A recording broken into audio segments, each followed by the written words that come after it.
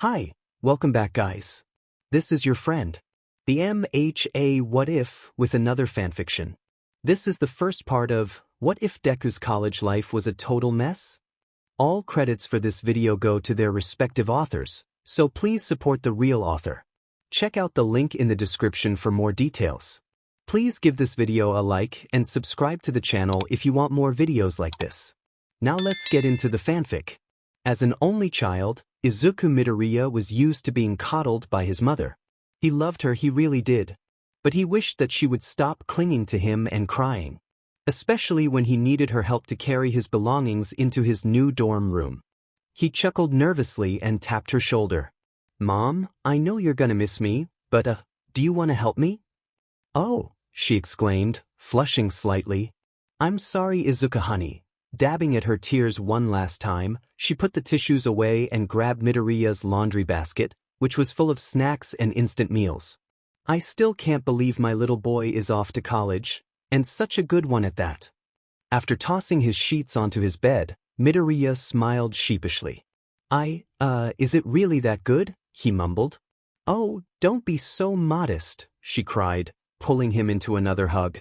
Autumnal University has one of the best medical programs. And your old doctor is a professor here too, Dr. Yagi. What did you used to call him? All Might. Midoriya laughed at the memory. As a young child, he was quite anxious about the doctors. Dr. Yagi managed to change that by coming into his appointments dressed in a superhero costume, declaring, "It's all right. Because All Might is here."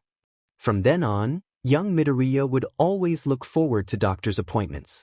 Terrifying needles, unpleasant-tasting medicines, and mending broken bones all became necessary procedures to turn him into a superhero sidekick, working alongside All Might to save people. The childish notions faded away over time, but the general idea did not. Midoriya had decided to go into the medical field because of his childhood hero. As they worked together to move suitcases into the room, Midoriya's mother continued. "And not only that, you got into this special dorm too. What's the program called?" "It's the residential college, Mom," he answered with a smile. He'd seen her poring over all of his acceptance letters several times over. How did she miss the name of the program? But he supposed that she was too busy focusing on the phrases, top scores, special first-year experience, and free housing. Autumnal's residential college program was a unique program designed to reward incoming freshmen for their achievements. The top 40 applicants based on test scores, grade point average, essays, and interviews were invited to live in a special dorm together. They were also placed in the same core classes so that their dorm mates were also their classmates, making cooperation and study sessions easier to manage. And of course, since these students were the best of the best, the housing fee was waived, saving their families several $1,000s per semester. And they could even continue in the program for all 4 years, if they maintained their GPAs and didn't get into trouble. Wasting no time, Midoriya's mother unzipped one of the suitcases and started filling up his wardrobe. "So, does your roommate have any of these core classes with you?" Midoriya glanced around the room. The other side of the room was already unpacked and ready. A lamp, pencil cup, and a laptop was carefully arranged on the desk in the back of the room, with a small plain calendar hanging on the wall next to it. As his roommate promised, he had brought the television. A small 19-inch sat on a nightstand which he had moved between their desks so they both had easy access to it. His bed was adorned with navy blue sheets and pillows that matched the circular plush rug in the middle of the floor. A sleeve from a button-down shirt poked out from the closed doors of his wardrobe. Without thinking, Midoriya crossed the room to nudge it back in. Everything was here, except for him. What was the question again? Midoriya replied, "Yeah, we're all in the same classes, actually. Same major to..." "Well, I guess officially it's biology." His mother squealed and clasped her hands together. "That's wonderful. I hope you two become friends." Midoriya simply nodded. He himself hoped that his roommate would be friendly, but judging by his one-word replies when Midoriya tried to make contact with him, it was going to be difficult. They continued unpacking in relative silence. Midoriya was starting to think he would do pretty okay on his own, until he opened up the bedsheet package and encountered the fitted sheet. He got it on the third try the first time, It was the wrong direction. The second time, it was the right direction, but he had trapped the pillowcases and the comforter underneath it. After what felt like forever, everything was unpacked. Clothes, sheets, refrigerator, food, shower things, all of it. Midoriya stood back to admire their work and was caught off guard by his mother lunging forward into a hug. "One more hug, okay?" she asked. This time, he hugged her back. "You call me every weekend, okay?" Midoriya winced. He could hear her start sniffling again. "You're the only child I have." He squeezed her tighter. "I promise, Mom. Come on, let's go get lunch." She pulled back, drying her tears once more. Walking out of the doorway, she called back, "Don't forget your keys, honey." "I won't," he answered reflexively. Midoriya had set one foot outside his room when he realized his room key was still on his nightstand. He doubled back to get it and greeted his mother with a sheepish smile. She didn't reprimand him. She was too busy studying his door. "So that's your roommate, huh? I swear I've heard that last name before," she commented. Midoriya glanced at the door and found a plaque he hadn't noticed on the way in. 401. Izuku Midoriya. Shudo Todoroki. His mother waved her hand dismissively. "It'll come to me later, I guess." Her eyes suddenly lit up. "Hey, Kaken goes to this school, right? Did he get into this program too?" Midoriya scratched the back of his head. "You know, Mom, I'm not sure." He pointed across the hall at another door plaque. 402. Katsuki Bakugo. Aijuru Kirishima. She squealed again and started pinching his cheeks. Midoriya almost asked if she could go back to hugging him and crying. It was far less embarrassing. "You already have a friend here and he's across the hall from you," she exclaimed. Midoriya could only laugh nervously. Lunch was less emotional than Midoriya had expected. They had found a small cafe not too far from campus and had a relatively quiet lunch. The prices were slightly more expensive than Midoriya was used to, but the quality of the food was miles and miles above the usual fast food fare. Coming from a large city, the small town of Dumas was refreshing and somehow calming. No car horns, no sirens, no sketchy back alleys he had to avoid on the way to school. He could get used to crickets, rolling hills, and actually seeing the stars at night. Unlike earlier, Inko Midoriya left while shedding relatively few tears. It seemed that she had exhausted her tear ducts. After one last hug and a reminder to call home every now and then, she got into the car and left. Midoriya stood on the curb and waved for longer than he had meant to.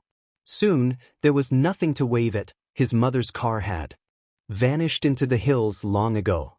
As soon as he lowered his hand, it really hit him. He was on his own now. His family and familiar home was hours away. There was no one here he knew, except for Kaken. If Todoroki would reply to his texts with more than one word, maybe he would count too.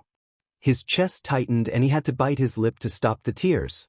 He suddenly felt very lonely. Slowly, he scaled the stairs back up to the 4th floor. He could hear snippets of conversation through the hallways, roommates meeting and greeting one another, parents saying tearful goodbyes, and strangers inviting strangers to hang out.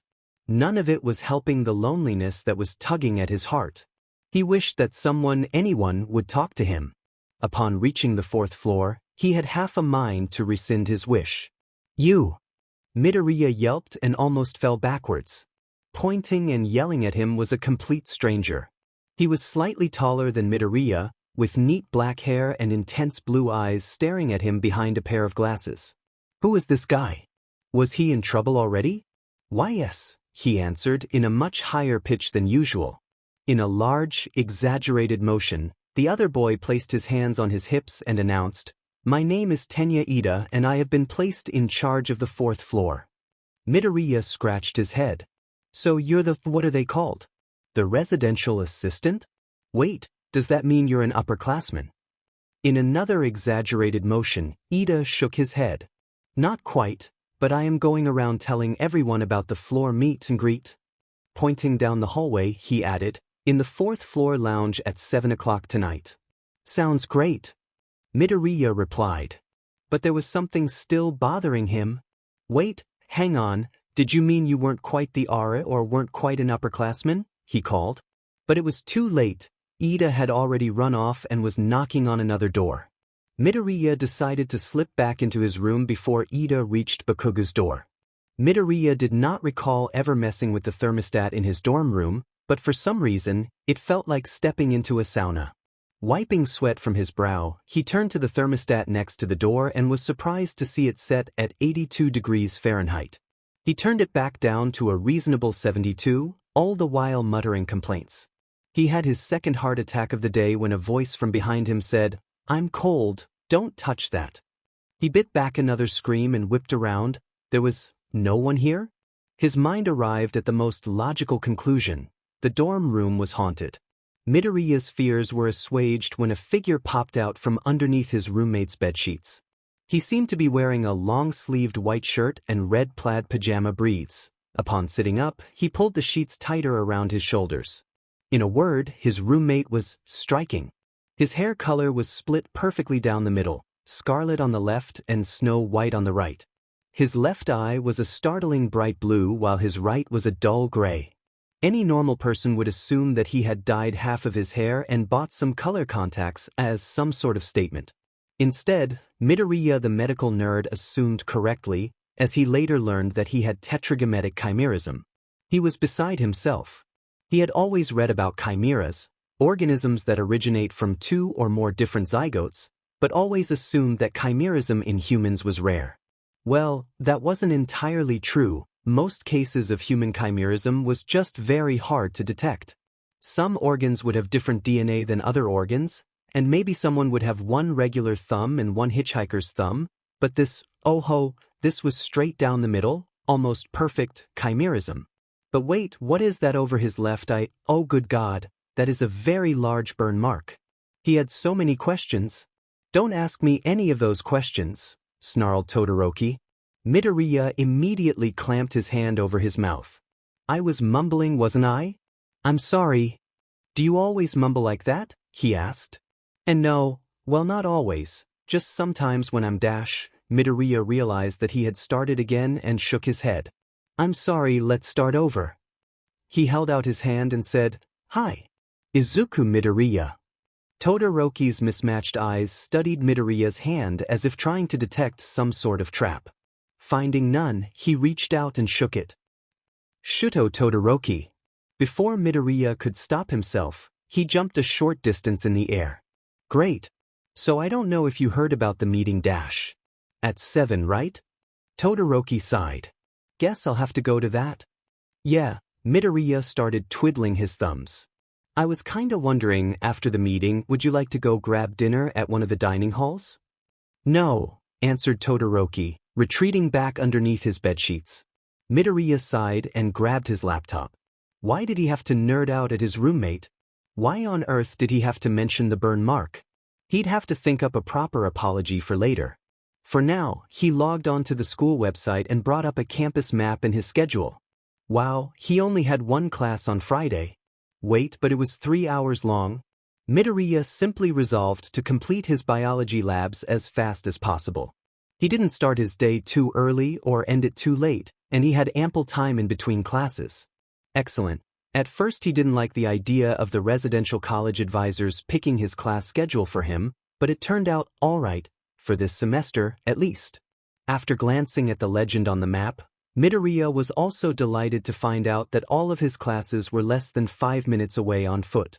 And there was even a buffet-style dining hall in the center of the 4 residential college dorms. This program really did live up to its name as a unique first-year experience. He hoped that he could maintain his GPA to stay in the program all 4 years. Shivering, he reached for a throw blanket on his bed. It wasn't until after he had draped it around his shoulders that he realized that he had set the thermostat to 72 and yet it felt like a brisk winter's day.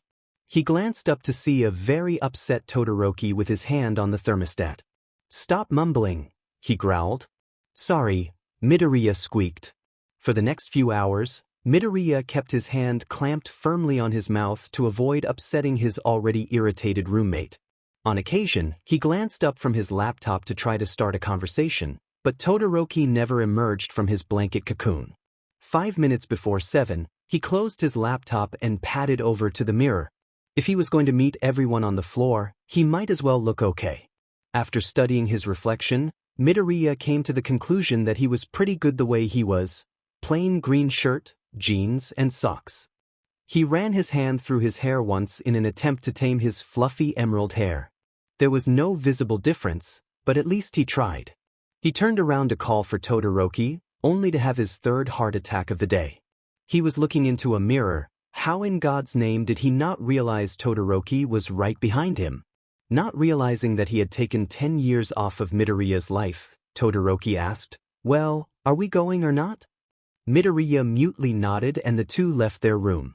Aramis Hall was surprisingly small. Each residential floor only had 8 rooms, 7 for students and 1 for the RA.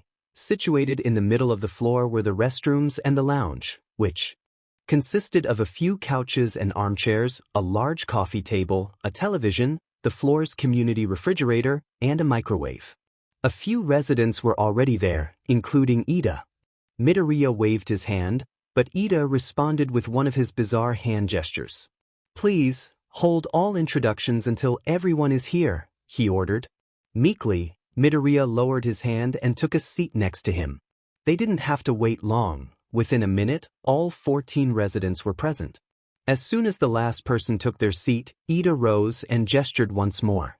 "Thank you for attending this meeting. This should be short and painless. We'll go around introducing ourselves. Give your name, major, and something about yourself." Amidst a few disappointed groans, he continued, "My name is Tenya Ida, a mechanical engineering major. I am also on the track team, so come out and see us sometime." Sitting down, he gestured to his left, indicating the rough direction of the introduction circle. The next boy was quite timid, despite his large and muscular appearance. He twiddled his thumbs for a while before he made a whimpering sound and glanced hopefully at the person next to him. He was tall and slender, with dazzling blue eyes and perfectly styled blonde hair. "You'll have to excuse my roommate, he isn't fond of talking," the blonde boy explained. His large roommate smiled in relief. With a dramatic hand gesture, the blonde boy announced, "His name is Koji Kuda. He's an ecology major and his favorite animals are bunnies." Now gesturing to himself, he continued, "And I am Yuga Aoyama, theater arts major. I am very pretty." As the two sat down, the rest of the boys had to stifle their laughter. Such a strange pair, although there were probably other combinations much odder than the mute animal lover and the flamboyant dramatic. The next 2 boys in the circle stood up eagerly. The one with blonde hair and a pair of headphones around his neck pointed his thumb at himself and said, "Denki Kaminari, electrical engineering major and pretty awesome gamer. Gamertag is Ampere for anyone that wants to join me. I have all of the current gen consoles, so not to worry." His roommate Midoriya imitated his gesture and said, "Hanta Siro, mechanical engineer, also a gamer. Gamertag is Spider Bro." Kaminari and Siro high-fived as they sat down. Midoriya quietly wished that he could get along with his roommate as well as those two.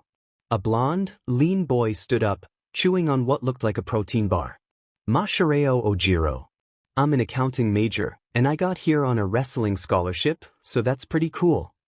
Another muscular boy stood up. Midoriya briefly wondered if he would be shy like Kuda. He seemed to be eating a cupcake. Ojiro gave him a distasteful glance and muttered, "Please don't talk with your mouth full." The boy simply nodded and finished off the rest of the cupcake in one bite. The rest of the residents stared at him in amazement and distaste. Throwing the cupcake wrapper away, he said, "My name is Rikidu Satu. Chemical engineering major. I love food. Especially sweets." An awkward silence settled over the lounge as the two sat down.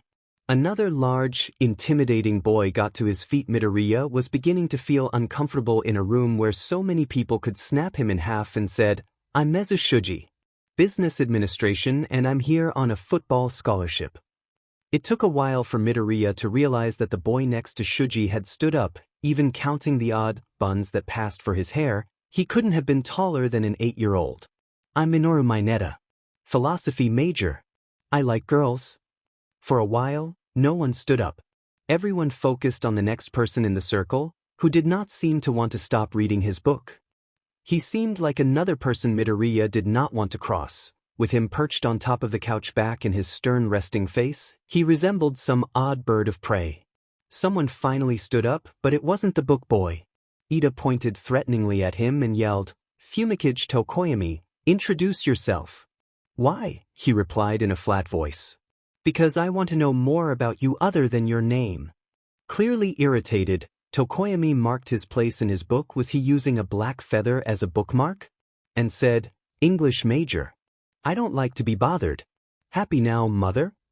Ida didn't seem to realize he was being insulted, as he replied with a firm yes. Amid some snickering, a boy with spiky red hair got to his feet. With a smile, he said, "Ijiro Kirishima, Materials Engineering Major." He pointed at Kaminari and Ciro. "I game too, so you guys should add me.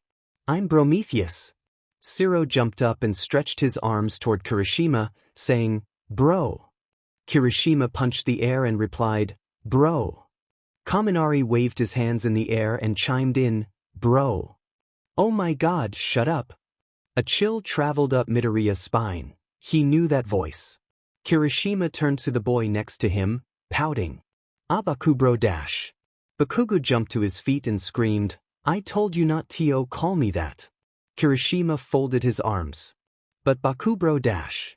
It was then that Bakugo socked Kirishima in the jaw. The entire room was standing now, half of the boys poised to break up the fight. But the other boy was laughing? Kirishima snapped his fingers and declared, "That was cool. I'll call you anything you want, Bakugo." That was not how Midoriya expected the confrontation to end. The same went for the rest of the lounge. Reluctantly, they took their seats again. Bakugo, still standing, shoved his hands into his pockets. "Katsuki Bakugo. Criminal Justice Major. Don't f with me." Ida gasped. "Katsuki Bakugo, watch your language." As he sat back down, he replied with a snide, "No." Once again, the entire room had to stifle their laughter. Ida looked as if he was about to give Bakugo the scolding of his life when Todoroki stood up. Rather than facing the others, Todoroki seemed to be more interested in talking to the ground. In a soft, emotionless voice, he said, "Shudo Todoroki. Biology major. There's nothing interesting about me." Bakugo smirked. "Hey, half and half, how about you tell us how you got that scar?" To this day, Midoriya wasn't entirely sure why he did what he did. He suddenly found himself in between his roommate and his childhood friend, screaming, "Kaken, you're being rude." Sarcasm mutating into malice, Bakugo seized Midoriya's shirt collar and wound up for a right hook. "I'll show you rude, you useless F-Deca-. The rest of the boys surged forward to separate the two. To Midoriya's relief, Shuji and Ojiro positioned themselves in front of him and assumed defensive stances. At least he knew these two would defend him if Bakugo got aggressive. The three gamers, Kirishima, Kaminari, and Ciro, managed to hold him back. Kirishima yelled something to the other two, and they began moving slowly towards his dorm room. Once Bakugo was safely locked in his dorm room, the boys sighed and turned to Midoriya. Ida quietly asked, "Are you okay, Deku?" Midoriya winced. He guessed the nickname would stick here as well.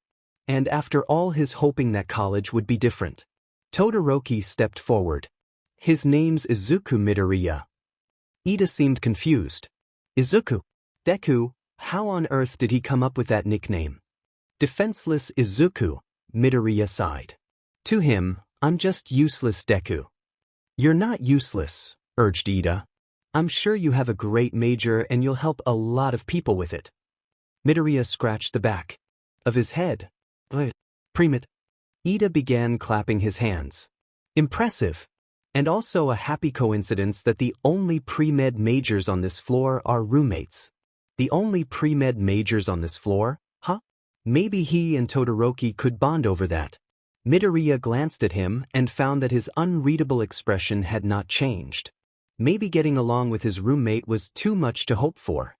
Midoriya woke up feeling uncomfortably warm. At some point in the night, he had kicked off his blankets and managed to wriggle out of his pajama briefs. Blinking the sleep out of his eyes, he rose from his bed and checked the thermostat.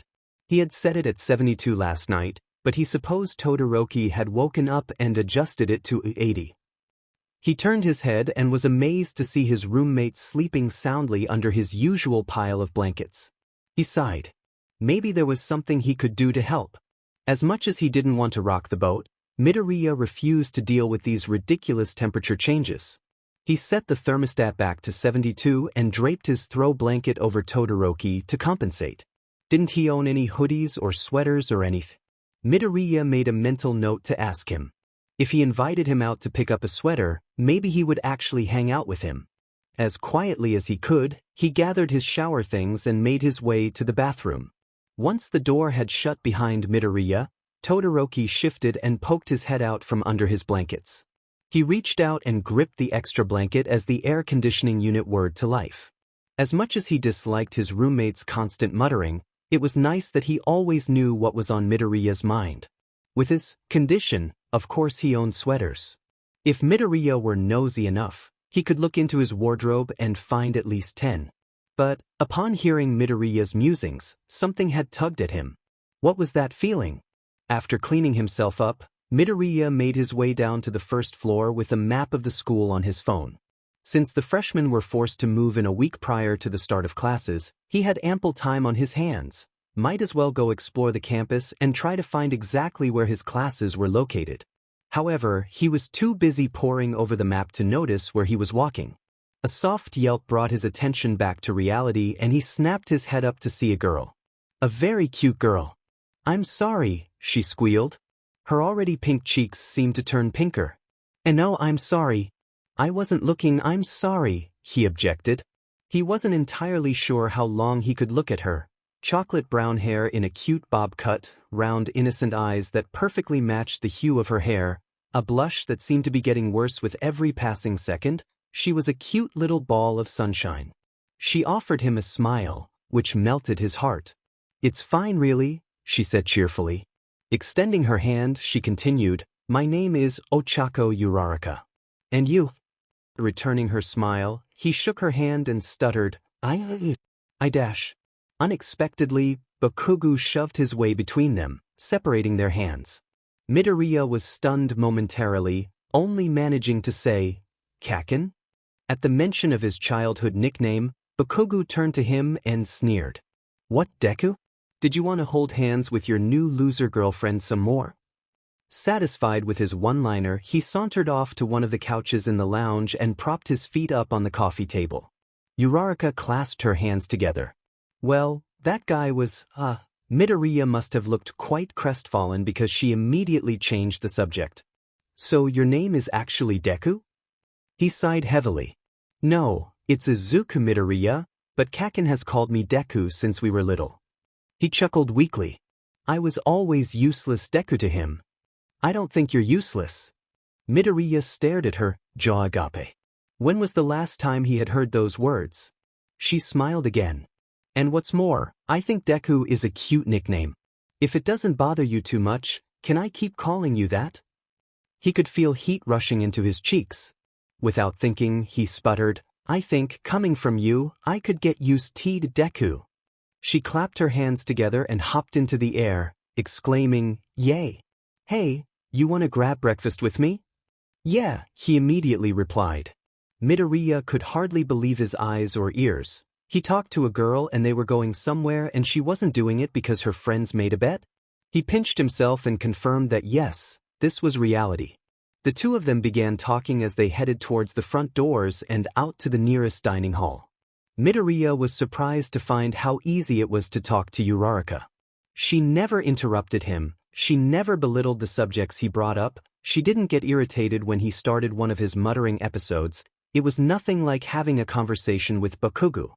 She was genuinely interested when he mentioned his medical aspirations, and he returned the favor when she revealed that her major was aerospace engineering.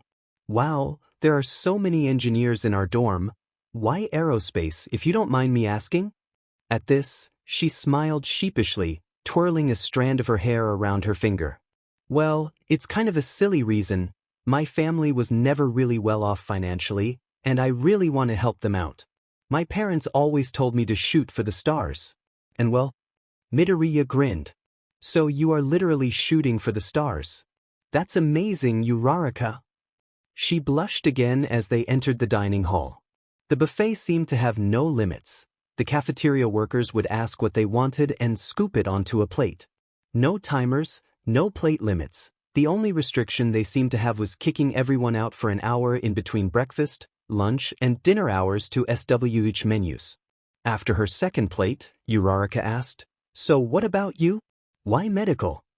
Midoriya opened his mouth to start explaining, but he was interrupted again by Bakugo? When had he gotten here? Taking a seat at their table, Bakugo chimed in, "He can't be a badass police officer like I can, so he chose a sissy major." He began loudly eating his eggs, sausages, and bacon. Midoriya hadn't even known that someone could eat so loudly. Wordlessly, Uraraka excused herself and gathered up her plates and cup. As she left, she offered him a small smile. Midoriya had suddenly lost his appetite. How did these situations always end with him and Bakugo alone? He didn't even try to stop Uraraka from leaving. Useless Deku as always. "Kaken," he called softly. "Wah," he replied, mouth full of eggs. Midoriya started wringing his hands together. She was nice, wasn't she? Bakugo simply rolled his eyes and swallowed the food in his mouth. "She's an airhead like you. You don't need people like her." Under his breath, he added, "You just need me." As if to emphasize his point, he stabbed one of his sausages with his fork. Midoriya nodded mutely. He stood up and left, feeling much worse than he did earlier that morning. Bakugo kept working on his plate. Instead of going back to Aramis Hall, Midoriya wandered aimlessly through the campus. Take a left here, take the next 3 rights, go down this odd back alley, and maybe his terrible thoughts would get lost too and never find him. He kept walking, kept making turns, because he knew if he stopped, he would have time to start thinking, and he couldn't have that. Not yet. After what seemed like a small eternity, he finally slumped. Down on a stone bench. He was breathing and sweating heavily. Dumas was located in a hilly region, which meant that the Artinian campus was covered in stairs. This was probably the closest to a workout he'd ever gotten in his life. He tilted his head to the sky, eyes unfocused, and had the sudden realization that he was probably dehydrated. So very dehydrated that he was hallucinating Ida jogging towards him with a water bottle.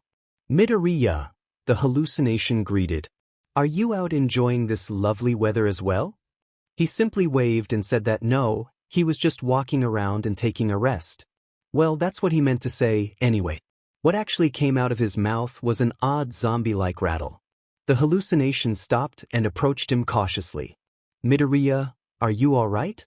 This was a very friendly hallucination Midoriya had conjured up, probably from the part of his subconscious that wanted amicable, non-Bakugo company.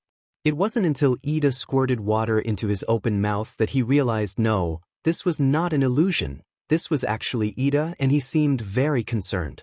While coughing up water, he managed to say, "Thank you." "Don't thank me yet," the other boy sternly objected. Ida held out his arm and said, "Come on, let's get you some water." Without thinking, Midoriya held onto his arm while they stumbled into the nearest building. Maybe Kaken would like Ida, Midoriya mused as he led him towards a water fountain. Or maybe Kaken would push him away like he pushed Uraraka away. Midoriya stopped drinking, instead letting the water stream over his lips. How many people had Bakugo pushed away from him over the years? How many friends had he missed out on because Bakugo didn't approve of them? How many years had passed with Bakugo being his only friend? New school, new me, Midoriya had told himself when he entered middle school. He graduated middle school with no new friends, everyone had avoided him, and though no one ever said anything to his face, he knew that people feared interacting with him because they feared Bakugo's wrath. New school, new me, Midoriya had told himself when he entered high school. He graduated high school as useless Deku. He was constantly told that he was inadequate and that Bakugo being friends with him was the greatest gift he would ever receive. New school, new me, Midoriya had told himself when he entered college. This time, he was going to do something about it. Bringing himself back up to his full height, he turned to Ida and said, "Hey, I kinda got lost. Do you mind walking me back to the dorm?" Ida gestured excitedly. Midoriya assumed that this was a positive exaggerated gesture and replied, "Of course." If you don't mind, I would like to use this time to get to know you as well. Midoriya chuckled. Fine with me, he agreed. I'll have to know some of your strengths and weaknesses to properly plan a strategy for the egg hunt later this evening. Midoriya froze in his tracks. Egg hunt? The RAs of Aramis Hall knew that the freshmen would have to learn the campus layout somehow. A sensible person would plan scheduled tours. Nijire Hadu, the RA of the 3rd floor, came up with a campus-wide egg hunt. She and her co-conspirator Tamaki Amajiki, the RA of the 2nd floor, had hidden 100 plastic eggs all over campus in the course of one day. The rules were simple: go out and find eggs, bring them back to the dorm, and whichever floor had the most points won. Points were assigned according to color. There were 50 green eggs worth 1 point apiece, 25 blue eggs worth 5 points, 15 yellow eggs worth 10 points, 5 red eggs worth 35 points, 4 silver eggs worth 50 points, and a single golden egg worth a whopping 250 points. The freshmen would have to go looking for the eggs and have to remember how to get back to the dorm. Hadu thought it would be an excellent trial by fire to force the residents to learn the layout of their new home. Especially since the winning floor was promised priority on the lobby television for the next week. In the minutes leading up to the start of the egg hunt, the entirety of Aramis Hall was crammed in the 1st floor lobby, all talking over one another about how to best strategize. The 2nd floor boys seemed to be making some headway, as were the 3rd floor girls. The 4th floor boys, on the other hand, Ida slammed his palms on the coffee table.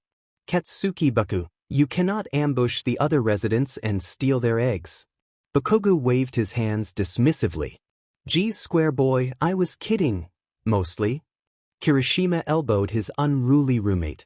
Come on, Bakugo, that's just unmanly as all hell. Kaminari grinned as he tapped his temple with his forefinger. You don't have to steal other people's eggs if you get to them first. But none of us know the campus, cried Mineta. It'd be way easier to just snipe eggs once the other floors find them. Kirishima, Kaminari, and Siro all appeared deeply offended at Mineta's words. Siro leaned towards him and chided, Mineta, kill stealing is the worst. Imaginable. A confused Mineta replied, but we're not stealing kills, we're stealing eggs. As the 4th floor boys devolved into screaming over each other, Midoriya buried his face in his hands. They were going to lose, he was absolutely sure of it. Someone tapped at his shoulder. Groaning, Midoriya lifted his head to see Ida, looking equally despondent. We're doomed, aren't we? Midoriya said dryly. Yes, we are, Ida answered curtly. I would like to ask, though, there are only 13 of us here. Where is Todoroki? Midoriya was outside on the patio when the sun finally set, and he welcomed the cooler temperatures and the night breeze ruffling his hair. Feeling the goosebumps rise on his arms, he figured that he should grab a sweater for the egg hunt, just in case. Rifling through his wardrobe, he was slightly disappointed to see that his mother had only packed 3 coats: his worn, gray high school hoodie with small holes in the elbows, a lightweight track jacket, and a large emerald green knit sweater that he had never grown into. Sighing, he tied the knit sweater around his waist. He turned to the mound of bedsheets that was Todoroki and called, Hey, the egg hunt's gonna start soon. No response. The floor that wins gets dibs on the big TV in the lobby next week. Still no response. Well, if you do decide to come, just head downstairs. And maybe we can get dinner after. No thank you, was the muffled reply. Midoriya sighed. He's not coming, I guess, Midoriya told Ida. The other boy gestured rigidly. Unacceptable, hissed Ida. If we are to stand a chance of winning, the entire floor must be present. He ran off in a huff. Midoriya wasn't sure whether or not to tell him that the other 2 floors had 13 residents each, and thus, the floors were actually evenly matched without Todoroki. A girl with long, flowing blue hair and matching eyes leapt up onto a coffee table and shouted for silence. Midoriya figured that this must be Hadu. So all y'all downloaded that app we told you to, yeah? She asked the crowd. The residents murmured in agreement. Midoriya glanced at his own phone. The app in question seemed like a standard chat app with Artanyan's logo as the icon. This was some impressive school, having their own official chat app. Hadu continued. Some of you probably figured it out, but you log in with your school ID and password and you'll be able to chat with the entire dorm, including me and Amajiki. We'll keep you updated on how many eggs have been found and call you back when all 100 are in our hands. Now go! There was a mad rush as all 40 residents shoved their phones into their pockets and bolted through the front doors. Midoriya meant to hang back and wait until the throng had subsided, but someone seized his arm and dragged him through the sea of students. He didn't see his assailant, but he had a pretty good idea of who it was. Once the people had scattered, Midoriya finally got a good look at him. Kaken. Of course it was. Bakugo kept sprinting forward, not caring whether or not Midoriya's arm got dislocated. Midoriya had no idea where they were headed. He was too busy trying not to trip over his own feet. There! Bakugo shouted. Get a move on, Deku. He finally released his death grip on the other boy's wrist and snatched up a green egg. While Midoriya stopped to catch his breath, Bakugo pointed over his left shoulder and said, "Come on, Deku, behind you. You gonna be useless forever." Without complaint, Midoriya turned around and grabbed a blue egg sitting on a windowsill. He leaned against the brick wall of the building while Bakugo pulled out his phone. He smirked. 6 points, alright. The triumphant look on his face faded as his phone screen lit up. What the goddamn hell, how are they up that much? Confused, Midoriya took out his own phone and logged into the chat app. He was already invited to 2 conversations, Aramis Hall and 4th floor. Assuming that the standings would be listed in the main conversation thread, he tapped on Aramis Hall. Aramis Hall. 5 minutes. Nijirehadu, reminder, all eggs are on campus property. Do not go into town. Nijirehadu, current score. Nijirehadu, 2nd floor. Nijirehadu, 3rd floor 35. Nijirehadu, 4th floor 0. 35, muttered Midoriya. They must have found a red one. Or maybe 2 yellows and a blue. Bakugo groaned loudly. Grabbing the other boy's arm again, he shouted, "Less talking, more finding." Without Ida trying to police his behavior, Bakugo became quite aggressive in his pursuit of colored eggs. Midoriya knew very well that Ida's presence wouldn't have changed Kaken's behavior one bit, but at least someone would be trying to rein him in. Bakugo seemed to have adopted Mineta's proposed strategy. He snatched several eggs thanks to other teams pointing out where they were, and managed to grab at least one from someone else's hand. Midoriya had been relegated to pack mule, tossing all of their eggs into a makeshift bag he fashioned out of his sweater. It wasn't until Midoriya crumpled to his knees that Bakugo stopped his mad search. When Bakugo approached, he flinched out of habit. Breathing, he rasped, "Sorry? Kaken? Can't breathe. So tired. Sorry." Midoriya saw Bakugo lift his hand and he shut his eyes in anticipation of the slap or the punch or whatever Kaken deemed appropriate for his weakness. Instead, he felt knuckles gently brush against his jawline. Opening his eyes, he saw a soft kindness in Bakugo's face that he hadn't seen in years. As quickly as it had appeared, the small hope that Bakugo would be nice disappeared, and he stood up in a huff. "Forgot you weren't cut out for this physical sheet, Deku? Now come on, let's turn in those eggs." Hadu squealed as Midoriya dumped all of their eggs in front of her. "Lots of points for the 4th floor here," she exclaimed. As she started tallying up the points with Bakugo close by so she didn't miscount, Midoriya drifted through the front doors. From the idle chatter on the dorm patio, it seemed like most of the eggs had been found. From not too far away, he heard Ida call his name. Chopping the air with his arms, Ida shouted, "Where have you 2 been? We've been trying to contact you." "Huh," Midoriya said, confused. He took out his phone and was surprised to see a great many notifications from the Artanian chat app. "Oops," he said sheepishly. Ida turned to the group of people surrounding them and Midoriya realized that the rest of the floor was here. He unlocked his phone and read the last message in the 4th floor conversation. 4th floor. 10 minutes. Tenyu Ida, we need to meet in front of the dorm ASAP. Bring your eggs back now. Surreptitiously, Midoriya pocketed his phone. In a hushed, urgent voice, Ida explained, "We are sitting at 74. The girls have 260 and the 2nd floor has 243. The rest of the boys grimaced. After doing some quick mental math, Midoriya piped up, "Actually, With the eggs Kaken and I brought in, we should be up to 180. Dude, that's awesome. Zero congratulated. But that still puts us in last place, growled Ojiro. There's still hope, Ida reassured them. No one's found the golden egg yet. We find it and victory is ours. Kirishima punched the air. Great. He picked up a small stick and drew a square in the dirt. Now, where did everyone search? The boys looked at him like he was a madman. Pointing at the square, Sata asked, "What is that?" Kirishima huffed. "It's the dorm, duh." He started drawing a curve from the square, explaining, "I ran over here, found some eggs, met up with Kaminari and Zero here dash. He drew an X, and then I dash." Flatly, Tokoyami pointed out, "Kirishima, no one is going to be able to follow this." Ida pushed his glasses up and started tapping his phone. "Okay, I'll bring up a map of the campus dash." Shuji raised his hand. "Yeah, about that, I'm not too sure where I was at any point." For the second time that night, the fourth-floor boys started bickering. Midoriya groaned. He sincerely hoped that the rest of the year wouldn't be like this. Red and white flashed in his peripheral vision. He searched the area and, to his surprise, found Todoroki standing away from the rest of the group. Midoriya smiled and waved at him as he approached. Todoroki only blinked at him, keeping his arms folded. "Hey," Midoriya greeted. "Hey." What a professional conversationalist. Then again, Midoriya supposed he wasn't much better. "So I thought you weren't going to do this egg hunt thingy?" "I wasn't," admitted Todoroki. "But then he dragged me downstairs."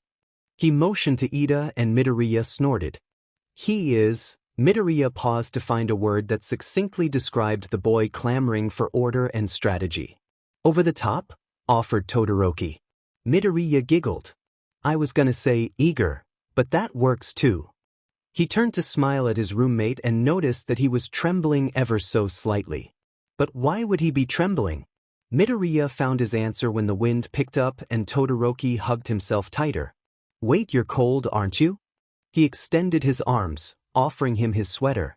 Todoroki's eyes widened, as if he'd never seen a sweater before. He cast his eyes down and muttered, "I'm fine, thank you." Midoriya took a small step forward. "Todoroki dash." From behind him came a familiar voice screaming, "Deku, you useless F dash." Midoriya yelped and leapt about a foot into the air. A fist grabbed the front of his shirt and whirled him around. Bakugo's war face would never cease to scare him. "Stop FNG around with this half-and-half loser, we need to find that FNG gold egg." Bakugo released him and sprinted off in one direction, all the while spouting curses at the other floors. Midoriya turned to Todoroki, who seemed unfazed at all the screaming. Sighing, he said, "Sorry about Kaken." Tistro. Expression unchanged, Todoroki asked, "Is F dash his favorite word?" Midoriya couldn't help but laugh. "Probably." He stepped closer and held out the sweater once more. "The game doesn't end until we find this golden egg, and that might take a while. Please, Todoroki, take it." Hesitantly, Todoroki took the sweater into his hands, studying it closely. His mismatched eyes made contact with Midoriya's own. "But why?" he asked. "Why?" Midoriya repeated, confused. "You're cold and I want to help. Stay warm until we get back, okay?" Picking a direction at random, he jogged off before Todoroki could object. Todoroki stared after his roommate, his shaking hands still clutching the green knit sweater. For 10 minutes. Tenuita, everyone please try to remember your assigned locations. Denki Kaminari, nothing in the quad so far. Yugo-Oyama, nothing in the art district. Yugo-Oyama, wait. Yugo-Oyama, NVM just part of an installation. 7 minutes. Mezushuji, not near the gym. Idra Kirishima, hey, can someone get to the med district? Tenuita, did you find the Idra Kirishima, no, Bakugo is stuck in a tree. Tenuita, what? 5 minutes. Idra Kirishima, NVM, he landed on my neta, we good. 3 minutes. Fumikage Tokoyami, someone found the egg. Return to the dorm. Hantasiro, please tell me someone from our floor found it. Hantasiro, please. Tenuita, if you have found the egg, please reply. Mezushuji, We lost, didn't we?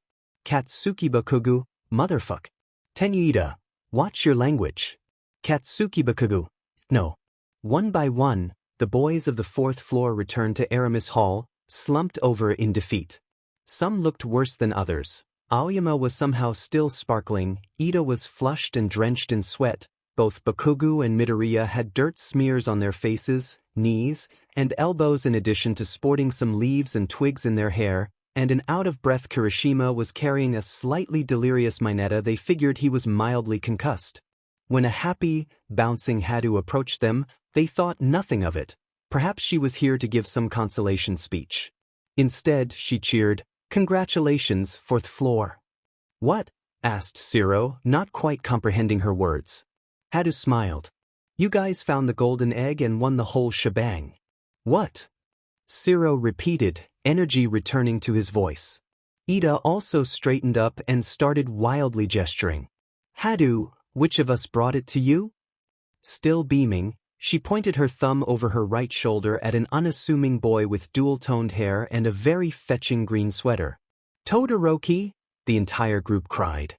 They surged forward to greet their hero. Kirishima, Kaminari, and Zero all hugged him and started chanting "bro." Ida clasped his hand and shook it vigorously, and Shuji ruffled his hair so that the line between red and white was a fuzzy mess. Most everyone else was hopping around and cheering. The only boys who weren't celebrating were Mineta, who was carried away to receive medical attention, Bakugo, who simply shoved his hands back into his pockets and started glaring at Todoroki, and Midoriya, who was more amused at his roommate's unchanging expression. Kaminari slapped Todoroki on the back. "So, Todoroki, how'd you find it?" Sata added, "Yeah, we must have searched all of campus twice." The boys fell silent as they turned their attention to their savior. Todoroki rubbed his cheek with his forefinger and began, in his quiet voice, "Well." Todoroki didn't know how long he stood there, staring after his roommate. What was his ultimate goal in lending him a sweater? Growing up, he had learned that if someone did something for you, it meant that they wanted a favor from you later. But Midoriya had been doing an awful lot for him. What could he possibly want from a monster? The wind picked up again, chilling him to the bone. Well, if he had a sweater now. Todoroki slipped it on and was surprised at how nicely it fit him. Not too tight, not too baggy, and the sleeves were just long enough for him to cover his palms, his ideal sweater size. He padded along the patio, listening to the shouts and cries of his neighbors in the distance. They sounded like they were having fun. Maybe he should run off into the night and join them. "Hey, half and half, how about you tell us how you got that scar?" He frowned. As much as he wanted to go out there, he didn't want to run into Bakugo again. Come to think of it, Midoriya had defended him then. How many favors was he going to owe his roommate? Lost in thought, he idly ran his fingers along an ornamental lion statue in front of the dorm. A small thump near his foot startled him back into reality. Looking down, he saw a small, round stone. He picked it up and realized that he had dislodged it from the lion's mouth on accident. Reaching out, he placed it back into the lion's mouth and paused. This lion statue was made of a dark metal. If this stone in its mouth was truly part of the statue, why was it stone instead of the same metal material? Todoroki turned around and saw that this lion statue was part of a pair. Two lions sitting on either side of the front doors, sitting and growling majestically. The other lion also had something in its mouth that was not the same material as the rest of the statue. He shuffled closer and saw that this lion had a round, golden egg. He took it gingerly and studied it. Was this the thing everyone was so desperately looking for? Hadu answered his question when she hopped up behind him and started cheering. "Wow, I thought someone would never find it." Amajiki, who had heard the commotion, walked over and buried his face in his hands upon realizing why Hadu was squealing. "Seriously?" He sighed. "You hid it here?" Everyone's jaw had dropped. The silence was deafening. Kirishima was the first one to speak. "Seriously? It was here at the dorm this entire time?" Tokoyami rubbed his temples. "Hadu and Amajiki must think us all fools." Ida was rubbing his chin. "Hidden in plain sight, huh?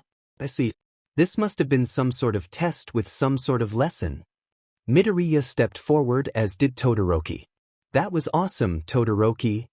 He congratulated. The corners of Todoroki's mouth rose ever so slightly. Was that a smile? Even if it wasn't, Midoriya still counted it as such. He continued, and hey, this sweater fits you a lot better than it ever fit me. You can totally borrow it anytime you get cold. His roommate responded by breaking eye contact and rubbing his cheek some more. And was he turning red?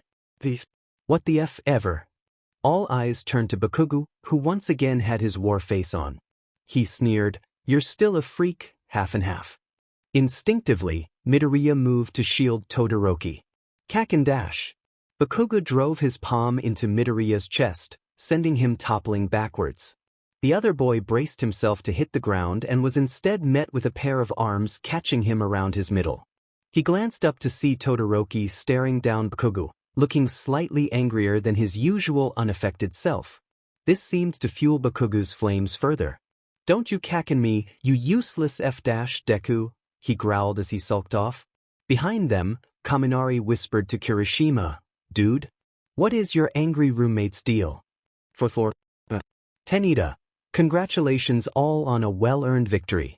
Tenida, especially Bakugo, Midoriya, and Todoroki. Ampere, Uraraka Todoroki coming in clutch. Tenuida, now hold on just a minute. Tenuida, this is a private chatroom. Tenida, who are you, Ampere? Ampere, dude, Ida chill, it's Kaminari. Hantasiro, wait, what, we can change our usernames. Hantasiro is now Spider-Bro. Spider-Bro, dude. Game changer. Aramis Hall. Ampere, hey guys who went around posting our usernames on our doors. Spider-Bro, yeah, I figured it was obvious who everyone was. Tenebri, Hadu and Amajiki got very confused, very fast. Spider-Bro, wait, hold up, who are you, Tenebri? 403. Yuga Aoyama XX_winkle_xx. Kuji Kuda Bunbun. It was very difficult to focus on anything when Aoyama began talking. And if he was practicing for an audition in a few weeks, well, Kuda had given up reading over his syllabuses long ago and was instead watching his roommate prance madly around the room. Kuda had never heard of the play Arsenic and Old Lace, but all of Aoyama's exaggerated inflections and movements indicated that it was a comedy. At least, he hoped it was a comedy, otherwise, the audition would be quite awkward. Aoyama was so busy leaping around the room he hadn't even noticed he had a captive audience. To Kuda's surprise, his roommate stopped mid-sentence and locked eyes with him. "Oh, Kuda, you've been watching," he proclaimed. "How am I doing?" Kuda smiled and nodded his head. "Excellent." He rummaged through his book bag and pulled out a small booklet. Handing it to Kuda, he asked, "Hey, can you help me with the audition scene? It's highlighted in yellow." Kuda nodded and cracked open the script. He was very thankful that Aoyama had specified that it was highlighted in yellow. The rest of the script was marked all over in various shades of neon highlighter. Kuda's eyes burned as he flipped through the pages, finally arriving at a section near the beginning of the script. Aoyama added, "If you'd like to get in character, you'll be reading from my two sweet, elderly aunts. I am your young nephew come home." Kuda nodded quietly. Mustering up his best old lady voice, he began reading, "Mortimer, why have you suddenly turned against Teddy? Your own brother?" Aoyama curled his hands into fists and stamped his foot. "You've got to know sometime, and it might as well be now." Teddy's dash, Aoyama bit into one of his fists, as if debating whether or not to reveal that Teddy's killed a man. Kuda snorted as he adjusted a pair of imaginary reading glasses. "Nonsense, dear." Aoyama groaned loudly and pointed at their window. "There's a body in the window seat." "Yes, dear, we know." It was at this point that Kuda lost it. Howling with laughter, he read through the rest of the scene. The character of Mortimer had just realized that his two aunts had been poisoning strangers with wine.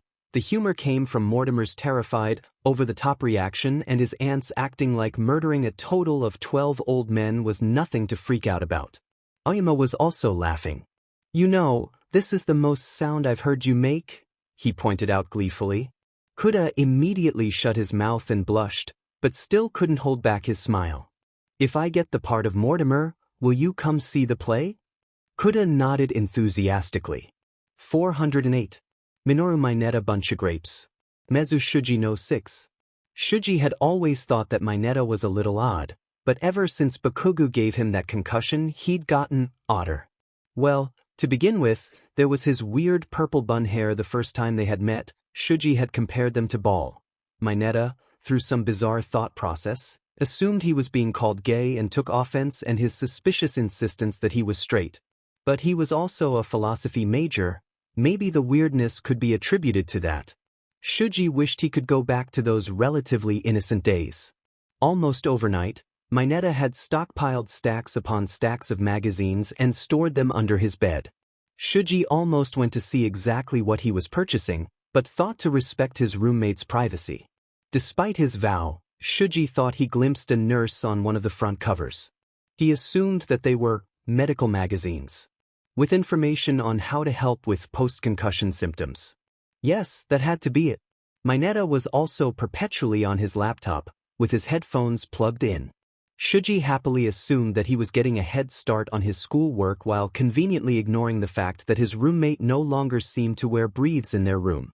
Shuji's convenient lies shattered a few days later. He had entered the room fairly late at night, tired from football practice and just wanting to go to bed. Their room was completely dark except from the light coming from Mineta's laptop screen. His roommate had his headphones on and was facing away from him, so Shuji's entrance went unnoticed. What didn't go unnoticed was what Mineta was watching on his laptop and the fact that he didn't seem to have clothes on. Shuji quietly shut the door and pressed his palms into his closed eyes, willing himself to forget the image. This was way too awkward now. He could not live with Mineta after discovering his pawn preferences. Groaning, he turned around and knocked on the first door he saw. 405. Denki Kaminari Ampere. Hanta Siro Spider-Bro. It was as if two twin brothers, separated long ago, had been reunited. Well, except that he and Siro looked nothing alike, but Kaminari still thought the comparison was pretty accurate. In grade school, Kaminari had always been the weird kid. The nice, weird kid, but still kind of weird. He had been told more than once to dial back his zaniness or else he would lose the few friends he had. But Siro? His new bro was like him, except zanier, and it was the greatest thing ever. Both of them were engineering majors and shared the same class schedule. Both of them wanted to rush the same fraternity. Kaminari made a mental note to ask Kirishima whether or not he was rushing, and both of them played Overwatch. They were even the same rank, so they could buddy up. And currently, both of them were working on a Rube Goldberg contraption to wake them up for their morning classes. A pair of normal roommates would just set a few alarm clocks, but as it turned out, both Kaminari and Siro were immune to the usual beeping and blaring of alarms. Kaminari had hooked up one of his spare microcontroller boards to a cheap digital clock. Once the clock struck 7:30 in the morning, it would send a signal via Bluetooth to Siro's contraptions above each of their beds. Suspended on a net and 4 hooks were several beanbags hard enough to wake them up, but soft enough to not harm them. Once the signal was received, the hooks would release, sending the net and beanbags onto their sleeping bodies, waking them up. Hopefully. Kaminari turned to his roommate and grinned. Ready to test it? Siro tapped all of the hooks to make sure the duct tape was secure. Giving him a thumbs up, he said, "Release the beanbags, bro." Kaminari manually set the clock to 7:30 a.m. The board attached to the clock lit up, the 2 smaller boards attached to the hooks flickered to life in response, and the 2 nets were released, pelting the beds with beanbags. The 2 boys high-fived and cheered in unison, "Best bro ever." 407. Mashareo Ojiro Sunwukong. Rikidu Sata Sugar Rush. The contents of a room's refrigerator can say a lot about its occupants. For example, the refrigerator in room 407 contains Greek yogurt, fresh fruit, protein shakes, and luncheon meats, but also chocolate milk, ice cream, several cupcakes, and for some reason, straight-up liquefied sugar. Ojiro cracked open the fridge to grab a post-workout protein shake and frowned at the sheer amount of sweets. Sighing, he called, "Hey Sat, you eat things other than sugar, right?" "Well duh," his roommate answered, rolling his. "I eat 3 proper meals a day. The sugar's for all the other times I'm hungry." Dryly, Ojiro muttered, "How are you alive?" Sata folded his arms. "Well, Maybe you're a grump because you don't eat enough sugar. Ojiro rubbed his temples. Satu, you have liquefied sugar in the fridge. Liquefied sugar? Why? Satu shrugged. That's glaze, and it's a great topping for cinnamon rolls and cupcakes. Ojiro opened his mouth to argue for the benefits of a balanced diet, but was interrupted by a knocking on the door. Silently fuming, he crossed the room to open the door. Shuji? He only called on Ojiro when he needed a workout buddy, but he had messaged him earlier about having football practice. He asked, Shuji? What's wrong? The football player seemed very nervous and very tired.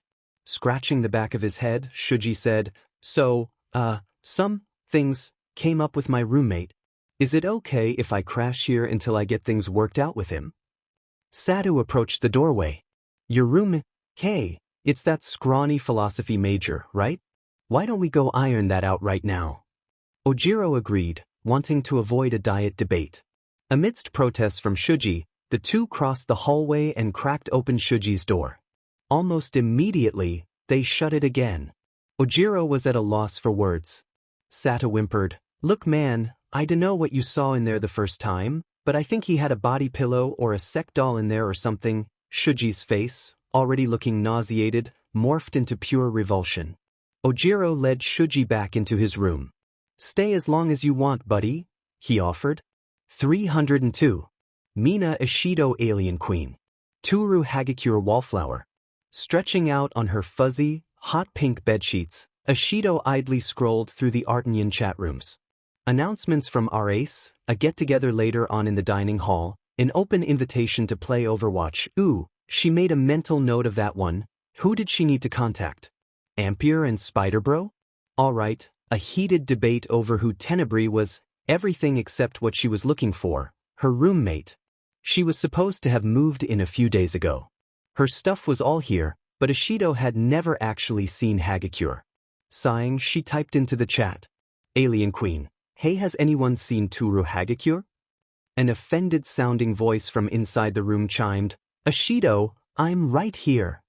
She bolted upright and screamed, wildly searching the room. Haunted dorm room, she shrieked. Haunted Hagakure, are you a ghost? Oh my god, did they give me a ghost roommate? Ishido! From out of nowhere, a plain-looking girl with gray eyes and brown hair approached her bed and gripped her shoulders. Ishido, it's me. I'm Hagakure.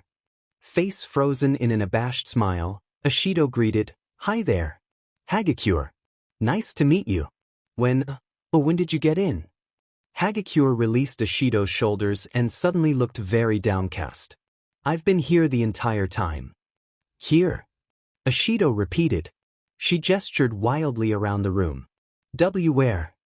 On my bed. I've been trying to get your attention this whole time. For the past few days, actually. Ishido turned a deep shade of crimson. Oh, I'm sorry. Wait, so the trash can being emptied, my towel hanging on the hook all proper like, my bed being made when I get back from breakfast, that was all you. Solemnly, Hagakure nodded her head. Wailing, Ishido rose and wrapped her arms around her roommate. I'm so sorry. I can't believe I never noticed you. She felt Hagakure's sigh on her shoulder. It's fine. I've gotten used to this sort of thing. Ishido pulled away, her arms still resting on Hagakure's shoulders. No. You shouldn't be used to being invisible. There had to be something she could do to make up for her horrid first impression. A grin spread across Ishido's face as inspiration struck. She declared, You, my wallflower roommate, are going to be popular. In contrast, Hagakure suddenly looked very afraid. She mumbled, I'm not sure I like where this is going. 303. Kyuko Troublemaker. Momo Yayorozu Pichikin. To be perfectly honest, Momo Yayorozu had been expecting someone better for her roommate. Her ideal roommate? One that shared one of her majors ever ambitious, she was double majoring in architecture and materials engineering, one that took school as seriously as she did, one she could have intellectual conversations with, one that actually used the chore wheel. But no. She was stuck with Kyuko Jairu, music production major, who spent her free time DJing, playing games on her computer, and never ever picking up after herself, ever. Her mother had told her to mind her manners when she went to college. Not everyone came from the same lavish, high-class background. But still, was Artanian scraping from the bottom of the barrel this year? Yayu looked up from her laptop and grimaced at Jiru's unmade bed, her clothes strewn everywhere, her dinner from last night still sitting on her desk. Oh Lord, she had left food sitting out all night.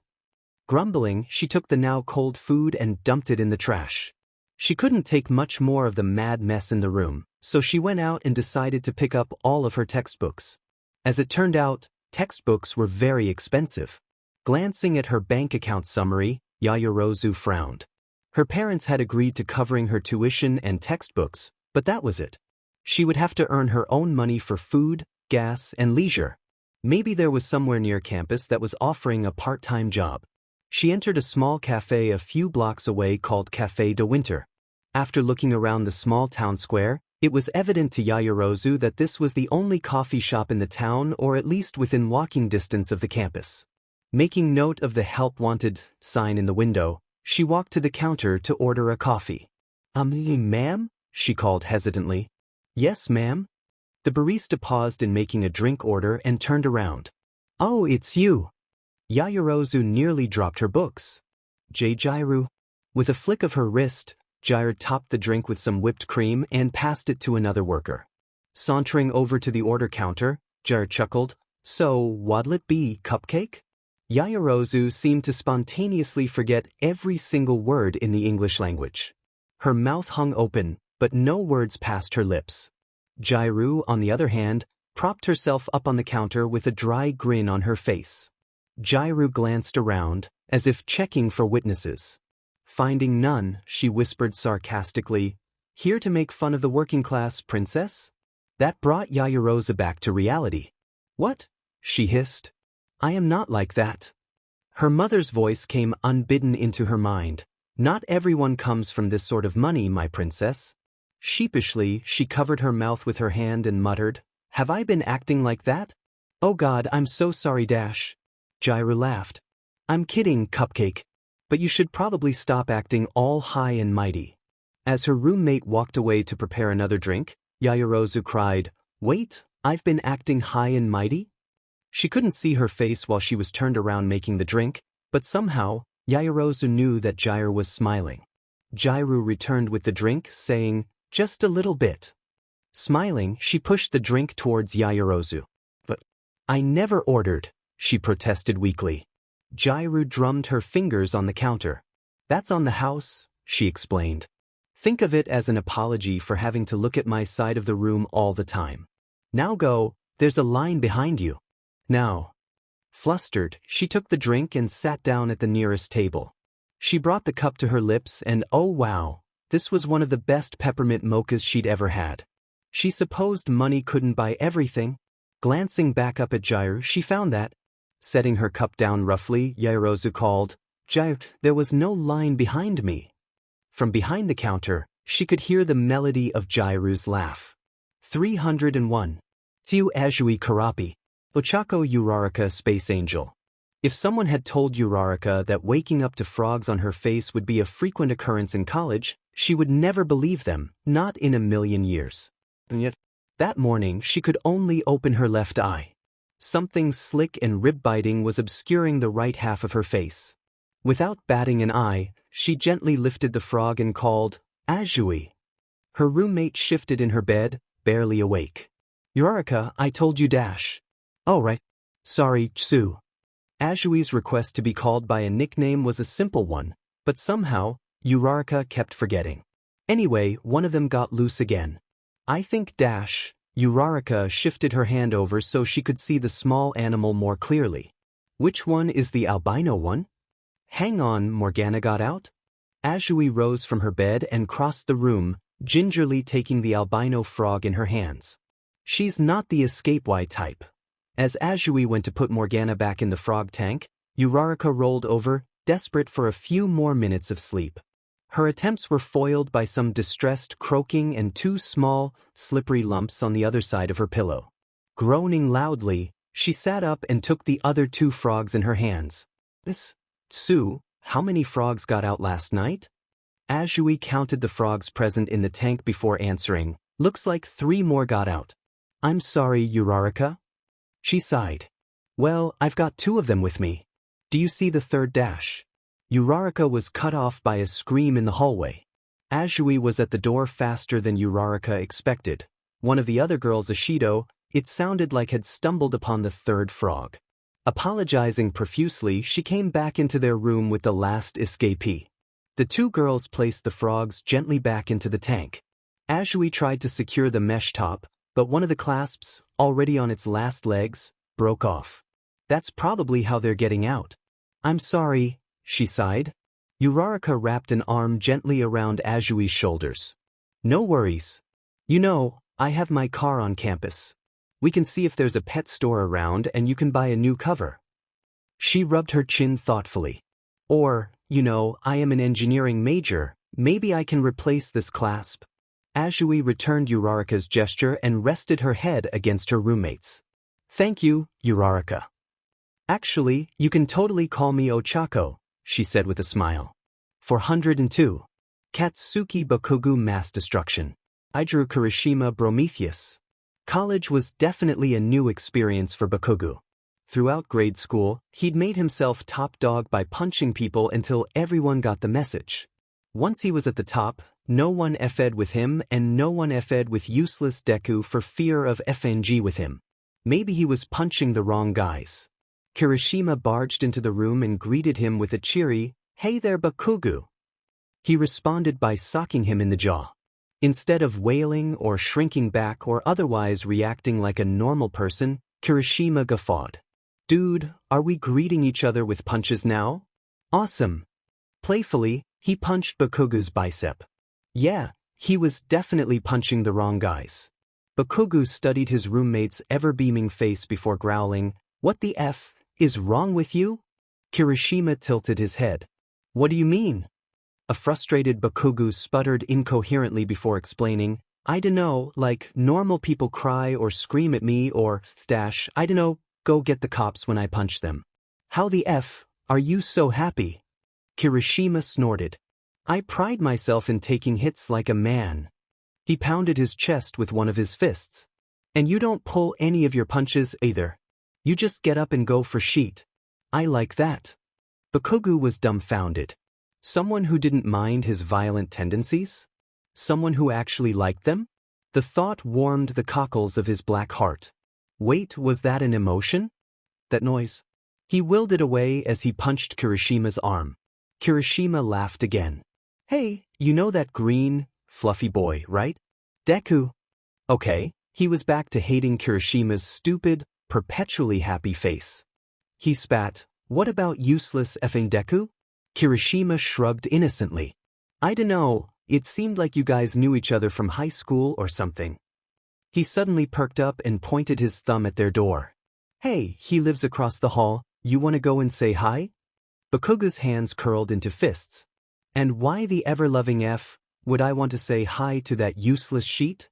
Kirishima scratched his head. "So, you aren't friends?" Bakugo punched him in the gut, harder than he had ever punched someone. Maybe this would show him who was boss. Instead, he lifted up his shirt while coughing his lungs out and smiled. "Dude," he rasped, "I think that'll leave a bruise. I'll wear it as a badge of pride." Bakugo groaned and buried his face in his hands. This was going to be a very long year. 404. Tenya Ida Turbo Boost. Fumikage Tokoyami Tenebri. Who are you, Tenebri? Tokoyami rolled his eyes at the chat message. He was surrounded by fools. Putting his phone away, he took out his book and began reading. With the king of the fools for his roommate, silence was a gift from the gods. He should enjoy it before. The door slammed open and a sweaty Ida greeted, "Good morning, Tokoyami." Without glancing up from his book, Tokoyami grumbled, "Do you have to be so loud? You're almost as bad as Lord Explosion Murder next door." As if on cue, they could hear Bakugo yelling through the surprisingly thin wall. "I am not as bad as him," Ida countered, sounding offended. To Tokoyami's relief, he did lower his volume. "Anyway, are you sure you won't join me for my morning runs? They really are quite refreshing, And you seem to spend a lot of time indoors. Lazily, Tokoyami turned the page. I'm fine, thank you. Ida sighed and started changing out of his running clothes. Well, maybe start reading outside? Some sunlight and fresh air should do you some good. I'll pass. Ida opened his mouth as if to reprimand him again, but his attention quickly turned to his track breathes. Fumbling through the pockets, he asked, Hey Tokoyami, did I drop my room key somewhere? He marked his place with the black feather and shut his book. Your room key, he repeated. Wait, then how did you get in? Did you lock the door like I asked you to when I left? Was that what he had said? Tokoyami supposed he should stop pretending he was listening whenever Ida started speaking. Well, he muttered. Ida turned to glare at him, angrily placing his hands on his hips. Tokoyami had to stifle a snicker. He really did act like a mother sometimes. Tokoyami, what if Ida spotted something on the windowsill and gasped comically. Fumikage Tokoyami, do you want bugs? Because this is how we get bugs, he yelled, pointing at the fruit next to the open window. Tokoyami paled. He was usually here before Ida finished his run. Did something happen to him? As Ida marched across the room to clean it up, he meekly said, Ida, don't take the fruit, it's there for a reason. What reason? Ida sternly asked. As he reached out to take the fruit, a raven landed on the windowsill.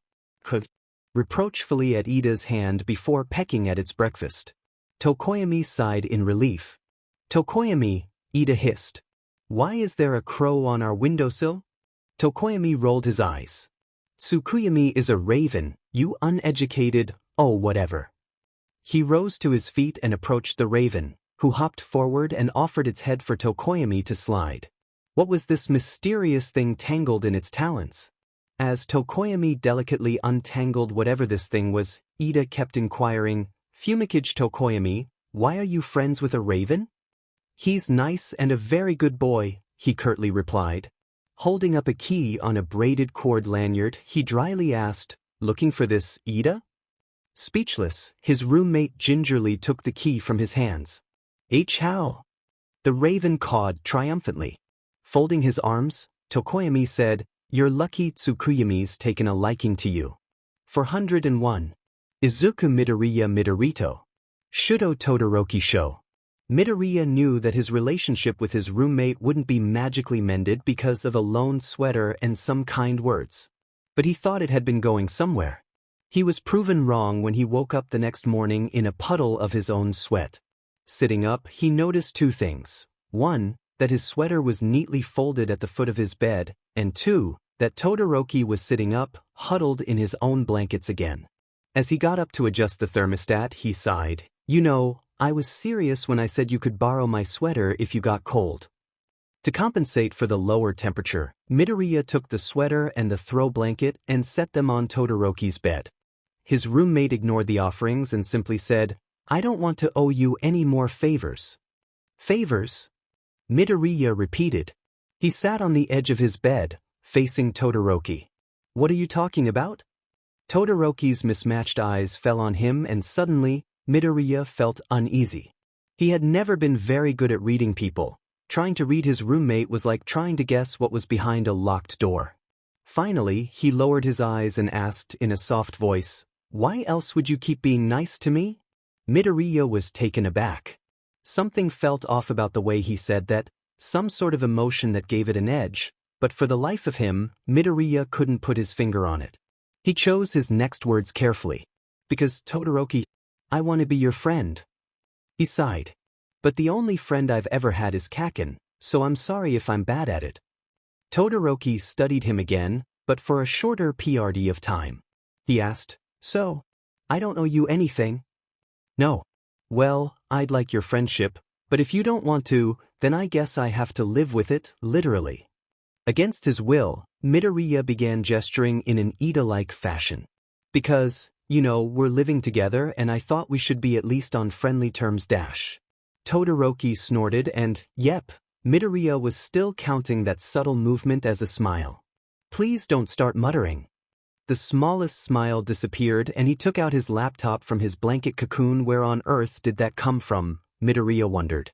Can I ask you something, Midoriya? He leaned forward. Yeah, anything. Todoroki turned his laptop around. Midoriya had to step forward to see what was on the screen. His heart stopped when he realized it was a very specific medical article. Evidently, Todoroki had assumed he'd never seen it before and explained, 10 years ago, Dr. Toshinori Yagi developed some sort of super enhancement procedure and tested it first on himself, then on a child. None of the medical journals I've found give any details other than the procedure having a life-changing effect on the child, so the details must be top secret, or at the very least, closely guarded by Dr. Yagi.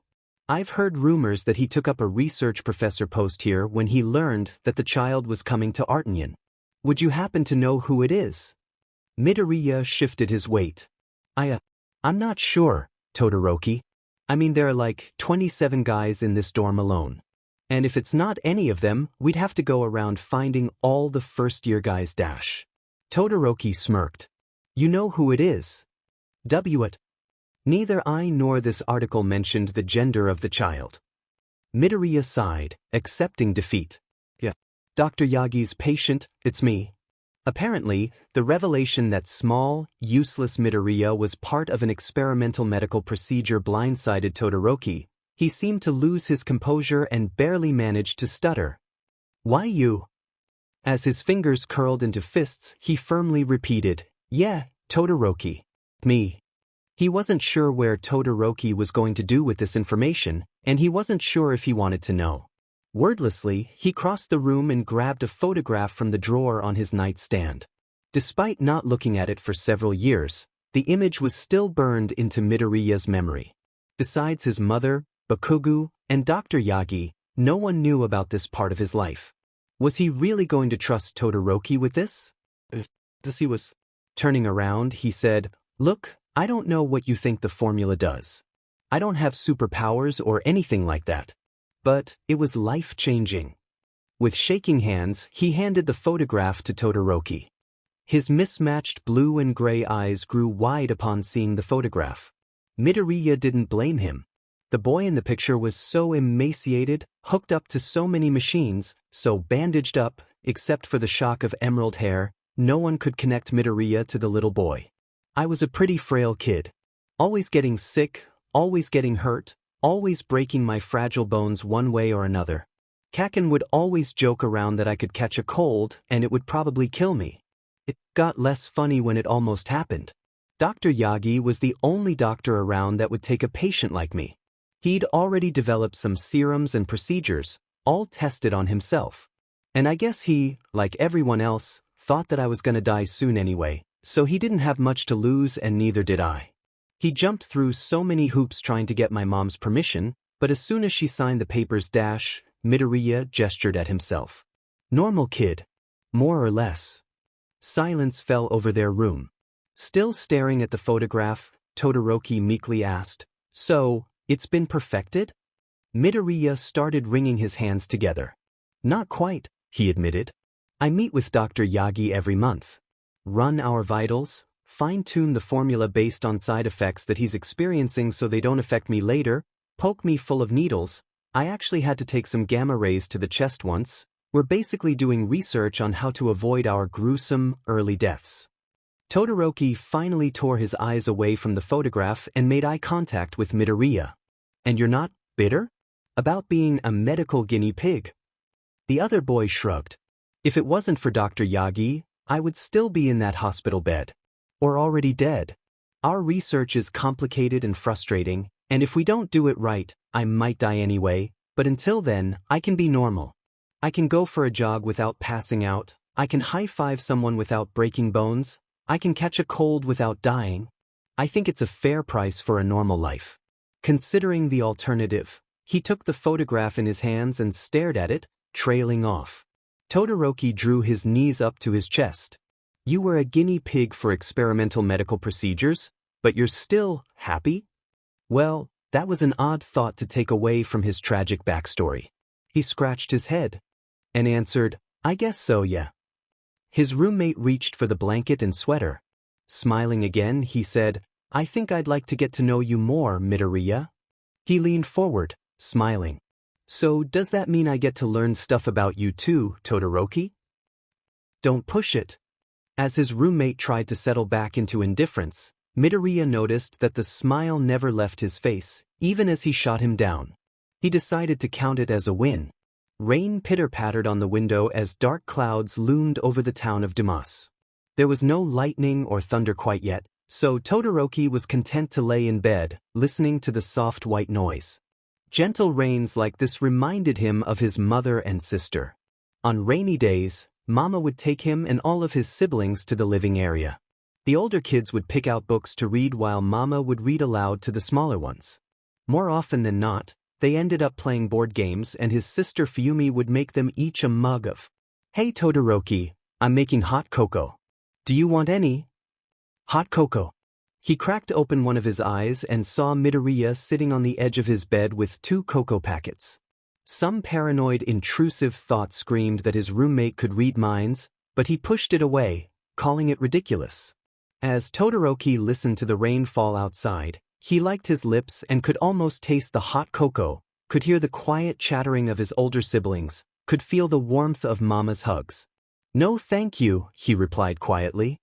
He shut his eyes and willed himself not to think about his mother while Midoriya moved about to grab a mug.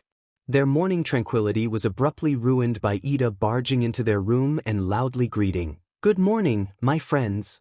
Todoroki sat up, frowning, while Midoriya yelped and tossed the hot cocoa packet into the air.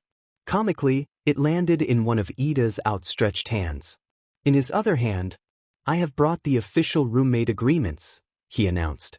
A timid Midoriya padded across the room and took the form from Ida's hand. Todoroki begrudgingly got out of bed and started reading the paper from over his roommate's shoulder. Their eyes skimmed the document until Midoriya called, "Hey Ida, this says to turn it in to the RA. Do you know where he is?" They glanced up to see that Ida had already left and shut the door behind him. Through the closed door, they could hear another loud greeting from Ida and some creative swears from Bakugo. "He's not the RA?" Todoroki asked. When Midoriya shook his head, he sighed. "That's how he got me to go down to the egg hunt. Pulled the authority card." Midoriya snorted. "Oh, Ida." The door suddenly burst open again, and Ida poked his head through the doorway and said, "Once you've filled it out, please return it to me. If you cannot find me in the lounge, you may slide it under my door." With that, the door shut again. Midoriya fiddled with the paper in his hands before saying, "Ida's a good guy and all, but maybe we should start locking our door." Dryly, Todoroki replied, "Yes. Please." Thankfully, filling out the roommate agreement was relatively painless. Both Midoriya and Todoroki picked up after themselves. Both of them were relatively quiet. Midoriya swore up and down that he would get his muttering under control, and both had enough sense to not bring over friends if the other was studying or sleeping. The only real problem they ran into was the ambient temperature. After much deliberation, Todoroki agreed to keep the temperature at 72 if he could borrow the sweater or any of Midoriya's blankets when needed. With the completed agreement in hand, Midoriya meandered through the hallway to the lounge, where Ida was furiously marking up his physics textbook. He managed to get a peek at one of the pages. Any important equations were highlighted in blue boxes, vocabulary words highlighted in pink, and extra notes and practical applications were scribbled in the margins. "Wow," Midoriya breathed. "Getting a head start?"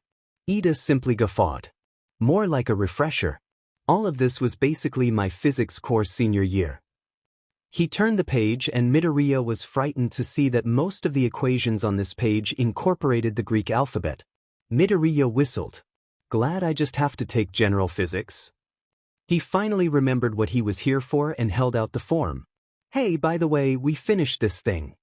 The offering pulled Ida out of his note-taking trance. He set his book and pencil case down on the table and eagerly took the agreement form. His eyes traveled down the page while he muttered, "Yes, yes, excellent." He stood so abruptly Midoriya nearly fell backwards from the motion. "Thank you for filling this out promptly," he declared. Ida marched off towards his room, but upon hearing someone knocking on the RA's door, turned his head so fast Midoriya was surprised he didn't get whiplash. Pivoting on one of his legs, he changed direction and called, "Kaminari and Siro. I believe I said to return the form to me." The two boys looked very confused. Shiro pointed to the door plaque stating, "Residential Assistant," and said, "Isn't this your room?" Ida raised his arms mechanically and lightly karate-chopped the tops of their heads. "My room is number 404. It has my name on it," he explained matter-of-factly. Groaning and rubbing his head, Kaminari handed Ida their form. With another odd, affirmative gesture, Ida turned around and continued on towards his room. As Midoriya headed to the bathroom, he saw Kaminari and Shiro aggressively whispering to each other and gesturing at the RA's room. He couldn't make out what they were saying, but he could probably guess what they were talking about. Fourth floor. Sun Wukong. "Hey Ida, can you answer your door? I have a question." Turbo Boost. "Which door are you knocking on?" Sun Wukong. "The one that says RA?" Turbo Boost. "For the last time, my room is number 404. Prometheus. Wait, I thought you were the RA. Prometheus. I put the paper under the RA door. Turbo Boost. Why are you people so incompetent? Tenebris. Why are you pretending to be the RA and confusing everyone? Turbo Boost. Turbo Boost. Fumikage Tokoyami returned to the room and apologized to me right now. A few days earlier, Uvinde. Shoyuda Aizawa rubbed his temples and groaned. He never asked to be made a residential director. The thought of babysitting 40 freshmen, well, 40 freshmen and Tfinji Nijire had made him want to curl up in his sleeping bag and never come out again. What he hated the most, though, was the paperwork involved. Luckily, most of it had been finished, all of the required forms for the new residents were sorted and neatly paper-clipped. He swiveled in his office chair and grimaced at the stack of papers on the other side of his desk. Now to take care of this mess. He would have to deal with one of his RAs deciding to go study abroad at the last possible minute. There were just barely enough applicants last year. There was no one on the wait list and no one to transfer to fill in the empty spot. He'd have to go dig up all of the blank applicant forms, post the opening on the campus job site, plan interviews. Aizawa was thankful for the knock at his door. He wasn't sure how much longer he could deal with this missing RA business. He was greeted by a tall, loud boy in glasses. The boy boldly asked, "Hello, Mr. Director. If I may ask, who is the RA for the 4th floor? I've been knocking on his door, but he doesn't seem to be around." Aizawa sincerely hoped the hopeless.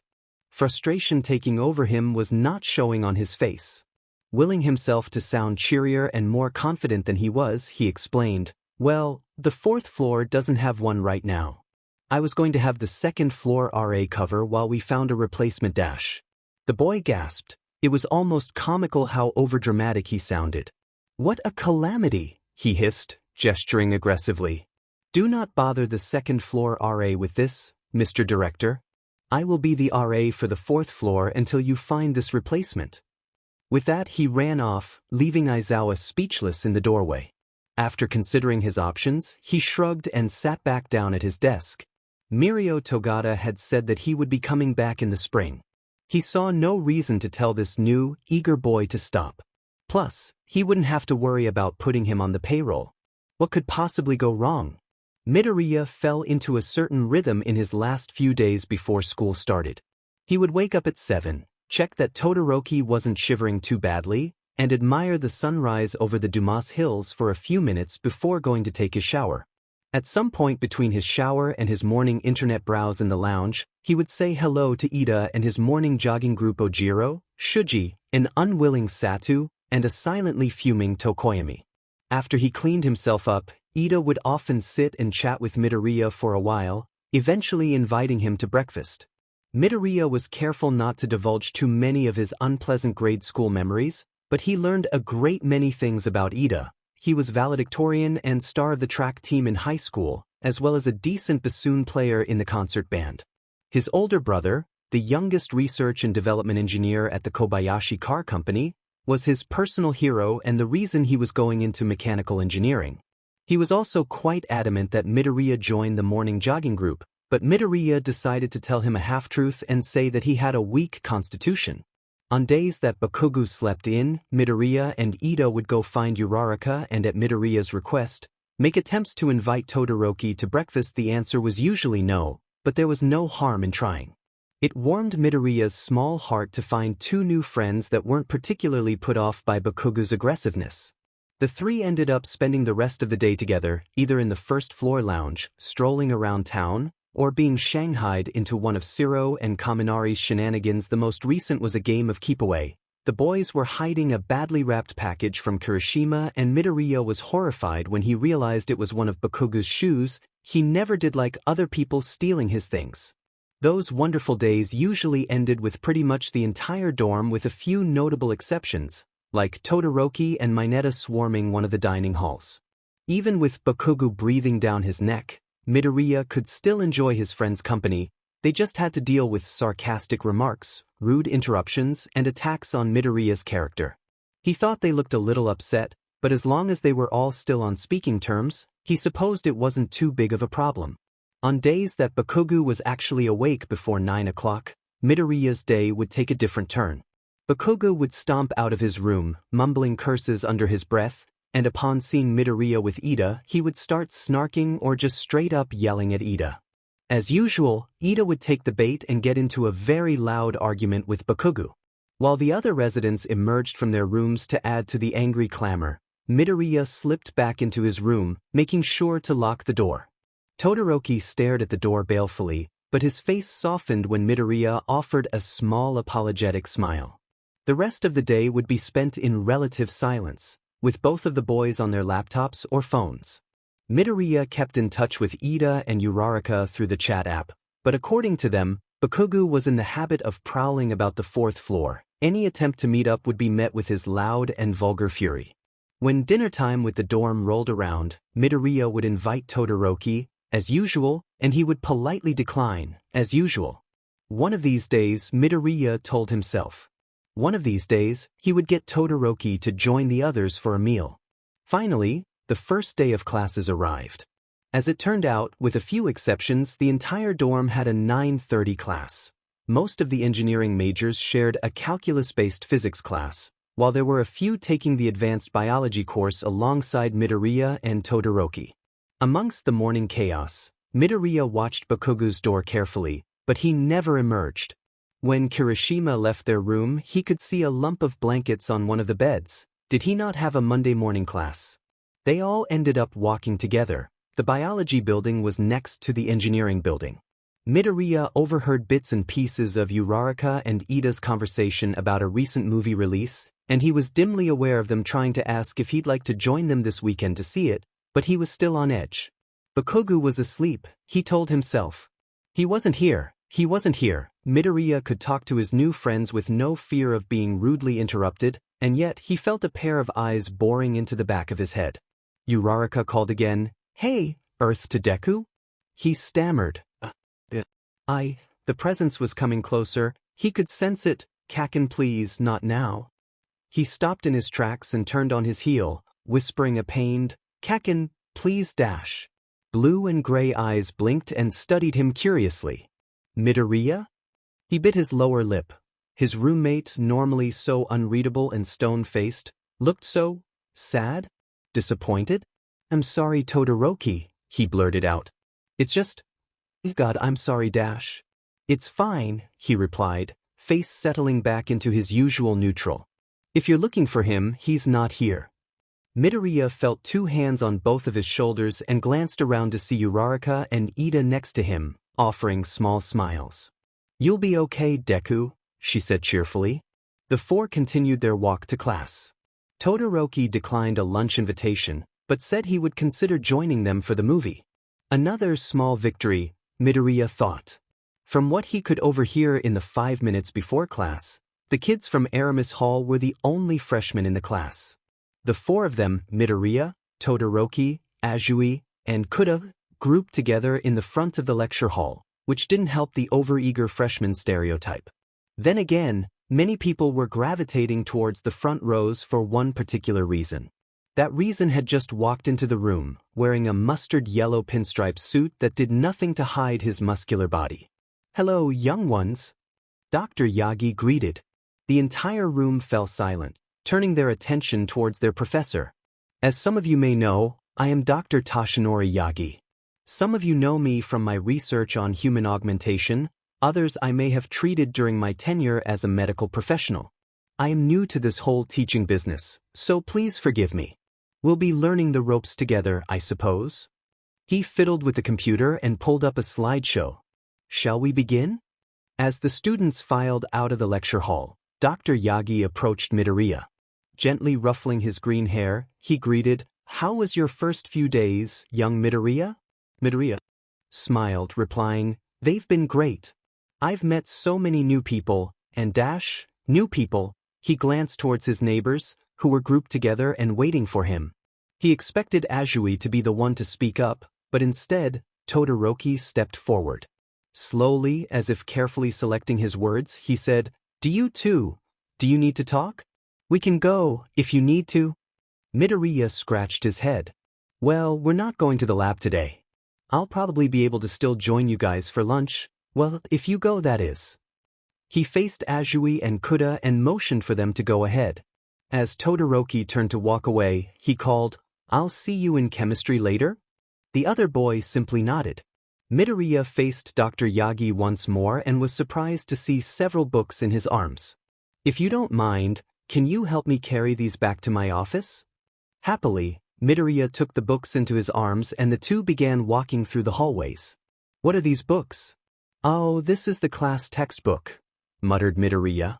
"And another intro to bio book?" Dr. Yagi chuckled sheepishly.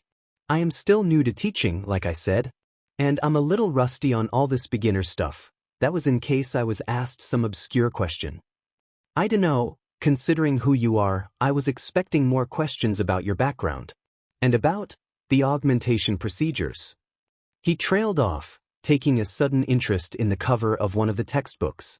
Dr. Yagi placed a comforting hand on Midoriya's back. "No need to worry about that, my boy. I've ensured that no one knows the truth about you. As far as the school board and everyone else is concerned, you're an exceptional high schooler whose preliminary research lines up with mine. I've asked that any money that would have gone to paying your wages as a research assistant be used for your tuition, as you requested." As they entered his office, Midoriya placed the books down on his desk and sighed in relief. "Thank you." Dr. Yagi hugged him with his free arm as he put down his lecture tools. "Not a problem, my boy. Now, how does next week sound?" Midoriya nodded. "Sounds good. I don't have many side effects that need to be taken care of. How about you?" "Well," the professor took out a handkerchief stained with blood from his BRST pocket. At Midoriya's confused and horrified reaction, he explained, "I'm sure something's going on in my lungs, but I haven't been able to get to the lab to test anything yet. I'm sure you wouldn't like to be hacking up blood anytime soon." Midoriya nodded and smiled weakly, trying to mask his concern. The wheels in his head were already turning, reviewing the causes of coughing up blood, known cures and solutions, possible adjustments he could make to the serums and procedures. "So how have you been?" "Not medically, but..." His voice brought Midoriya out of his muttering episode. Dr. Yagi seemed to be struggling picking the right words. "You know, school? Life? I see you're making friends." "Oh, yeah, I've been making a few friends. But, Midoriya started twiddling his thumbs. "It's just, you know how Kaken is? Young Bakugo." Dr. Yagi took a seat in one of the spare armchairs and he motioned for him to do the same. "He hasn't changed, has he?" Solemnly, Midoriya shook his head. Warily, he asked, "He hasn't been injuring you again?" Midoriya straightened his spine and blurted, "No." "Well, he keeps trying." At Dr. Yagi's exasperated expression, he desperately added, "He hasn't hit me yet. The other guys on the floor, they hold him back and separate us. This isn't helping, is it?" Grimly, Dr. Yagi said, "No." Sighing, he began rubbing his temples. "You know how I feel about young Bakugo, the way he treated you after he was the one who injured you so badly. Almost immediately, Midoriya interrupted, "That wasn't Kaken's fault. It was mine. It was always mine." Upon realizing where the conversation was going, Dr. Yagi tried to change the subject. "You said you were making friends? Those two boys and the girl?" Midoriya perked up, sporting his usual smile. "Oh, them? Well, I don't know Kuda or Azui too well, but Todoroki's my roommate." Some unknown emotion glimmered across Dr. Yagi's face. "Todoroki?" he repeated. Midoriya nodded, making gestures at his hair. Yeah, the one with the red and white. Hey, do you think he's an actual natural-born bilateral chimera? I can't come up with any other explanation and I think it'd be rude to ask, but I know he doesn't diet or anything dash. Chuckling, Dr. Yagi waved his hands. Whoa, slow down my boy. Whatever young Todoroki's genetics may be, you should befriend him. He seems the nice type and it's always good to be friends with your roommate. He glanced around as if making sure there were no hidden cameras or microphones, and then leaned forward and whispered, as rare as it is, I do believe that he has bilateral chimerism, but you should hold off on asking him about it. Midoriya nodded enthusiastically. Oh, and my other friends. Midoriya exclaimed. You'll probably never get to meet them since they're both engineering majors, but there's Tenya Ida, he's kind of intense, but he's a good person, his entire family works for Kobayashi Dash. The car company? Yeah, and they all work R&D too, so that's what he wants to do, and then Ochako Uraraka Dash. Dr. Yagi grinned. A girl? He teased. Midoriya's cheeks flushed. And no, it's not like that. Dr. Yagi folded his arms and said, you know, if you need dating advice, I think I can take a crack at it. Midoriya was laughing now. Aren't you still single, though? In a mocking tone reminiscent of a parent, Dr. Yagi retorted, young Midoriya, what did I say about sassing me? He never got his answer. Midoriya was laughing too hard. He tried to keep a straight face, but the young boy's joy was too contagious. Soon, the office was filled with laughter. Todoroki was not present at the dorm's lunch gathering, which, Midoriya admitted, wasn't all that surprising. What was surprising was Todoroki not attending their chemistry class later that afternoon. Most of the engineering majors shared this class as well, so Midoriya didn't feel too lonely with Ida and Uraraka on either side of him. Even so, as he jotted down notes from the syllabus and copied down crude diagrams of molecular structures, he kept expecting to hear the door creak open and to turn around and see his multicolored hair. The professor dismissed the class and there was still no sign of his roommate. He glanced down at his notes. His messy scrawl interspersed with shorthand seemed interchangeable with Egyptian hieroglyphics and the molecular structures looked more like dying stick figures. Grimacing, he closed his notebook. There was no way he could lend these to Todoroki. Maybe he could ask Uraraka or Ida if he could photocopy their notes. Hey Deku, you want to come to the quad with us? Apparently, all the clubs have set up booths and are giving away free stuff, called Uraraka. Free things? Ida repeated. Well, regardless, I think we should scope out all of the extracurriculars they have on this campus. Perhaps we could all join a club together. Offering an apologetic smile, Midoriya answered, you guys go without me. Todoroki didn't show up, and he probably needs a copy of the notes. If you find anything interesting, text me. As Uraraka gave him a thumbs up, Ida said, will do. And let Todoroki know I will be lecturing him on skipping class. Uraraka snorted. Wow, you really are the fourth floor's mom. While Uraraka teased Ida about being a mother hen, Midoriya started making his way back to the dorm. He hoped his roommate wasn't just being a delinquent and skipping, but he also hoped he hadn't gotten injured or anything serious. Aramis Hall was filled with an eerie silence. Normally, at 4 in the afternoon, there was a group or two in the first floor lounge, watching television and waiting for the rest of the dorm to get hungry. The only sounds were the scratching of pen on paper from the front desk worker and Midoriya's own footsteps. The quiet was almost suffocating. He breathed a sigh of relief when he heard muffled voices from above him in the stairwell. His relief turned into trepidation as he climbed higher and higher. The voice sounded rather angry. He still couldn't make out words, but he knew an angry tone when he heard it. As he set foot on the 4th floor, he realized with dismay that the ferocious voice was coming from his room. But it didn't sound like Todoroki at all. Against his better judgment, he padded closer and pressed his ear against the door. You've been here a week and you haven't found the other whelp? The strange voice growled. Midoriya thought Todoroki was speaking and strained to try to hear him. Whatever his answer was, the other voice didn't like it. Find the child, it roared. I'd like to know exactly what Yagi did to his guinea pig.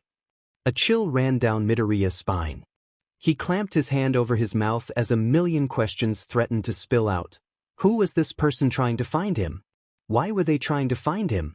How did they know that Dr. Yagi's initial test subject was still alive and attending this university? Extremely muted words indicated that Todoroki was speaking once more, but then he yelped mid-sentence. Midoriya's heart twisted.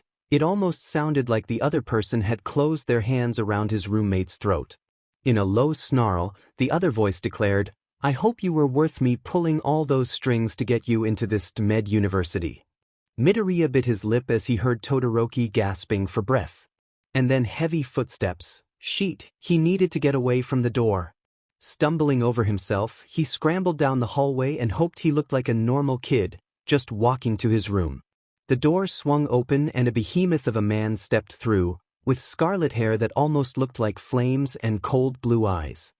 His aura of intimidation was similar to Bakugo's but far, far worse, and Midoriya still hoped against all hope that he was still looking casual. And why was he looking at him? In an amiable, but somehow still threatening voice, he asked, "Excuse me, young man. Is this your room?"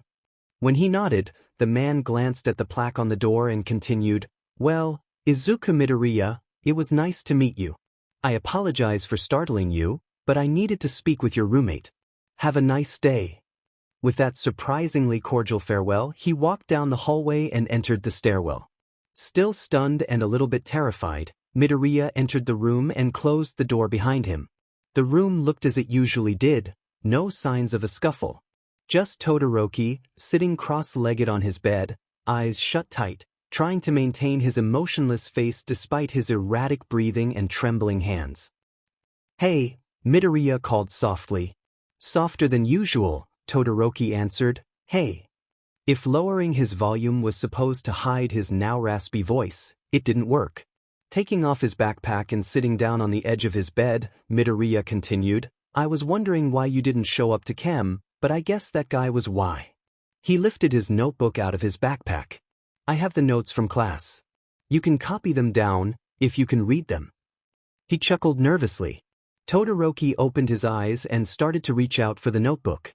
Midoriya glanced at his left side, the side with strangely familiar red hair and a blue eye, and several miscellaneous facts and observations suddenly coalesced into a sudden, striking revelation. Any control he had over his muttering was gone. "Oh my god, your left side, oh my god, that was your dad. Wait, Todoroki, as in Enji Todoroki, the mad scientist geneticist, you have a mad scientist for a father. Sheet, that must be how you're a chimera. But wait, bilateral is next to impossible in humans, unless, oh my god, he experimented on his own son, and he's looking for me. Oh god, why is he looking for me?" Midoriya dropped the notebook and bit his fist, trying not to whimper or cry. Todoroki didn't look much better. He had withdrawn to the corner between his bed's headboard and the wall, knees drawn up to his chest and burying his face in the crook of his right arm. Once his breathing returned to normal, Midoriya finally noticed how upset Todoroki appeared and cautiously padded across the room. Gently he said, "Hey, Todoroki? I'm sorry for all of that. Half of that probably isn't true. Just me being a weirdo." His roommate didn't move except for the occasional tremor, and he hovered nervously at the edge of his bed. Should he go and take a seat? Try to get closer? Midoriya reached out his hand to try to give him some reassuring pats. Pats are nice and calming, right? But as soon as their skin made contact, he drew back with a high-pitched squeak. "Holy shit, you're freezing," he cried.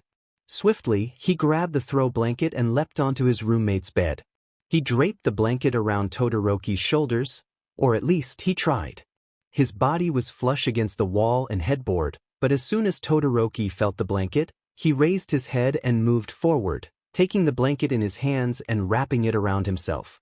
The two boys sat in silence for what felt like several hours. Midoriya watched him with concerned eyes while Todoroki turned his head to face away from him. Finally, Todoroki spoke. "It's true. All of what you said. It's true." "Sheet," Midoriya cursed. Shifting, he leaned forward and said, "Todoroki, I'm so sorry. If there's anything I can do to make it up to you dash. I said it was all true, didn't I?" Todoroki interjected aggressively. "My father's a madman. He made me in a test tube. I'm a Frankenstein's monster. Why? He made eye contact with Midoriya, looking like an injured puppy. Why are you so kind to me? He asked, his voice breaking. With a small smile, Midoriya responded, why didn't you tell him it was me he was looking for? It took a few moments for Todoroki to process his response, but when he did, he smiled at him, not his usual subtle one, but a real, honest-to-goodness pure smile.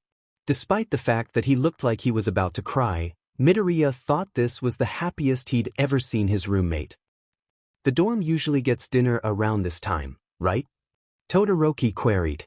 Yeah. You want to go tonight? Todoroki shrugged off the blanket and slipped into the green sweater. I'd like that. Aramis Hall. Ampere, Guayais, I'm hungry, where are we getting dinner? Troublemaker. Beach, I just saw you eat like 5 cookies from that one club booth. Peachy Keen, don't we usually eat at the buffet right next to us? Alien Queen. They banned the bro trio for a week. Troublemaker. What the F, what did you guys do?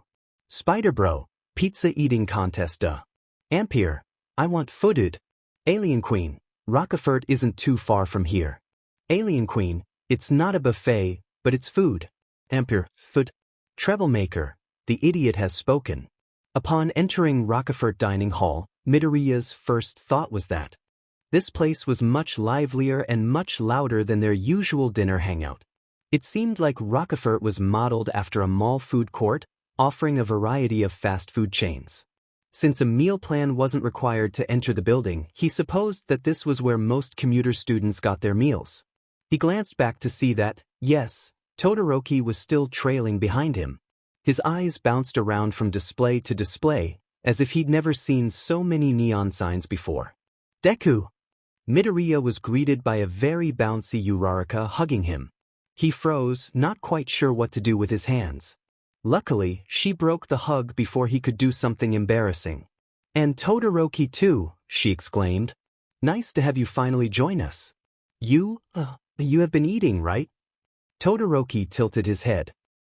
Yes, he answered timidly. I normally cook in the dorm kitchen. Midoriya gasped. Wow, you can actually cook? Like, cook things that aren't cup noodles? A very confused Todoroki nodded his head. Meanwhile, Uraraka sighed. Thank goodness. You know, Ida was convinced that since you didn't show up to any of our food gatherings, you weren't eating at all. Dryly, Todoroki said, what a mother hen. To Todoroki's confusion, Midoriya and Uraraka started giggling. Between snorts, she managed to say, Deku, you didn't tell me he had a sense of humor. Furrowing his brow, Todoroki interjected, You talk about me? Midoriya's face flushed and he suddenly seemed very interested in his shoelaces. Uraraka stepped forward and said, Nothing bad, we promise. He just gets sad that you never hang out with the rest of us, but now you're finally here. Yay! She bounced in place and clapped. A familiar voice boomed, Good evening, my friends. As the other two greeted Ida, he clapped Todoroki's back. It's wonderful to see you finally join us for a meal. He glanced around in a shifty manner before leaning to whisper in his ear, You have been eating meals, right? Todoroki couldn't help but smile as he rolled his eyes. Midoriya and Uraraka laughed and reassured Ida that yes, Todoroki was feeding himself. As the four of them started heading towards the burger line, Uraraka and Ida began talking about all of the clubs they visited in the quad earlier. I'm just saying, there's a jogging club we could all join. It would promote a healthy lifestyle, pleaded Ida. Uraraka groaned. Ida, please. I don't think any of us like running except for you. Jogging, he corrected. Not as intense as running. Midoriya scratched the back of his head. It sounds fun, but like I told you, my body's not in the best condition. Well then, we can get it into better condition through jogging. The other two rolled their eyes. Or maybe perhaps the biking club dash. Ida. Uraraka interrupted. Maybe chill on the athletic-based clubs? He rubbed his chin thoughtfully. The chess club then? Uraraka and Midoriya howled with laughter. As she elbowed him softly, she exclaimed, Ida, you absolute nerd. Sputtering inelegantly, he placed his hands on his hips. Well, did you see anything interesting? Uraraka placed her pointer finger on her chin. You know, I think the hide-and-seek club would be fun, actually. Simultaneously, Midoriya and Todoroki repeated, hide-and-seek club? She grinned. Yeah, they play hide-and-seek in the quad, but they also play capture the flag, freeze tag, sardines, red light green light, red rover dash. As Midoriya squealed in childish delight, Todoroki asked, are you making some of those up? The other three fell silent and Uraraka studied him curiously. Have you never played any of those? Todoroki broke eye contact and said, I know hide and seek and tag, but I don't know how freezing would work in tag. Uraraka sighed and placed her hands on Todoroki's shoulders. That settles it. We're joining the hide and seek club so you can play all of these wonderful childhood games, she declared with a smile. Midoriya hooped in agreement, but Ida stamped his foot. Isn't that club running based as well? Giggling, Uraraka said, but this is fun running. As Ida and Uraraka started arguing about which running-based clubs were more fun, Midoriya sidled up to Todoroki. Are you doing okay? He whispered. You haven't been saying much, so I got kinda worried. Todoroki shrugged. Midoriya, I don't say much anyway. In response to his pleading green eyes, he continued, I'm perfectly fine. I like listening to them talk. The two amused boys watched their friends argue until their order was called.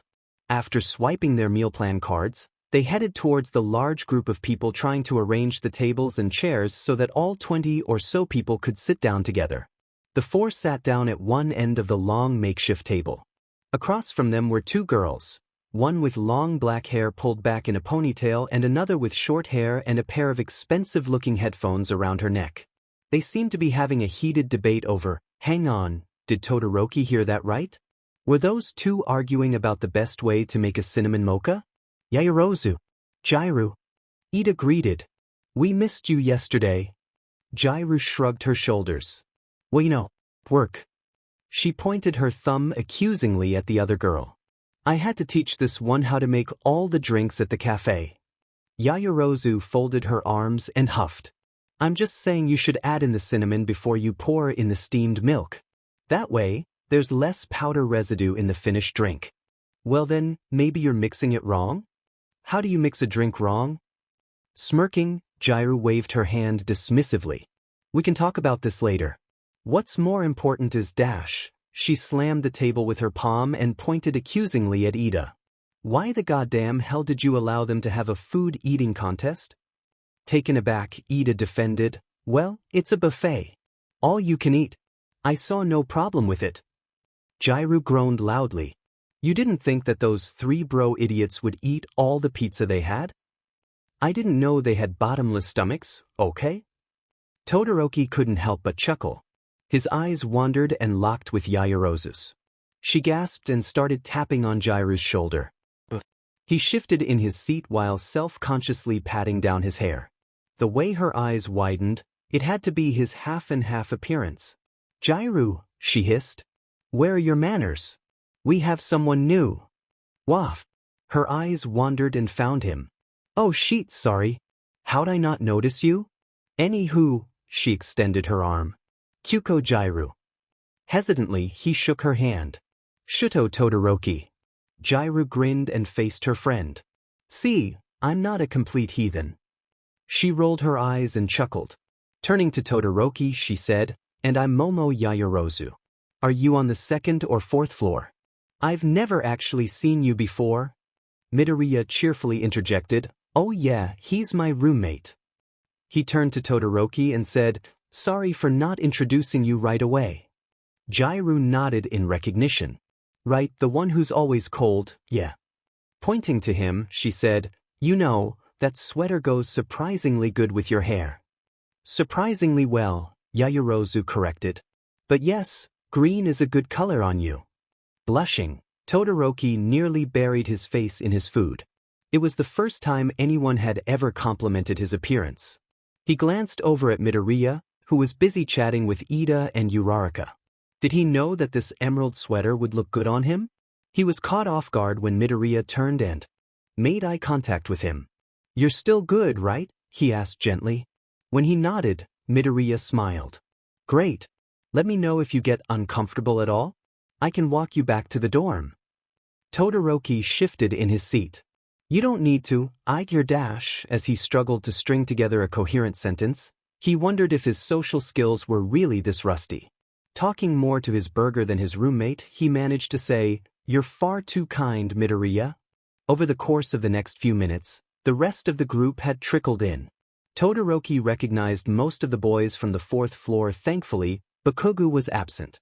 Mina Ashido enthusiastically introduced herself and immediately started asking invasive, personal questions. It took the combined efforts of Midoriya and Uraraka to shoo her away. If Midoriya hadn't pointed out Hagakure, sitting between Ashido and Ojiro, he probably would have never noticed her. Ajui, please call me Tsu, she had said, was in their biology class and, as it turned out, also shared his class schedule. They were in the middle of small talk about the biology topics when an unsettlingly familiar voice boomed through the room. Yo, pink cheeks, you're in my spot. Their half of the table fell silent as they turned towards Bakugo, who was fixing Uraraka with a threatening glare. Todoroki could see that she was trembling, but even so, she said, I was here first, Bakugo. Besides, you can't own a spot dash. Yeah I can, he growled, stepping forward and sitting down, half on Uraraka's chair and half on Midoriya's. Ignoring Ida's furious reprimands, Bakugo turned to Midoriya and hissed, Scoot over, fattest Deku. Visibly shaking, he did as he was ordered, avoiding eye contact with anyone. Bakugo moved so that he was no longer on Uraraka's chair, but Midoriya was nearly falling off of his trying to accommodate him. Todoroki shifted his chair so that his roommate was in no danger of falling, but Midoriya was now leaning into his chest. Was his heart beating faster? He didn't recall having any heart problems.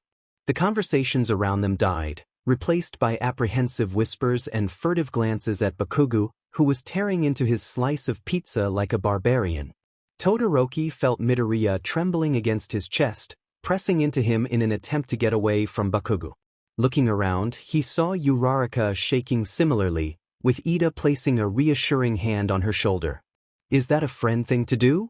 Hearing a soft whimper, he glanced down. Midoriya was frozen in fear, ignoring his food, watching Bakugo with the unease of a cornered animal. K. Kaken? He called. How was your day? With his mouth full, Bakugo answered, Why do you want to know? Oh, I thought I'd ask. Midoriya withdrew, studying his shaking, clasped hands. Todoroki glanced one more time at Uraraka and Ida. If that was a thing that friends did to comfort each other.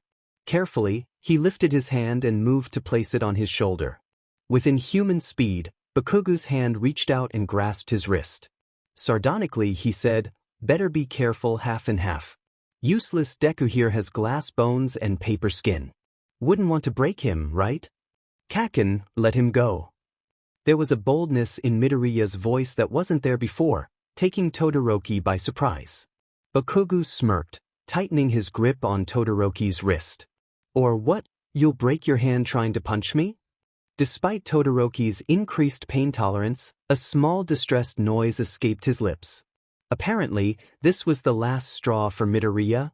Louder, he repeated, Kaken, let him go. The other half of the table finally seemed to realize what was going on, and some of them were already preparing to intervene if Bakugo decided to escalate the situation. Luckily, Bakugo seemed to notice. Loosening his grip, he conceded, Crybaby, you're lucky I like you. Just when Todoroki thought they were out of the woods, Bakugo's eyes snapped back up and glared at him, as if noticing something that he'd been oblivious to earlier.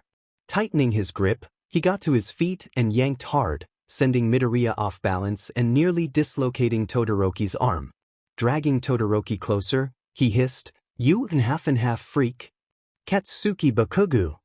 With one hand, Ida grabbed Bakugo's thumb, forcing him to break his grip. With the other, he grabbed his shirt and dragged him backwards.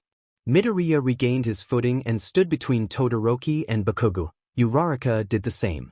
Bakugo made no move to escape, instead fixing them with a malicious grin and saying, Wow, Deku. The loser girlfriend wasn't enough? You have to get some D on the side? What a FING slot. Ida tugged back on his shirt and yelled, You take that back, you heathen. Swiftly, Bakugo elbowed him in the gut, freeing himself. As Ida keeled over, he shoved his hands into his pockets and stomped off, mumbling something about losing his appetite. Most of the group rushed over to Todoroki and Ida, while a lone Kirishima ran after his roommate.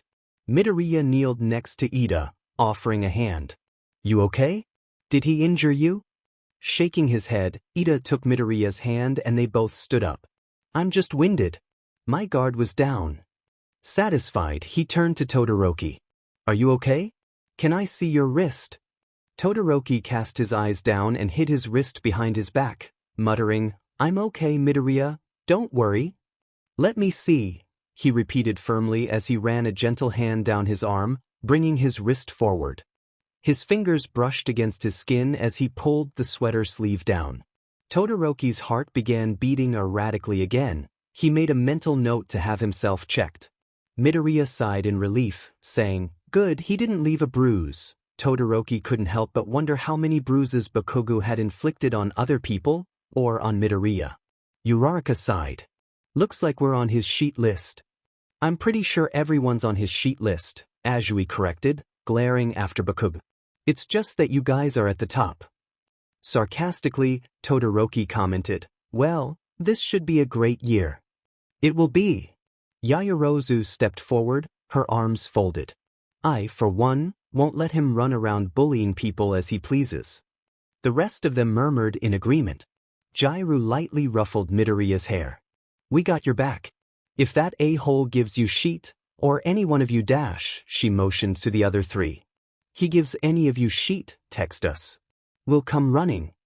Todoroki glanced around at their supportive nods and smiled. Having friends wasn't as bad as he thought. Kirishima cursed. His roommate walked a lot faster than he thought. He was okay with being a punching bag, he was okay with occasionally having to hold him back, but that scene back there? That was way too far. Bakugo, he called again. Instead of stopping, his roommate walked faster.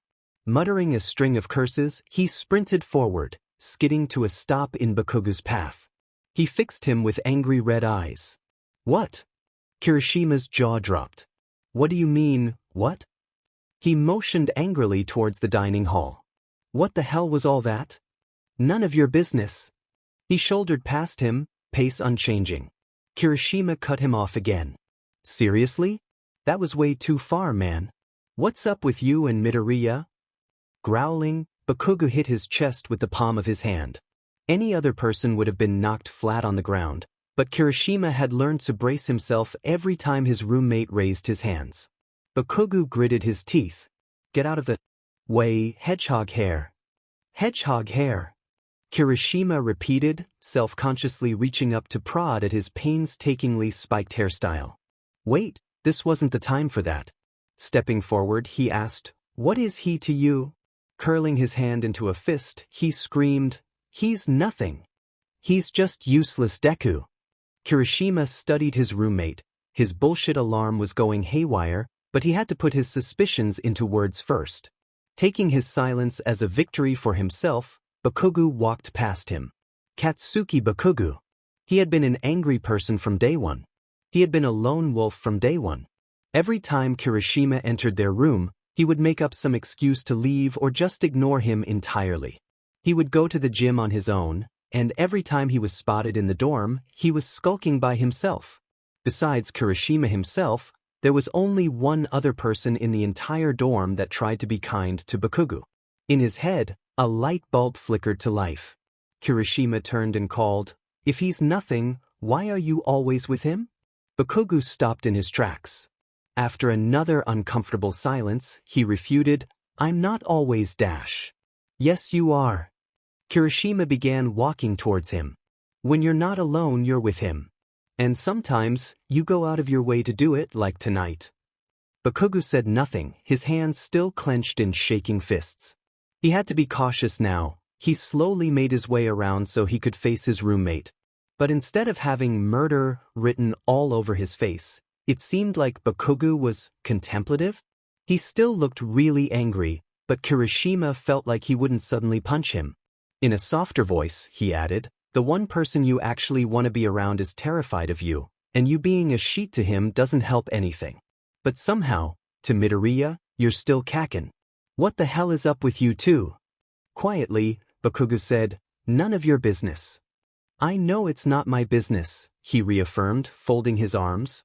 If he really is nothing to you, then by all means, keep running away. But if you care about him at all, you should man up and apologize for how shitty you were tonight. Bakugo snorted.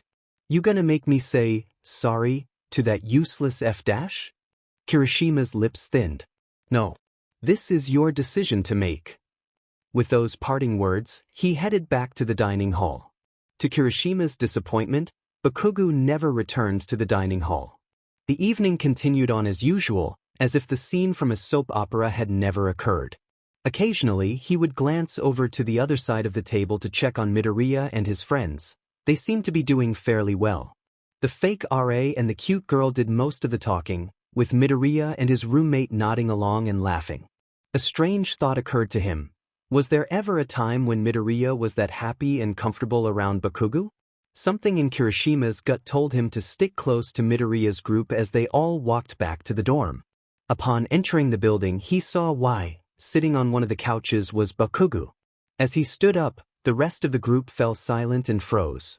An uneasy tension filled the lounge as Bakugo walked towards Midoriya's group.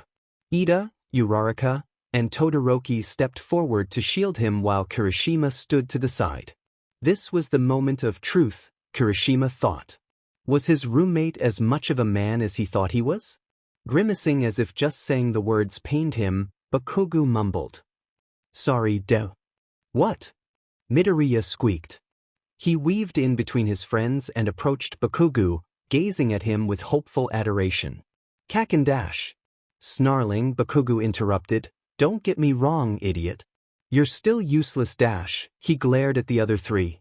And I still hate their faces, but... He gritted his teeth and kicked at the floor. What I did earlier. It was shitty. Sorry. Not waiting for a response, Bakugo stomped off. Kirishima sighed in relief. His roommate wasn't heartless after all. Bakugo had not yelled at Midoriya in several days, which was comforting and terrifying at the same time. He could still feel his signature glares from across the room, but he supposed asking Bakugo to change overnight was too tall of an order. At least he could enjoy time with his new friends in peace. Cheerful and bubbly Uraraka, stern but kind Ida, and surprisingly enough, Todoroki. His roommate had become his shadow, but unlike Bakugo's foreboding and menacing aura, Todoroki's presence was calming and reassuring. If he started muttering, Todoroki would call him back with a soft Midoriya, compared to Uraraka, who would let him continue, or Ida, who would karate chop the air to grab his attention. Midoriya also supposed he unconsciously chewed his pens a lot, because at some point, Todoroki started gently taking them from his hands and putting them back in his backpack, saying that he should probably stop chewing pens before he ruined them all. Later that day, he inspected them all and realized, to his chagrin, that they resembled dog chew toys. He may not say much and he may not know much about him, but Midoriya felt that Todoroki was just as important to him as Uraraka and Ida. Still yawning, Midoriya sat up in his bed and stretched. He reached over to his phone and turned off his alarm 5 minutes before it was set to chime. Studying his sleepy reflection in the dark screen, he wondered if he even needed to set an alarm anymore. The rising sun illuminated their room at just about the right time, forcing him awake every morning without fail. Rubbing his eyes, he shuffled around and got ready to shower and brush his teeth. Todoroki was still sleeping soundly. When he got back, he was surprised to see his roommate still under the covers. Walking over, he prodded his sleeping form, calling, "Hey, you're gonna be late if you don't wake up." A small, disgruntled noise came from the covers as they twisted. Did he just try to roll away from him? Midoriya grasped what he thought was his shoulder and shook it, saying, "Todoroki, seriously. You need to wake up. We have a biology lab at 10. A pair of hands tugged the covers down, revealing an unamused Todoroki with bedhead so terrible, the majority of his dual-toned hair was now pink. "Midoriya, are you talking about the biology lab that Dr. Yagi canceled because it's LBR Day weekend? Did he really wake up and get ready for nothing?" "Sheet." Todoroki grinned as he sat up. If Ida were here. Chuckling, Midoriya started chopping the air in a crude imitation of his friend. Izuka Midoriya, watch your language. The two boys laughed. Midoriya couldn't help but stare at his roommate. His smiles, once so rare, were so appealing, and paired with his ridiculous pink bed head. Midoriya, he called, making eye contact. What are you looking at? He mumbled inelegantly. Midoriya prayed to every god he knew that he wasn't blushing too much. Pointing at his own fluffy curls, he said, Your hair. Todoroki hopped out of bed and inspected himself in the mirror hanging on Midoriya's wardrobe. Frowning slightly, he ran his hand through his hair a few times. As if by magic, the two sides separated themselves perfectly, as if it wasn't a total mess a few seconds ago. Turning to him, he asked, Better? Midoriya's jaw dropped. How do you do that? Todoroki started rubbing his cheek nervously. Do what? Fix your hair in 5 seconds. Looking almost relieved, he shrugged his shoulders. Here, let me try dash. Suddenly, he stepped forward and what on earth he was trying to do.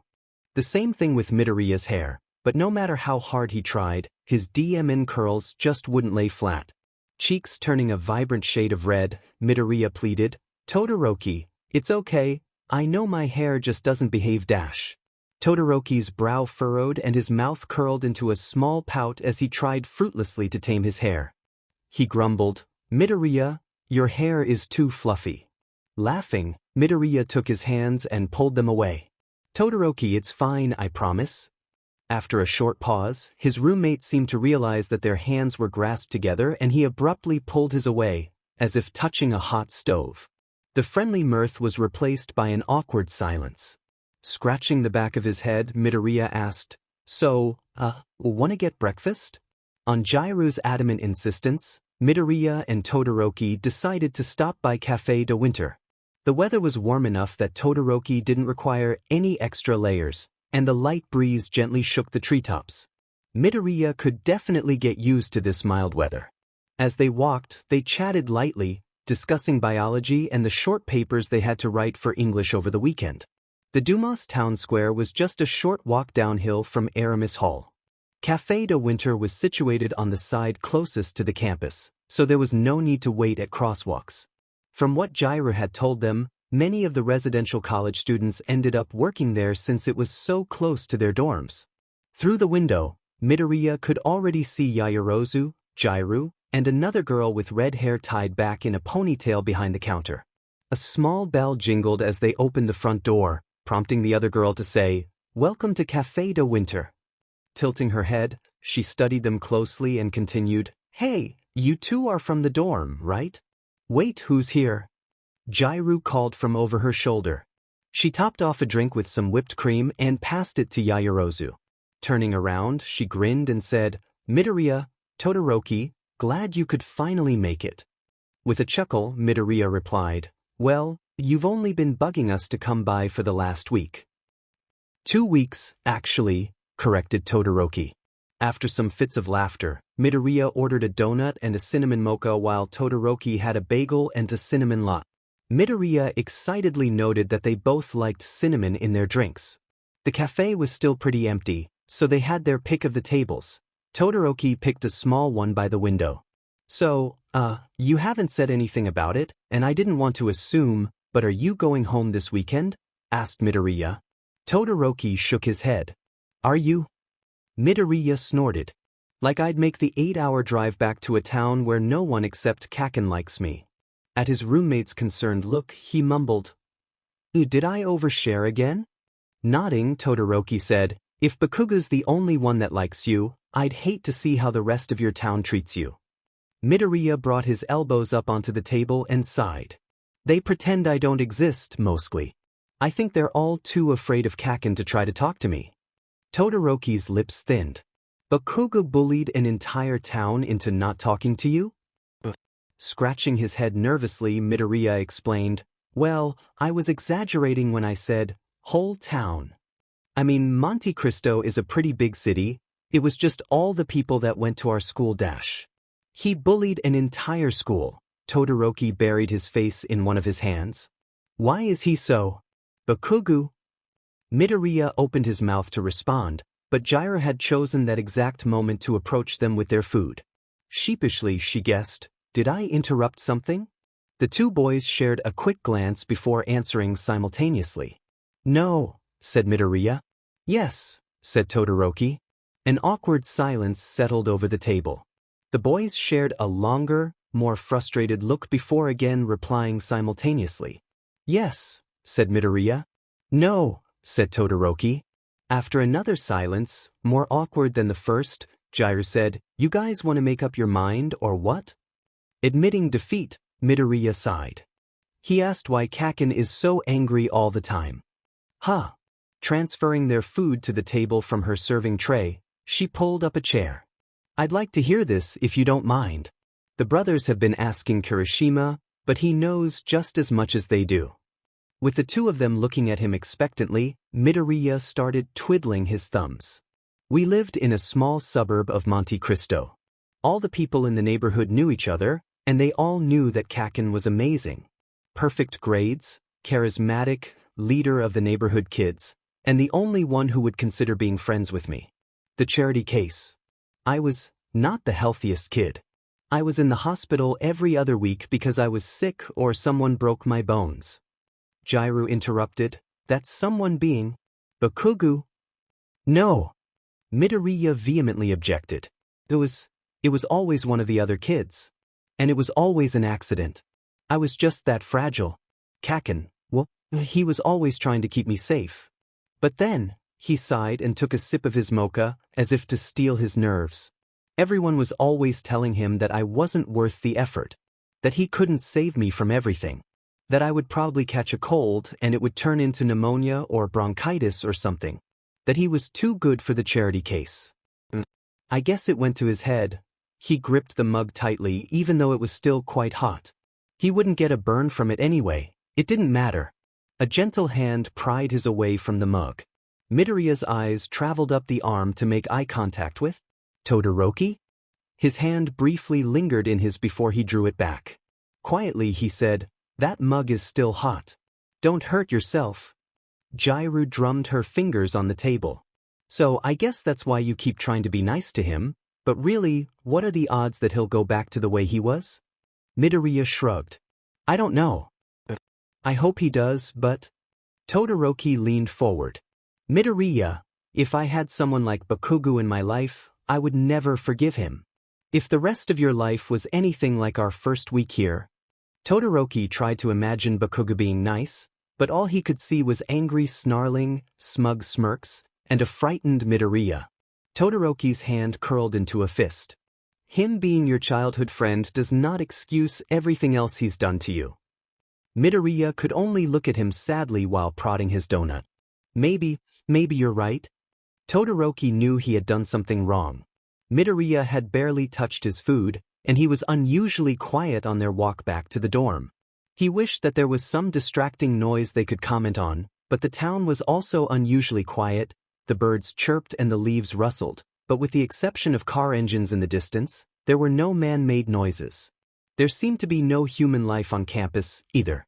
The quad, usually full of club booths and students, was empty, save for the squirrels.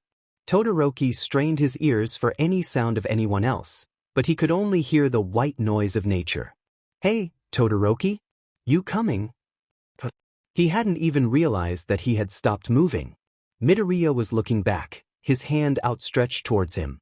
Jogging to catch up with his roommate, he said, "Sorry? It's just so empty." Midoriya nodded. "Yeah, I guess a lot of people went home for the weekend." The two boys continued their walk in silence. Thankfully, there was someone at the dorm to loudly greet them. To Todoroki's relief, that someone was not named Ida. Uraraka burst through the front doors and clasped Midoriya's hands, bouncing up and down. "Hey Deku, we just had the best idea." "Ah." Midoriya chuckled nervously. "What idea?"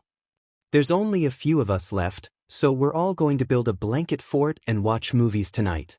Todoroki watched, fascinated, as Midoriya's face lit up, shedding his previous melancholy. He squealed in childish delight as he turned to face him. "Todoroki, you're coming too, right? Blanket forts?" Movies? He wasn't too sure about either of them, but Todoroki didn't want to see that smile fade away again. He nodded and offered a small smile of his own. Yay! Uraraka cheered.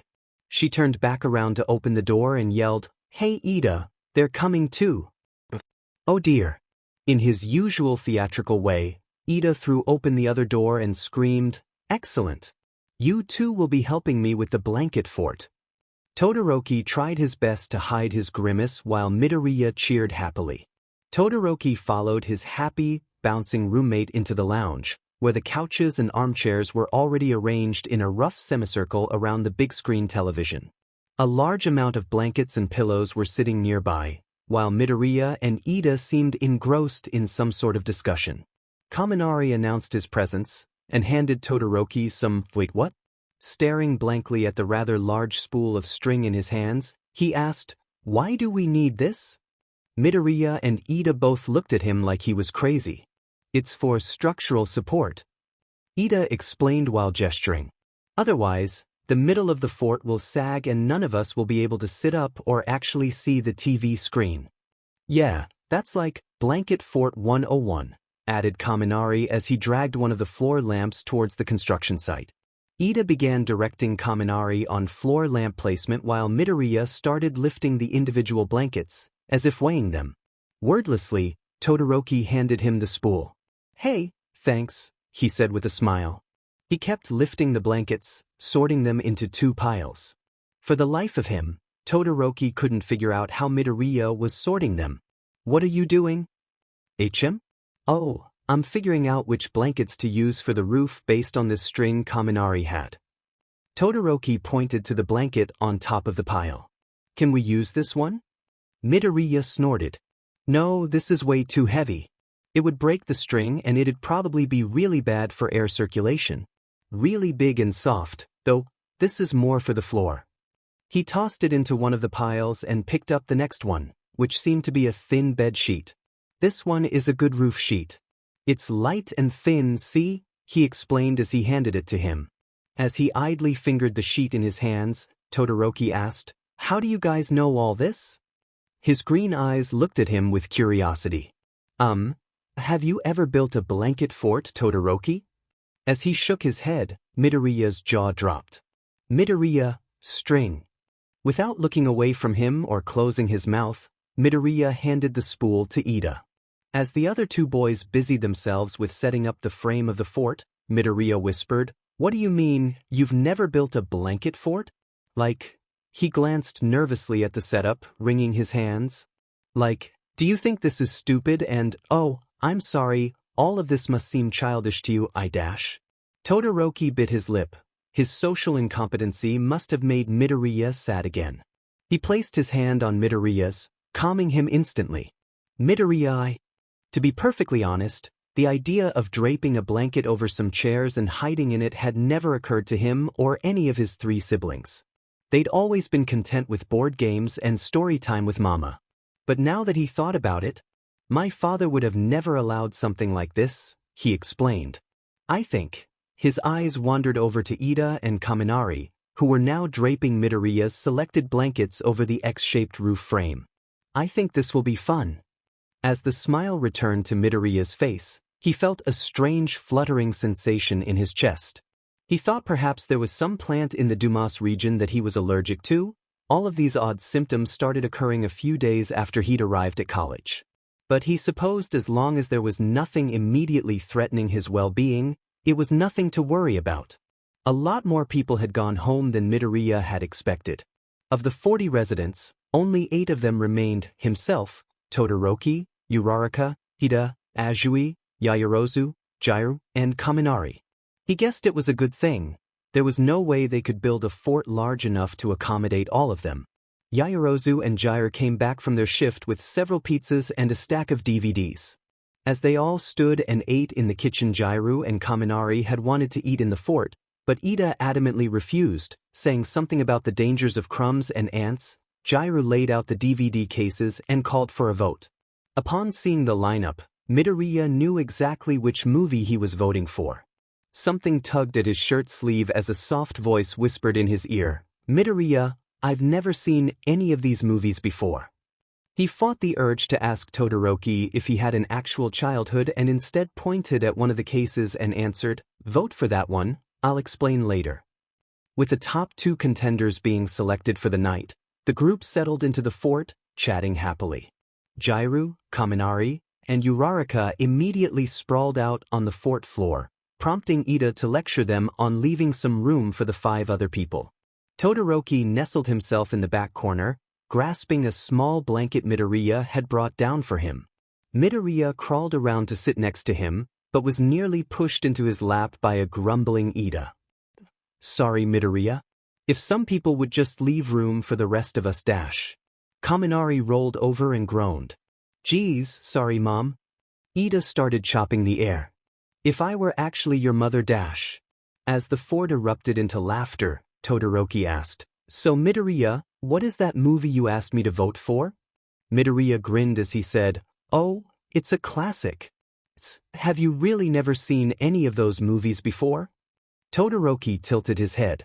"I have no reason to lie to you." How should he explain this movie? Well, this one is kind of like, it's basically a kiddie version of Hamlet, but with animated lions. And they sing. Midoriya hoped that his description of the movie conveyed its life-changing majesty. The look on Todoroki's face indicated that he had failed miserably. "It's a great movie, trust me," he pleaded. After a few moments of contemplation, Todoroki nodded. "I trust you." While Yaoyorozu dimmed the lights and took her seat, Yayu announced, "It's starting, shut up." As the logo for the animation studio appeared on the screen, Midoriya clenched his teeth. Nope, he would resist the urge this time. For the sake of his friend, who had never seen this movie before, he would not, under any circumstances. The sun rose over the African savanna and half of the group, Midoriya included, started belting out their own terrible renditions of the opening chorus. Out of the corner of his eye, he saw Todoroki jump a foot in the air, confused and probably a little terrified. His roommate hissed, "Midoriya, what the F?" On his other side, Ida gasped. "Shuto Todoroki, watch your language." Todoroki continued to stare at him, looking at little betrayed. Sheepishly, Midoriya scratched the back of his head and said, I told you there would be singing." "Wait a hot minute." Pausing the movie, Yayu sat up and looked at them. "Todoroki, you haven't seen this before?" Todoroki blinked. "No. Why?" He started rubbing his cheek, blushing. "Is this an important movie?" Everyone murmured agreement, but were all silenced by Yayu. She ordered, "Okay guys. Don't ruin this for Todoroki." Singing along. Amidst some groans, she unpaused the movie. To be honest, Midoriya watched Todoroki more than the movie. He didn't need to watch the screen, he knew every line of dialogue and every note of the songs and score. He wanted his quiet roommate to enjoy himself, and it appeared as though he was. Todoroki bobbed back and forth during the musical numbers, smiled at the friendships and budding romance, and Midoriya was almost sure he had shed a single tear when the lion cub's father died. After the climax, as the protagonist ascended to his rightful throne in the midst of a rainstorm, Todoroki had leaned forward, his jaw dropping. The credits started rolling, and 7 heads turned towards Todoroki. He simply said, "I liked it." They all cheered. After Kaminari loudly announced that he couldn't feel his butt, everyone agreed to take a short break before the next movie. Midoriya made a beeline for the kitchen. If Ida wouldn't allow pizza into the fort, there was no way a mug of hot chocolate would be acceptable. He was trying to cool off his freshly made drink when Todoroki stepped into the doorway. "Hey Todoroki." "Hey." He leaned against the door frame, avoiding eye contact. Midoriya drummed his fingers on the still warm mug. What to say? I'm really glad you liked the movie. It's my favorite childhood movie." Todoroki nodded, saying, "I can see why you like it." He still wasn't making eye contact. Of course, his roommate wasn't known for maintaining it, but what on earth could he be looking at? Midoriya realized too late that his roommate was staring at the mug in his hands. Turning scarlet, he blabbered, "Oh God, I'm sorry Todoroki, I should have asked if you wanted some, I can make you a cup if you want dash." "Midoriya." He shut his mouth, fidgeting nervously. Instead of scowling, like everyone else after one of his muttering episodes, Todoroki smiled. It's fine. Actually, have you seen Kaminari anywhere? Midoriya tilted his head. No. I haven't seen him since the end of the movie. Frowning, Todoroki nodded and left. Midoriya grasped the mug and kept blowing on it. The next movie would be starting any minute. He brought the mug to his lips. A voice echoed down the hallway. Midoriya, that's probably still hot. Don't burn yourself. He lowered the mug enough to call back, I won't, Todoroki. After 2 seconds of contemplation, he took a sip and winced. It was still hot. Thankfully, the break was much longer than Midoriya thought it would be. It turned out that Kaminari had made the well-thought-out decision to run to the grocery store a few blocks away for a pint of ice cream. When he burst through the doors, sweating and holding up his ice cream like it was some sort of trophy, Ida and Jairu started yelling at him. After the lecturing subsided, Yaoyorozu announced that she would be starting the next movie. With Ida forcing Kaminari to eat his ice cream outside the fort, there was more breathing room. Midoriya took his seat next to Todoroki, taking care to leave some space between them. He wasn't quite sure whether or not he was comfortable being so close during the last movie. Better safe than sorry. He was proven wrong when Todoroki closed the gap, curling up next to his left side. Wrapping the blanket around his knees, Todoroki murmured, I'm cold. It's okay, he replied as the movie started. This second movie was done by another branch of the same animation company, and Todoroki had also never seen it. Luckily, it wasn't a musical. Midoriya swore that Todoroki sighed in relief when he explained it to him. Midoriya outlined the plot. A clownfish searching the ocean for his lost son. Todoroki simply nodded, already engrossed in the movie. It was another one of Midoriya's favorites, but for some reason he couldn't keep his eyes open. Was it that late already? Or maybe it was the hot chocolate. The soothing sight of an animated ocean? He watched the light dance in the water. How these animators could accomplish this sense of realism, he would never know. He rested his head on Todoroki's shoulder and closed his eyes. Hopefully, he would forgive him for taking a short nap. Midoriya. He shifted, making small disgruntled noises. Whoever was calling his name, they would have to wait. Midoriya. No, 5 more minutes. Midoriya. With great difficulty, he opened his eyes and immediately shut them again. It was too bright to be his room. Where was he again? Midoriya. A firm hand shook his shoulder. Groaning and rubbing his eyes, he forced himself to take a look at his surroundings. A blanket roof blocking part of the sunlight coming in through the windows, sheets and pillows strewn across the floor, several sleeping bodies. Right now he remembered. The blanket fort, the movies, falling asleep on Todoroki's shoulder. Oh God. He snapped his head up, eyes wide and fully awake. And not even 5 inches from his face were a pair of blue and gray eyes. He didn't look angry or embarrassed, but then again he never really showed much of any emotion. Todoroki squeezed his shoulder. Midoriya, I have a very important question. Midoriya gulped. He had no good excuse for being so close to him. He should have asked permission first. He should have. I fell asleep. Did they find the fish son? Oh, thank God. Midoriya sighed, a stupid nervous grin spreading across his face. Yeah, they found him. Todoroki smiled and nodded. Drawing his knees up to his chest, he said, I liked that movie too. Oh good. That one's my second favorite childhood movie. Surreptitiously, he scooted a few inches to his right. Maybe his roommate didn't care that he'd used him as a pillow last night. But he'd better give him some breathing room and his personal space back. Just in case. Todoroki didn't seem to notice the small movement. Rubbing his chin with his forefinger, he asked, Why do you like that one? Besides the related animation companies, they don't seem to have too much in common. Oh. Well, Midoriya took a quick glance around the fort. Both Ida and Kaminari were out cold and snoring like trucks. Uraraka was facing away from them and bundled in several blankets, and the rest of them seemed to have left. If he kept his voice down. He leaned towards Todoroki and whispered, It's the dad. He went through so much to find his son and bring him back safe. I wish my dad was like that. Instead of just being gone. For the past 18 years. Todoroki stared at him blankly, unmoving. Midoriya realized too late that he had personally witnessed Todoroki's father raking him across the coals and possibly crushing his windpipe. In comparison, having an absent father didn't seem so bad after all.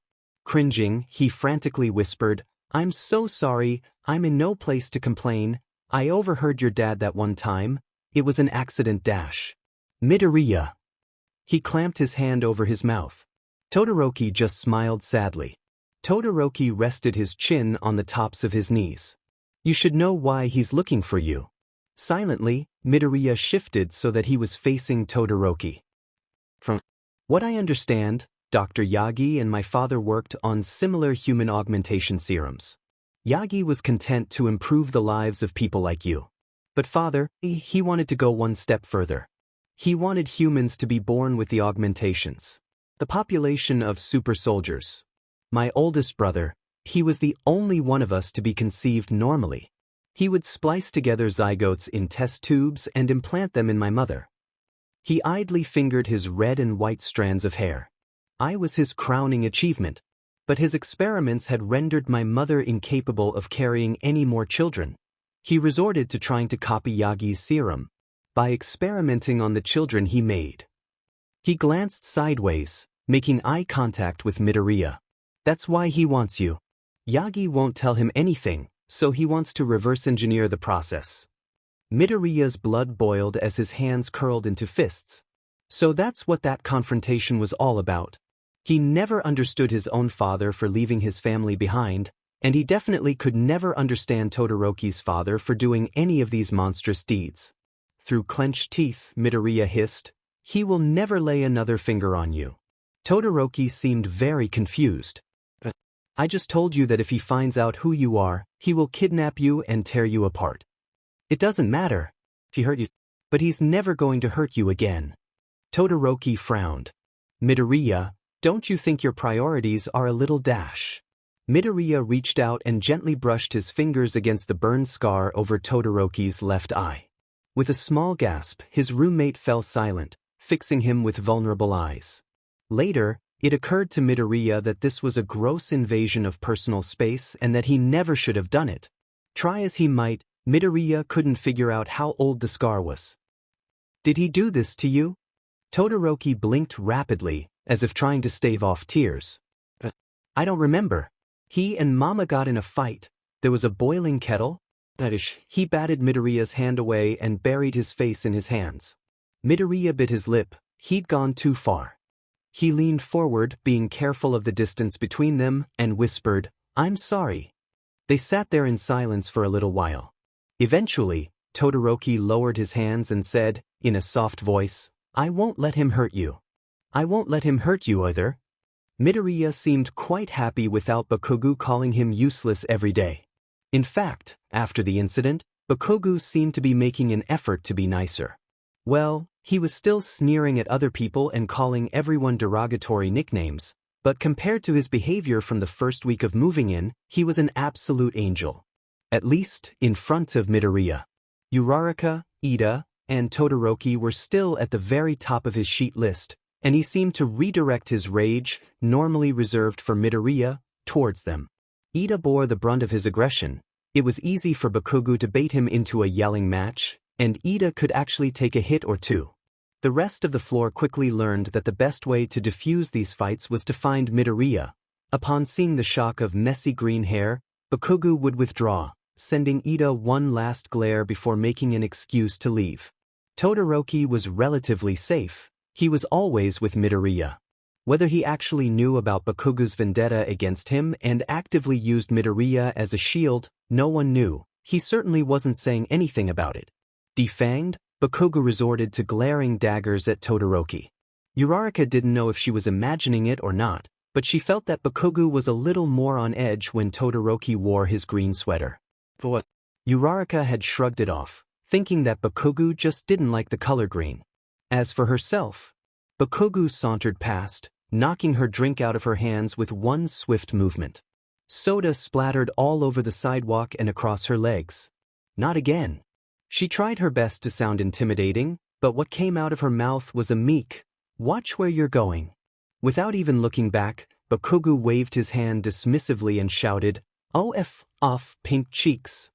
Sighing, she headed back into the dining hall to try to wipe herself down before the soda dried. To her surprise, Azui was standing next to the door, holding out a towelette. Uraraka took the towelette and began cleaning herself off, saying, "You saw that, huh?" Azui nodded sadly. "You know, I could start walking around with you so that Bakugo doesn't catch you alone like that. I think Ida would do it too if you asked him." Uraraka smiled as they left the dining hall and headed towards the dorm. "Thank you, Tsu." Azui tilted her head. But what? "Oh, sorry." Azui scratched her head sheepishly. "The way you trailed off like that? I thought you had something else to say." Uraraka chuckled sadly. Her roommate was a lot more perceptive than she seemed. I appreciate your offer, and I'm not gonna say no to spending more time with you. It's just that, well, I can't always hide behind other people when it comes to my problems, you know? I want to be able to deal with them on my own, so I don't always have to be rescued." Azui rested her forefinger on her chin, nodding. "That's really noble, Ochako. But the thing is, your problem right now is Bakugo. No one wants to deal with him on their own, and I know I can't sit still while he terrorizes my friend." Uraraka smiled. "Thank you. Again." They kept walking in silence, with Uraraka musing on the best way to deal with her angry problem. If she could stand up for herself, that would be great, but every time, without fail, her courage would flee at the sight of Bakugo.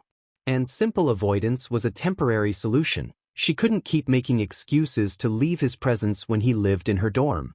Asking Ida for advice probably wouldn't help, judging from all the very loud arguments she'd overheard. He'd probably suggest a large confrontation, which she wasn't comfortable with. Perhaps she could take a leaf out of Todoroki's book and just hang out with Midoriya 24/7? Uraraka decided to bookmark that as Plan B. She knew she could never ask Midoriya about it. Despite his bullying, he still thought of Bakugo as his childhood friend, and he froze up as well whenever he was around. Except when he had to defend someone against Bakugo. A light bulb switched on in Uraraka's mind. Yes, Midoriya was terrified of Bakugo, but despite his fears, he was always the first one to jump to their defense. There had been that time in the dining hall with Todoroki, and part of the reason Bakugo stopped needling them around Midoriya was that he was always admonishing him, even though they could all see his knees shaking. Maybe she should be more like Deku. A hand waved in front of her face. "Earth to Ochako, are you there?" "Oh." She shook her head, trying to clear her mind. "I'm sorry, Tsu, I was thinking about stuff."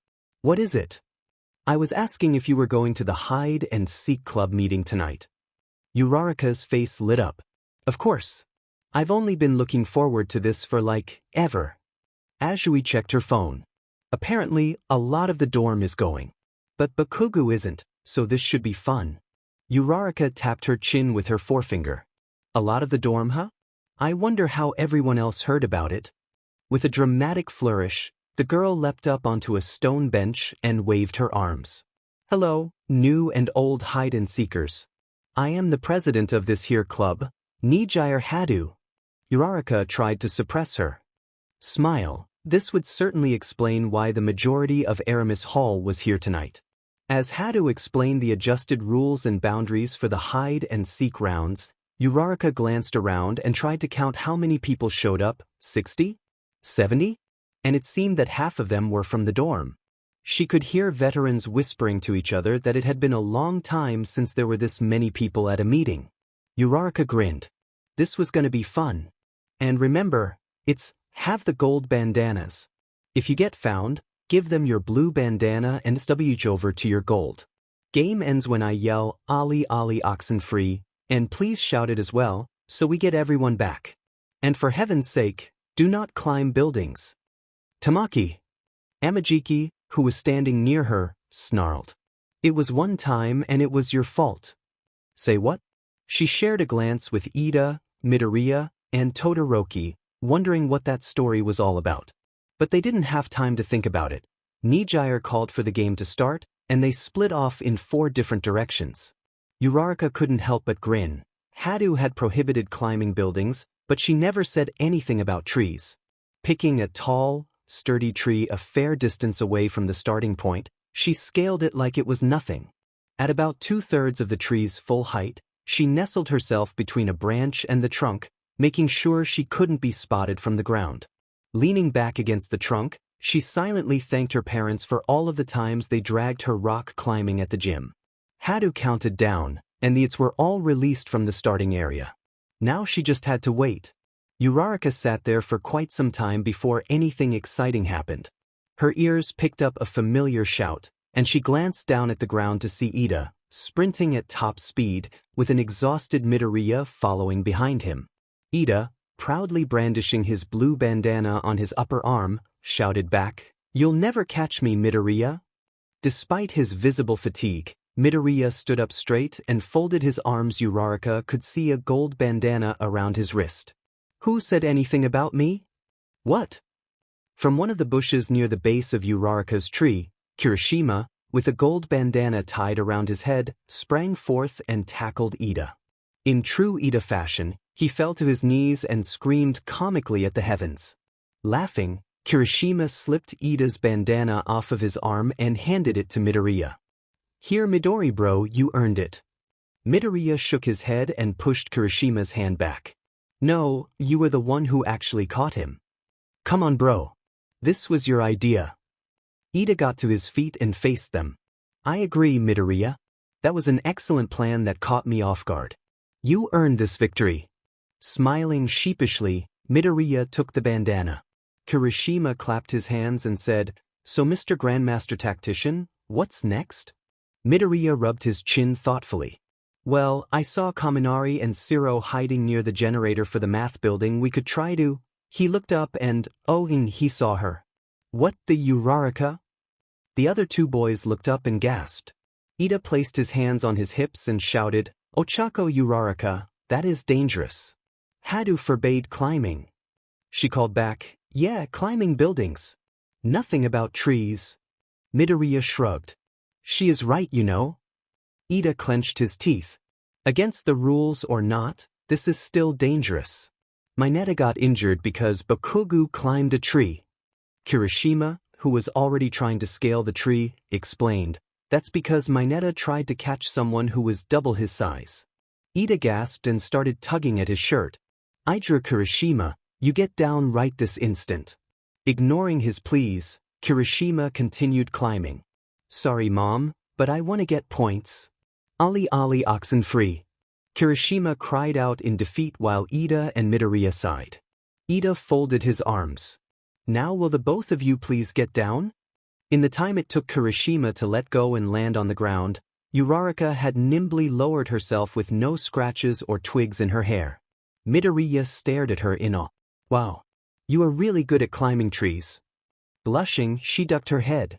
"It's not an impressive skill, I don't think." Midoriya snorted. "Are you kidding?" They fell into step as they headed towards the starting area.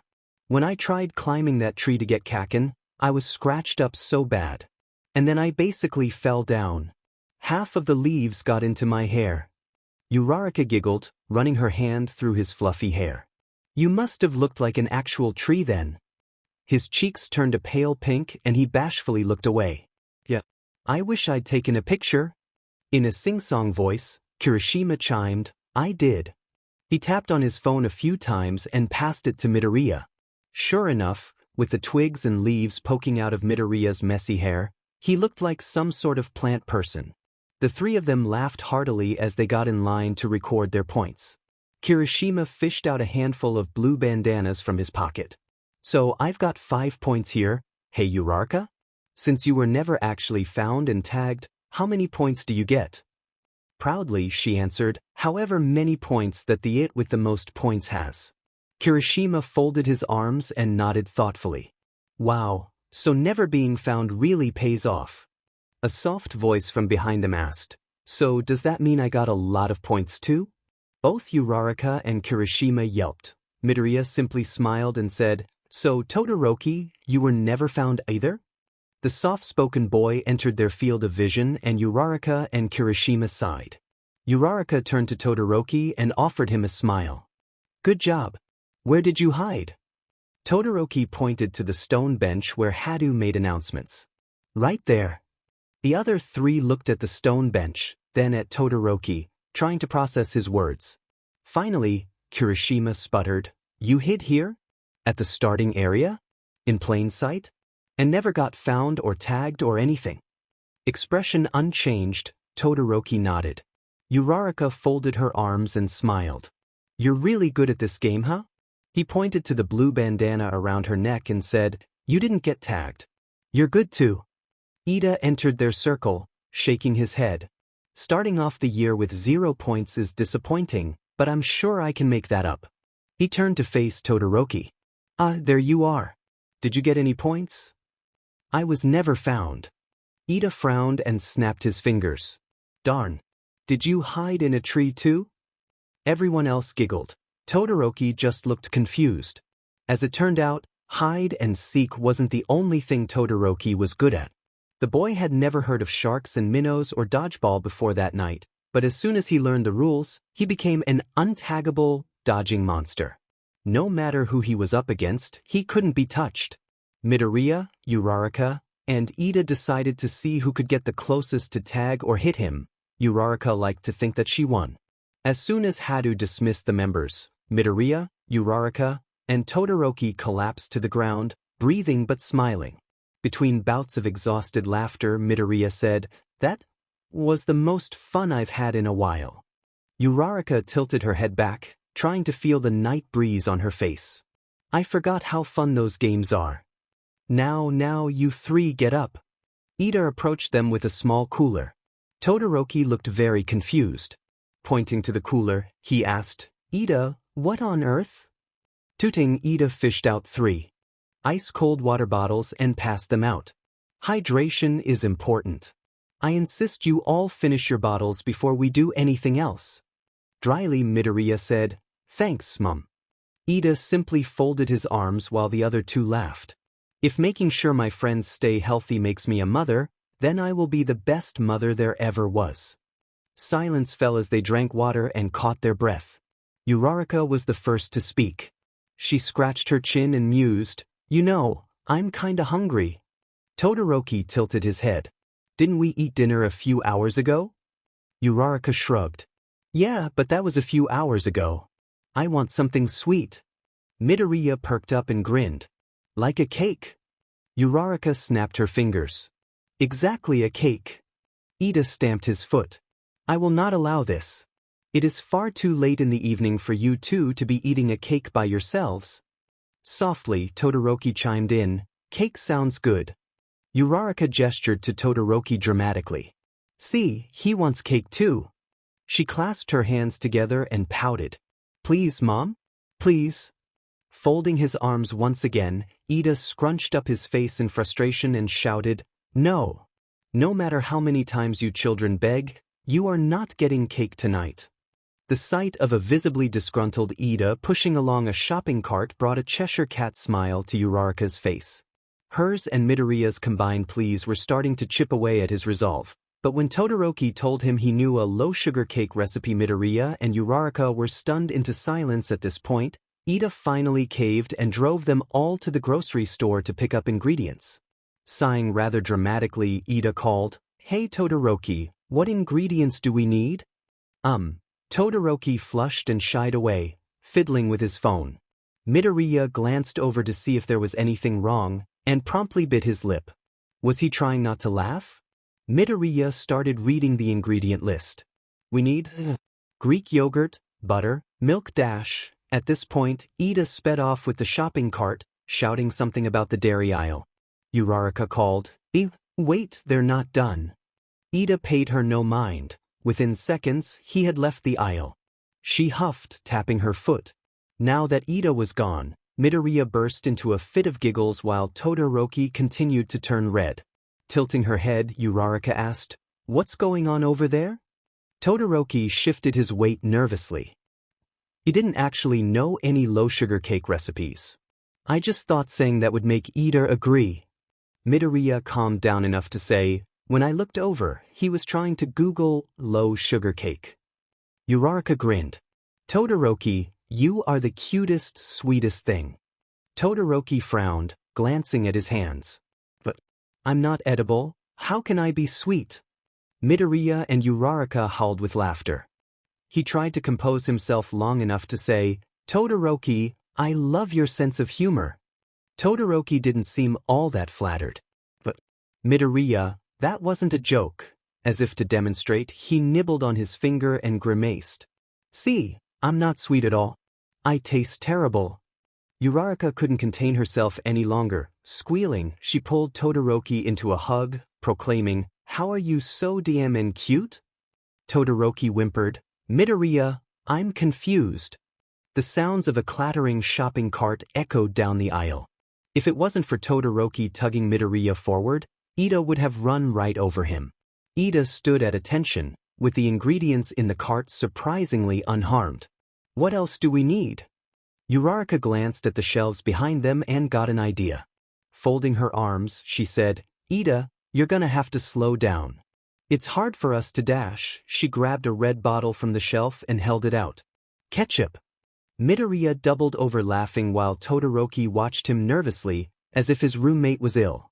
Despite his best efforts to remain stoic, Ida cracked a smile. He gestured towards her. Clever wordplay, Uraraka. But really, what's next on the list? Since Midoriya was a tad preoccupied, Todoroki read from the list. We still need vanilla extract, whole wheat flour, baking powder. Ida rubbed his chin. Sounds like we should head to the baking aisle then. Shall we go? The four of them started weaving through the grocery aisles.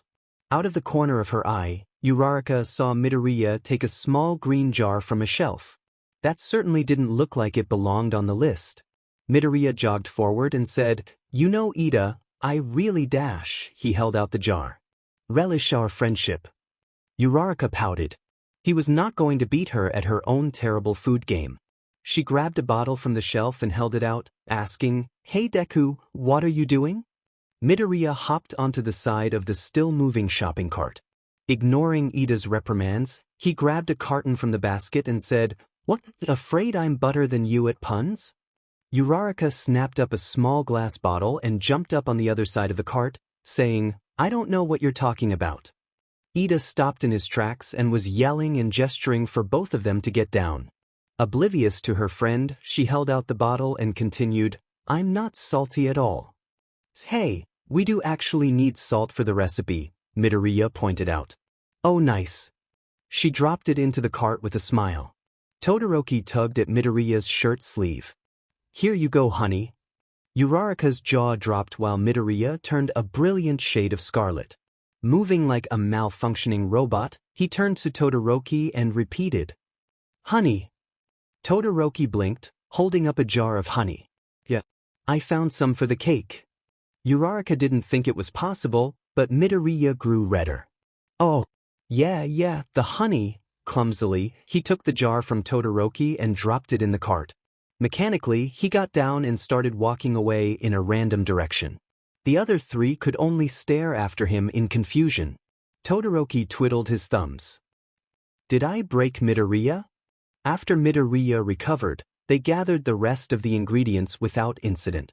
Uraraka made an effort to keep the conversation light after her friend nearly died of embarrassment. Midoriya's replies were shorter than usual, and she could see that his ears were still light pink. Although he had been getting better at conversations, Todoroki remained silent during the entire car ride. Uraraka made a mental note to ask him if anything was wrong.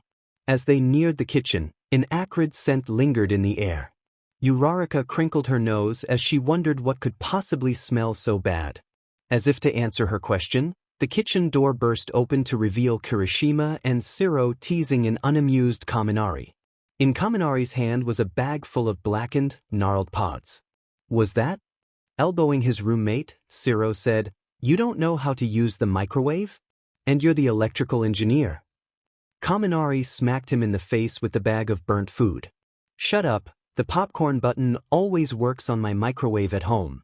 Kirishima snorted. Dude, you never use the popcorn button for popcorn. Kaminari waved his hands in frustration. Then what it is even for?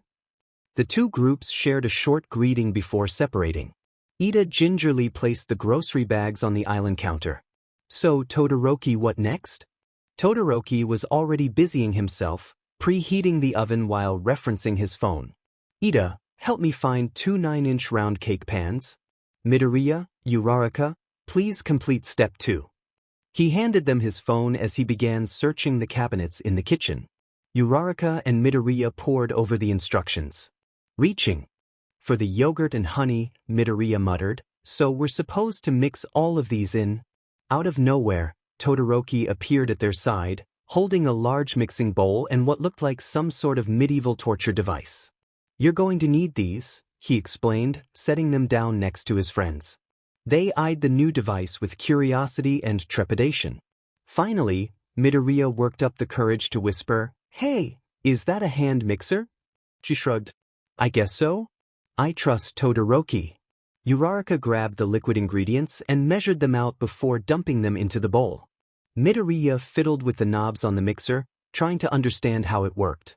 After careful observation, Midoriya declared, "Okay, I think I know how to work this thing now." "Uraraka, you done?" With a smile and a nod, she scooted over, leaving room for Midoriya. He stuck the mixing blades into the goopy mixture, switched the mixer on, and nothing happened. Frowning, he clicked the SW switch a few more times and tried adjusting the speed. Still nothing. Next to them, someone cleared their throat. They turned to see a halfway amused Todoroki, waving the unplugged power cord for the mixer. Sheepishly, they both bowed their heads. "How about I do this?" he offered. Midoriya's hand automatically snapped towards him to hand him the mixer. In the process, he had flung some of the raw ingredients onto Todoroki's face. After a moment's hesitation, he wiped his face clean, expression unchanged. "I should probably do this," he said with a chuckle. Within minutes, the liquid ingredients were well mixed and aerated, as the recipe called for. Midoriya and Uraraka decided to help Ida prepare the baking pans. Ida was more helpless in the kitchen than they were. Todoroki had told him to grease the baking pans, and he had torn apart the kitchen trying to find some cooking spray, not realizing that Todoroki had placed it next to the pans. Todoroki was adding in the dry ingredients when they finally finished preparing the baking pans. They watched him, completely and utterly fascinated with his finesse. Midoriya rested his chin on his folded arms. "Wow. I would have totally spilled all the flour by now." Ida's eyes followed Todoroki's hand as he stirred the mixture, as if hypnotized. "Todoroki, you must teach me how to cook." His ears turned pink. Continuing to mix, he murmured, "You could probably find someone better to teach you." Uraraka placed a gentle hand on his shoulder. "Oh, come on Todoroki. You found the golden egg, you kick butt at hide and seek, you won our food pun battle, and you know how to cook better than all three of us combined. What aren't you good at?" Without hesitation, he answered, "Being social and having friends." The corner of Uraraka's mouth twitched. She mentally noted that Todoroki was terrifyingly honest and probably didn't have much of a filter. Glancing over at Midoriya and Ida, she noted that they, too, were trying to mask their sudden unease. She was the one that brought the mood down. There had to be something she could do to fix it. Todoroki didn't seem to notice the heavy mood in the room. He called, "Uraraka, can you please start pouring in the milk?" Slowly. This was it. This was her chance. Picking up the measuring cup with a smile, she said, in a sing-song voice, "Okie dokie, Todoroki." She heard Ida's loud guffawing and something smacking the counter.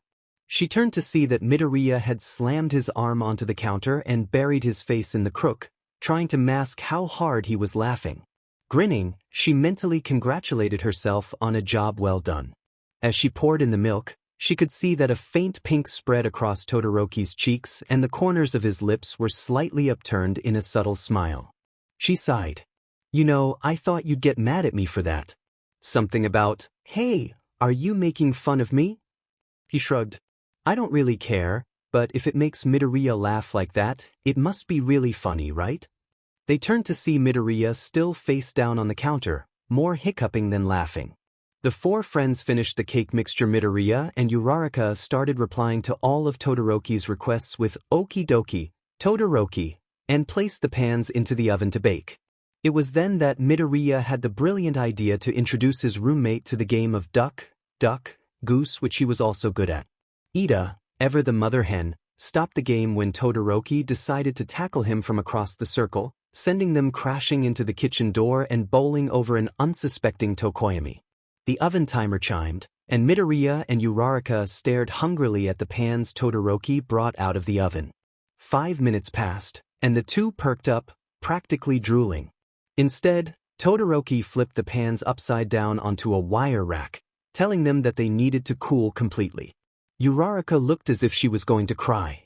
But Todoroki, I'm so hungry. Ida placed one of his hands on his hips and chopped the air with the other. Now Uraraka. Patience is a virtue. Don't you think this cake will taste much better once it's cooled off and properly frosted? Mid-lecture, Ida seemed to finally notice that Uraraka had picked up one of the cake layers and taken a large bite. He stomped his feet and started chopping the air frantically. Ochako, Uraraka, what in blazes are you doing? With her mouth full, she whined, but it's so good.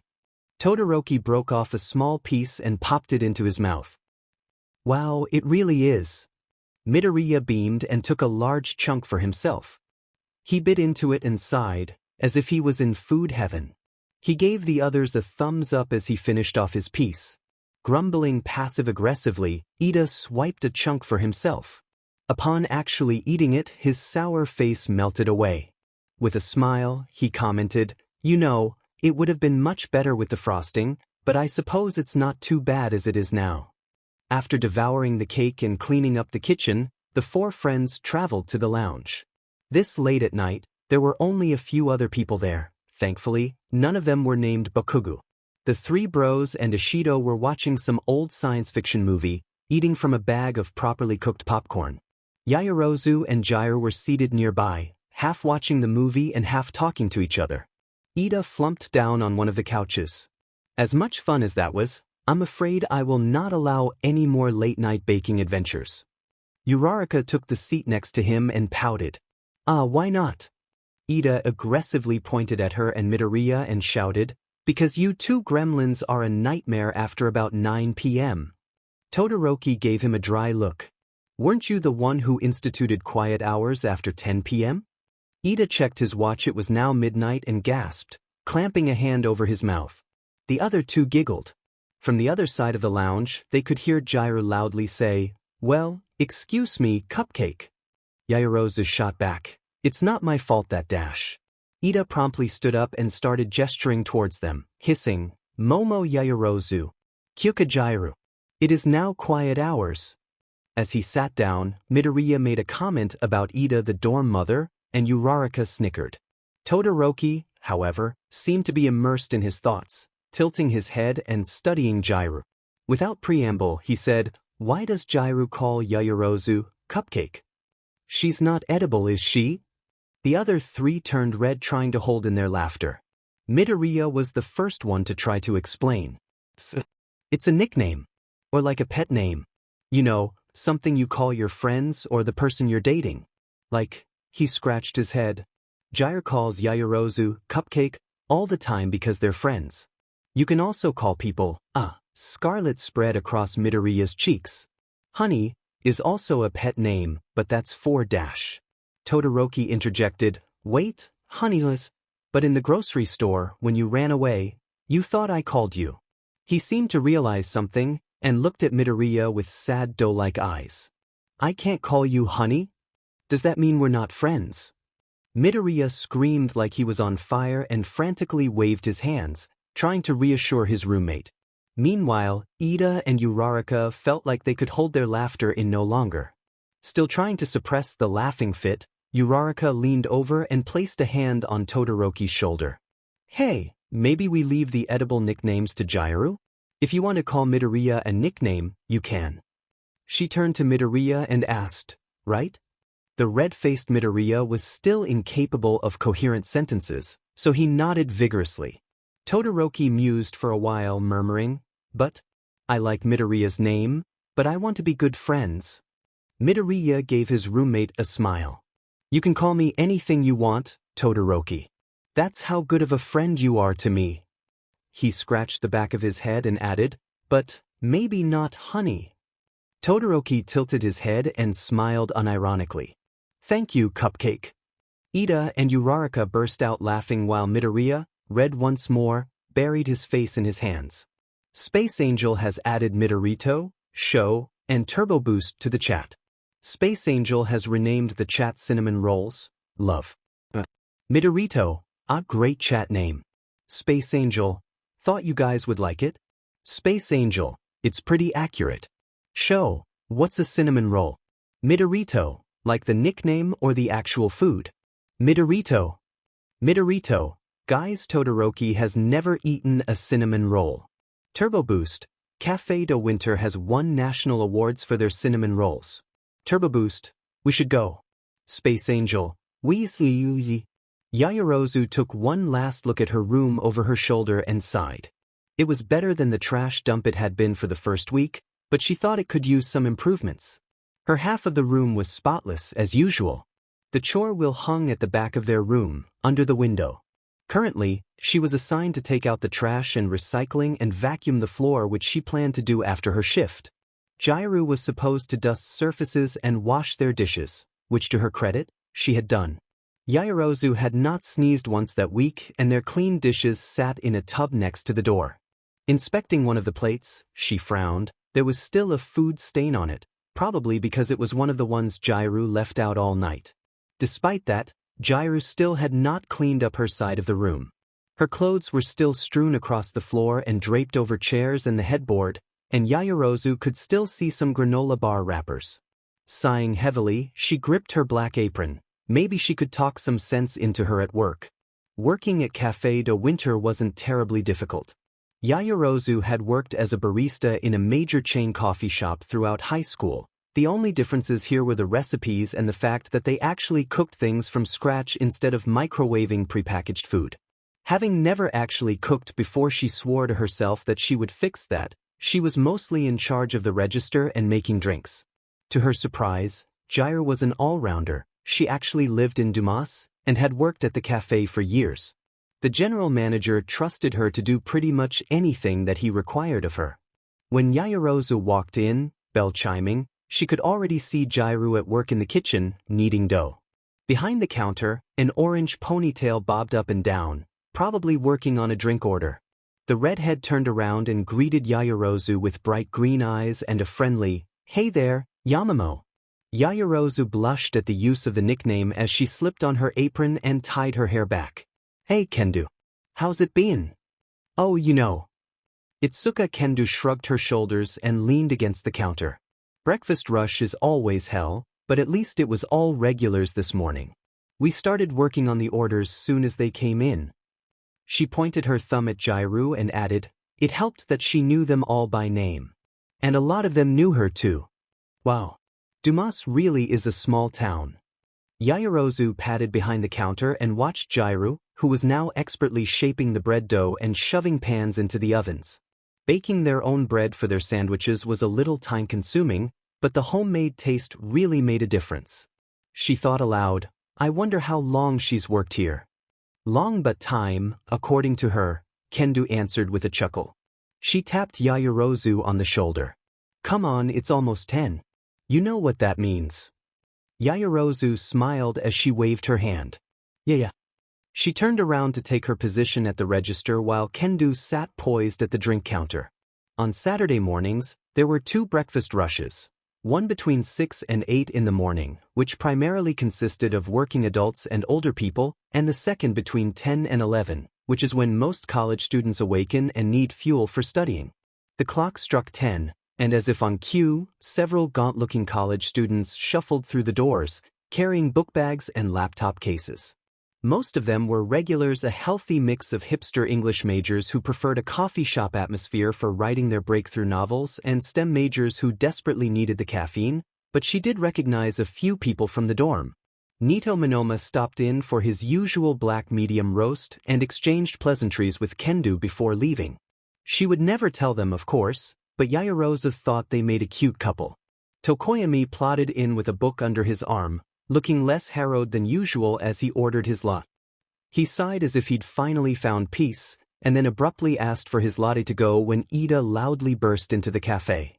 Ida patted his roommate's shoulder as he rushed out, completely oblivious. "Yarozu, good to see you," he greeted jovially. "I guess this is why you declined to join our physics study group today." She smiled sheepishly and shrugged. "If it doesn't get too busy, I can still help you guys out." A tired Uraraka emerged from behind Ida and clasped her hands together. "Please do. You explain kinematics way better than dorm mom here." Ida placed his hand on his heart and made an offended scoff. "Ochako Uraraka, is that what you really think of me?" He folded his arms and huffed. "Well, don't come to me for help when we move on to Newton's laws." Pfft. She waved her hand dismissively. "Every action has an equal and opposite reaction." "Done." Ida frowned. "Do you really think it's that simple? Wait until we have a weight on a spring in an elevator that's accelerating upwards and you have to dash." Uraraka looked absolutely horrified. "Wait, no, stop, I'm sorry." After some more bemoaning about their physics class, Ida and Uraraka placed their drink orders: an Americano for Ida and a pumpkin spice latte for Uraraka. The two friends pulled together some of the tables in the back, reserved for large groups. Yaoyorozu smiled after them as she passed on their drink orders to Kendo. She'd been worried about jumping right into the calculus-based physics class, thinking that she would be surrounded by upperclassmen and finding study partners would be a little awkward. But no, half of the class was actually living in Aramis Hall. Ida was holding a study group for physics. Ida probably invited everyone from the dorm that shared their physics class. Which means, a look of horrific dread replaced Yaoyorozu's smile. Oh come on, she had spent all week babysitting those idiots. This was supposed to be her day off. The bell rang and she knew that they had walked in. Talking loudly about jokes from internet message boards, using so much slang she didn't quite know what they were saying, and of course, calling everyone bro. She braced herself with her best customer service smile and turned around to face her four ill-behaved children. "Hello, welcome to Café de Winter," she greeted in a strained voice. Kirishima and Kaminari waved back ecstatically. Kaminari happily answered, "Yaobrozu." "Su." She tilted her head and repeated, "Su." Siro bounced up and down. "Yasu." "As in Suda?" "Suda?" Yaoyorozu racked her brain for a translation. Luckily, Ashido noticed her confusion and whispered, "It means, sup dude." She nodded. "Well, that makes sense. Wait, no it doesn't." Eyeing Kaminari, she asked, "Sup dude is already a really short phrase. Why on earth would you try to shorten it even more?" After pondering the question for a bit, he shrugged and gave Yaoyorozu his order: a roast beef sandwich. Sighing, she rang up the sandwich. "That will be $4. Would you like your sandwich toasted?" An evil grin spread across his face. Loud enough for Jairu to hear in the kitchen, he called, "Yeah, blaze it." Raucous laughter rang out from behind her. It almost sounded like Jairu was dying. Yaoyorozu gritted her teeth. This was going to be a long shift. By some miracle, Yaoyorozu hadn't snapped. The college student breakfast rush came and went without incident, and the lunch rush was nearly non-existent once people peered into the windows and saw that the cafe was full of study groups. On her lunch break, Yaoyorozu grabbed a simple grilled cheese and her usual peppermint mocha and sat with the physics study group. Uraraka latched onto her immediately, begging her to explain the theory and concepts. She did her best to teach her while actively ignoring the idiot squad pestering Ida. They seemed to take delight in how easy it was to get under his skin. He was chopping the air and angrily telling them off about something. Yaoyorozu resisted the urge to slam her head against the table. Rubbing her temples, she quietly asked, "How long have they been at this?" Uraraka pursed her lips and checked her phone for the time. Like 15 minutes, give or take?" That was just like her idiot children. They all knew they received poor grades on their homework, and they all knew that Ida and herself were the top of the class. Surely they could be a little grateful for the help. After all, their first test was coming up. Yaoyorozu rolled her eyes and loudly cleared her throat.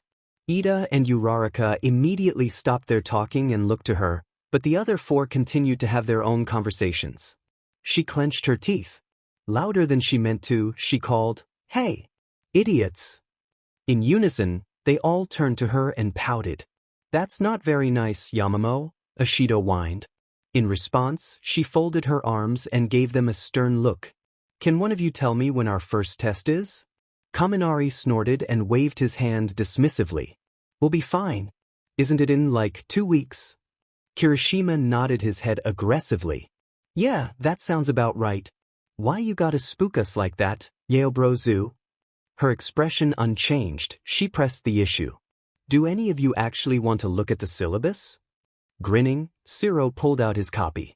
Honestly, Yaobrozu, you're worse than Mama Ida over here. His chipper smile melted away, turning into abject terror. He hissed, You've gotta be kidding me. It's on Wednesday? The other 3 idiots looked as though they'd seen ghosts. They piled on each other, craning to see Siro's syllabus. Her voice breaking, Ashido wailed, We're having a review session in class on Monday, right? Right. In unison, Ida and Yaoyorozu answered, No. Yaoyorozu gathered her plate and mug and headed towards the kitchen, her lunch break almost over. She couldn't help but smile as she overheard Ida explaining that the content in Monday's lecture would not be on the test and everyone else's subsequent cries. Maybe she was being too hard on her children, but if this was how to get them to buckle down and take their classes seriously, then so be it. The group was still cramming by the time she had clocked out at 4, and she quietly slipped out, hoping that they didn't notice her. Her children were hopeless idiots, but it sounded like Ida had finally drilled the concepts into their thick skulls. As for Uraraka, Yaoyorozu felt sorry for her. She pulled out her phone to send her a quick message about an extra study session. She debated whether or not to specify that the session was for her and her alone, but she decided against it. Uraraka knew better than to bring one of those idiots. She entered her room, dropped her apron and keys on the floor, and leaned on the closed door for support. She wasn't expecting to be so tired after her shift, but then again, she wasn't expecting the idiot squad to waltz in and ruin her day. Tired or not, she couldn't shirk her duties. Picking up her things, she searched the room for the vacuum. After 10 minutes of frustrated searching, she finally found that Jairu had been using it as a towel rack. This did not help Yaoyorozu's sour mood. She aggressively vacuumed her half of the room, going over the same sections of floor over and over again. Once she was satisfied, she turned towards Jairu's half of the room and abruptly turned the vacuum off. Cleaning was normally a good de-stressor for her, but staring at her roommate's mess made her sick. She needed her backup de-stressor. Furtively, she locked the door. With the idiot squad already at the cafe, she knew that Jairu would join them after her shift ended. After Ida ended the study session, they would probably hang out for a few more hours. That gave her plenty of time. After messaging Ida to tell her when the session was over, she cracked her knuckles, plugged in her earphones, and turned on her laptop. A few hours would be more than enough. She hoped she could get a few good rounds in. As the group reached the 3rd floor, Kaminari elbowed Jairu playfully. You know, I think I'll order that every time I come in. Jairu tried to stifle her laughter and failed miserably. I swear to God, if I hear you say, blaze it, every goddamn lunch dash. The 4 of them giggled like a bunch of 5-year-olds that just learned their first swear word. Jairu simply shook her head. These guys may be a bunch of idiots, but they were her idiots. As they approached her door, she shushed them. Be quiet, guys. Please, she pleaded. If Yamamo's in there, she won't like you bunch barging in. Ashido pouted and pointed to the travel mug in her hand. Isn't that why you brought that peppermint hot chocolate? To apologize for us? Jairu lowered the travel mug and glared at Ashido. For earlier. It's not for if you guys waltz in and, I dunno, interrupt her studying or some sheet. Just, if she's in there, shut up and stay out. Grumbling they all complied. As quietly as she could, she unlocked the door and poked her head in. The room looked almost exactly the same as she had left it this morning. Yaoyorozu's half looked slightly cleaner, and the vacuum was sitting in the middle of the room, but otherwise, her mess was exactly where she left it. Yaoyorozu herself was at her desk, facing away from her with her earphones in. Whatever it was that she was doing on her computer, she was very invested in it. Jairu frowned. If she really was studying, would she want to be interrupted for a peace offering? She supposed she could just leave it on her desk. She padded through their room, trying not to disturb her roommate. She was almost at Yayarose's desk when she heard a loud clattering noise from behind her. Turning around, she glared daggers at Ishido, who had knocked over the vacuum. Sorry, she mouthed. Unamused, Jiraiya glanced sideways, hoping that the noise hadn't rattled Yayarozu too much. To her surprise, it seemed like she never noticed the vacuum falling down at all. What on earth could she be studying to distract her this much? It was then that Jiraiya actually noticed what was on her laptop screen. Holy F-. Was she playing Overwatch? From the player interface, Jiraiya figured she was playing Mercy, a healing and support-oriented character, on one of the assault maps. She was on the attacking team, trying to take capture points on the map defended by the other team. They'd already captured one, and it looked like they were launching their assault on the second point. Jiraiya's breath hitched in her throat. She'd played enough of this game to know that taking the second point was a very hard task for an uncoordinated team. To amp up the challenge for the attacking team, the second point was always more defensible, with more choke points and fewer direct paths to the objective. A well-placed tank or turret for the defending team, and the attacking team would crumble like ocean waves against a rocky shore. To her surprise, the rest of the group had trickled in quietly, watching Yayarose's laptop screen with rapt attention. No time to reprimand them now, her team was launching their attack. Things went wrong almost immediately. The large armored character in the lead, whose job was to keep his shield up to protect his other 5 teammates, suddenly deactivated his shield and propelled himself forward, pinning the other team's tank against a wall but leaving himself open to attack. Some of the other teammates broke formation and charged in. Yayarozu snarled. "You idiots, not yet, they have a May dash." As if on cue, a giant ice wall materialized on the border of the capture point, separating her team. Cursing under her breath, she directed her character to move around the ice wall and dash towards her nearest ally, healing them. Jiraiya grimaced and feared for her friend's virtual life. This was why she never played support characters, and especially not Mercy. She had to juggle healing or boosting the attack power of her allies, not to mention dodging any and all enemy attacks. Mercy had very low health, and given that one of her unique abilities allowed her to resurrect a fallen ally, she was a priority target. Jiraiya just couldn't handle that kind of pressure. Yayarozu was doing her best to keep her team healed and stay alive, but she failed. Her team's tank flopped down, dead. By this time, the rest of her team had broken through the ice wall and activated many of their powerful ultimate abilities. Unfortunately, the enemy team had the same idea. The screen was a mess of lights and motion as Yayarozu tried to get out of the enemy team's range. She was doing her best to keep everyone healed, but it was a difficult task without the tank. Growling, Yayarozu commanded her character to dash forward and, yes, they had their tank back. She spat, "I swear to God, if you just made me waste that resurrect dash." Even with the tank at full health, they were fighting a losing battle. The tank had learned his lesson and kept his shield up, only deactivating it to throw out a ranged attack with his hammer. He could defend the team against the hard hitters, but some of the enemy team slipped around him and started picking off her allies one by one. Eventually, it was just down to her and the tank. Yayarozu cursed again. Oh, for the love of dash. She activated her character's ultimate ability, which bolstered all of her stats. Switching from the healing staff to a small pistol, Jiraiya hadn't even known Mercy had a sidearm. She started firing at the enemy team through the tank's shield. Battered and low on health from her team's earlier attack, they fell like flies.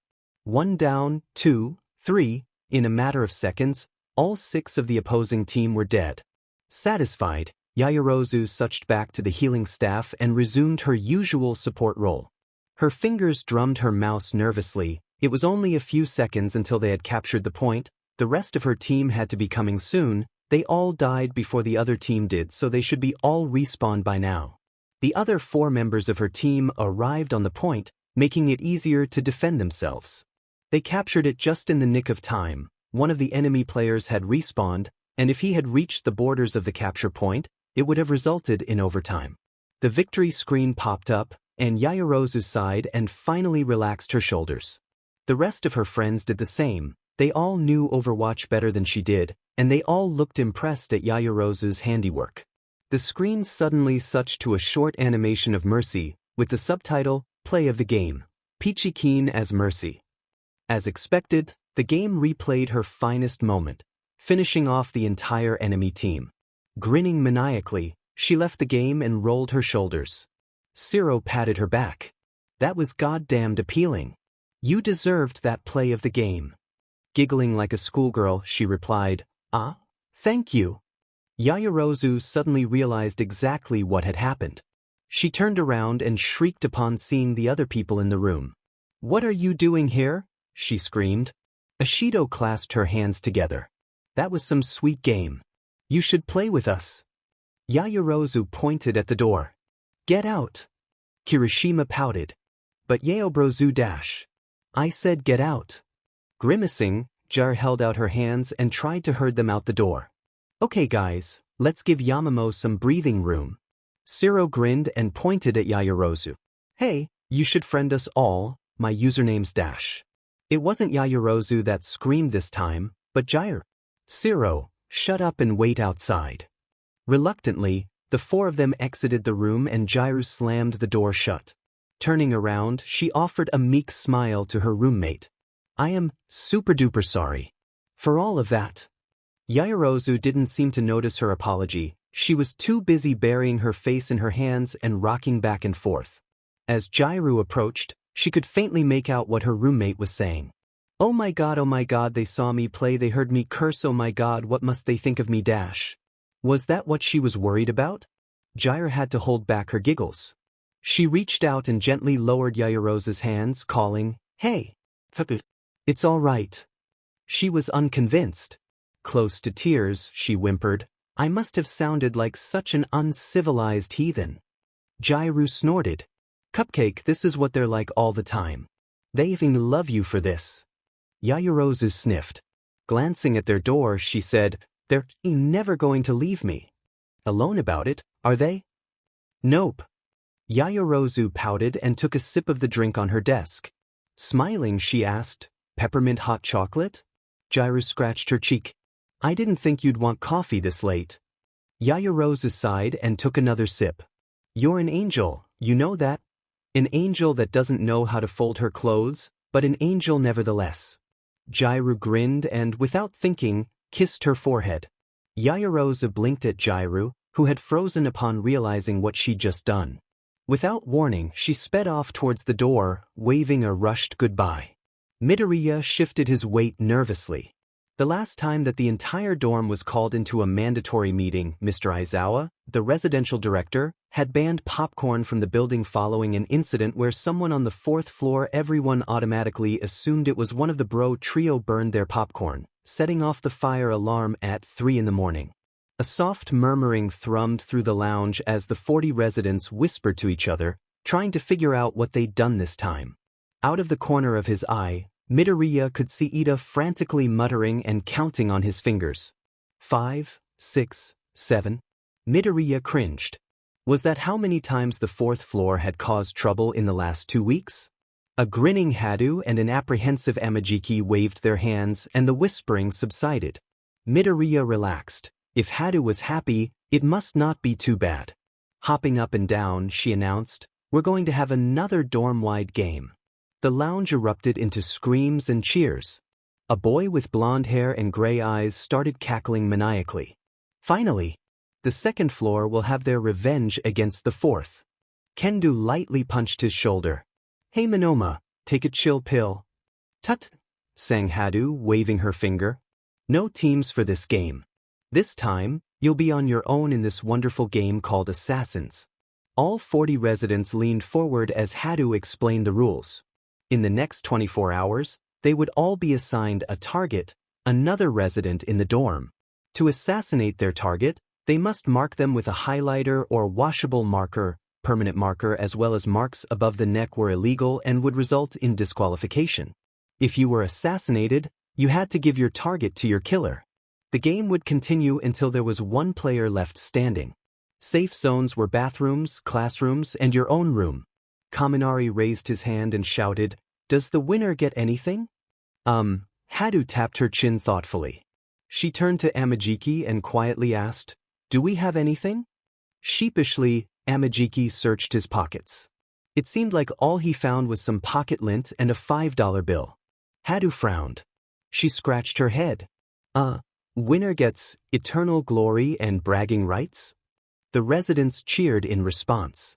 Bakugo leapt to his feet, smirking, and pointed at Midoriya. I'm gonna win this thing, and I'm going to kill Deku to do it. Midoriya whimpered and shuffled to hide behind Todoroki. The old Bakugo was back. Day 0 Friday. Even though he had already memorized the text on the index card, Todoroki folded it open again. The game starts at midnight tonight. Reminders: no permanent marker, nothing above the neck, and safe zones in the dorm will be marked. On the next line was the name of his target. He stared at the letters until his vision blurred. How on earth was he supposed to assassinate them? Ida slammed open their door with his usual aplomb. Good evening, my friends. From under one of his outstretched arms, Uraraka poked her head in. Hey Deku, we're not late to the strategy meeting, right? Midoriya hopped off of his bed and smiled. Nope, you're okay. Oh, and don't forget to close the door. Ida did as he was told while Uraraka took a seat on the edge of Midoriya's bed. Tilting her head, she asked, Got any ideas for how you'll win? Midoriya sighed and turned away from her. I think it'd be best if I just helped one of you guys win. Ida folded his arms and frowned. Is this about Bakugo and his declaration of war? Midoriya nodded solemnly. He won't let me forget. Todoroki folded up his index card and focused on the creases in the paper. If he focused on something, anything, he might forget about Bakugo. Bakugo trying to trip Midoriya in the hallways, not bothering to be discreet about it.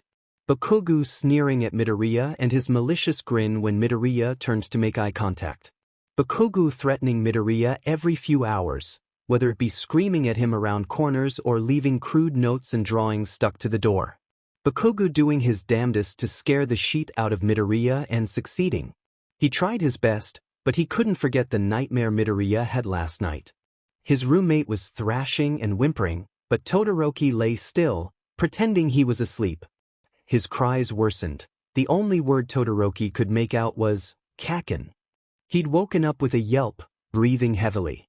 When Todoroki woke up, Midoriya was still sitting on his bed, his blankets wrapped around him. He'd never gone back to sleep. Todoroki crushed the folded index card in his hand. Uraraka huffed. He's a shitty person. We should focus on making him lose. Todoroki swore he could actually see the chill run up Midoriya's spine. No. That's a terrible idea. He would dash. Ida gestured affirmatively. If one of us just gets through the target circle, we could take him out fair and square. No need for him to find out all of us conspired against him. Reluctantly, Midoriya nodded his head. But, which one of us will do it? An uncomfortable silence settled over the room. With Bakugo as riled up as he was, who in their right mind would go after him? Todoroki curled up in the corner where his headboard met the wall and unfolded the crumpled index card. As he read his target's name, something dawned on him. This could work. Confidently, he said, Midoriya, I think you could win this game. And it would be incredibly karmic if you killed Bakugo to do it. His friends reacted as he expected, blank stares and worrying for his sanity. Ida stepped forward. Todoroki, it would be nice for all of that to happen, but I'm not sure if we could make it work.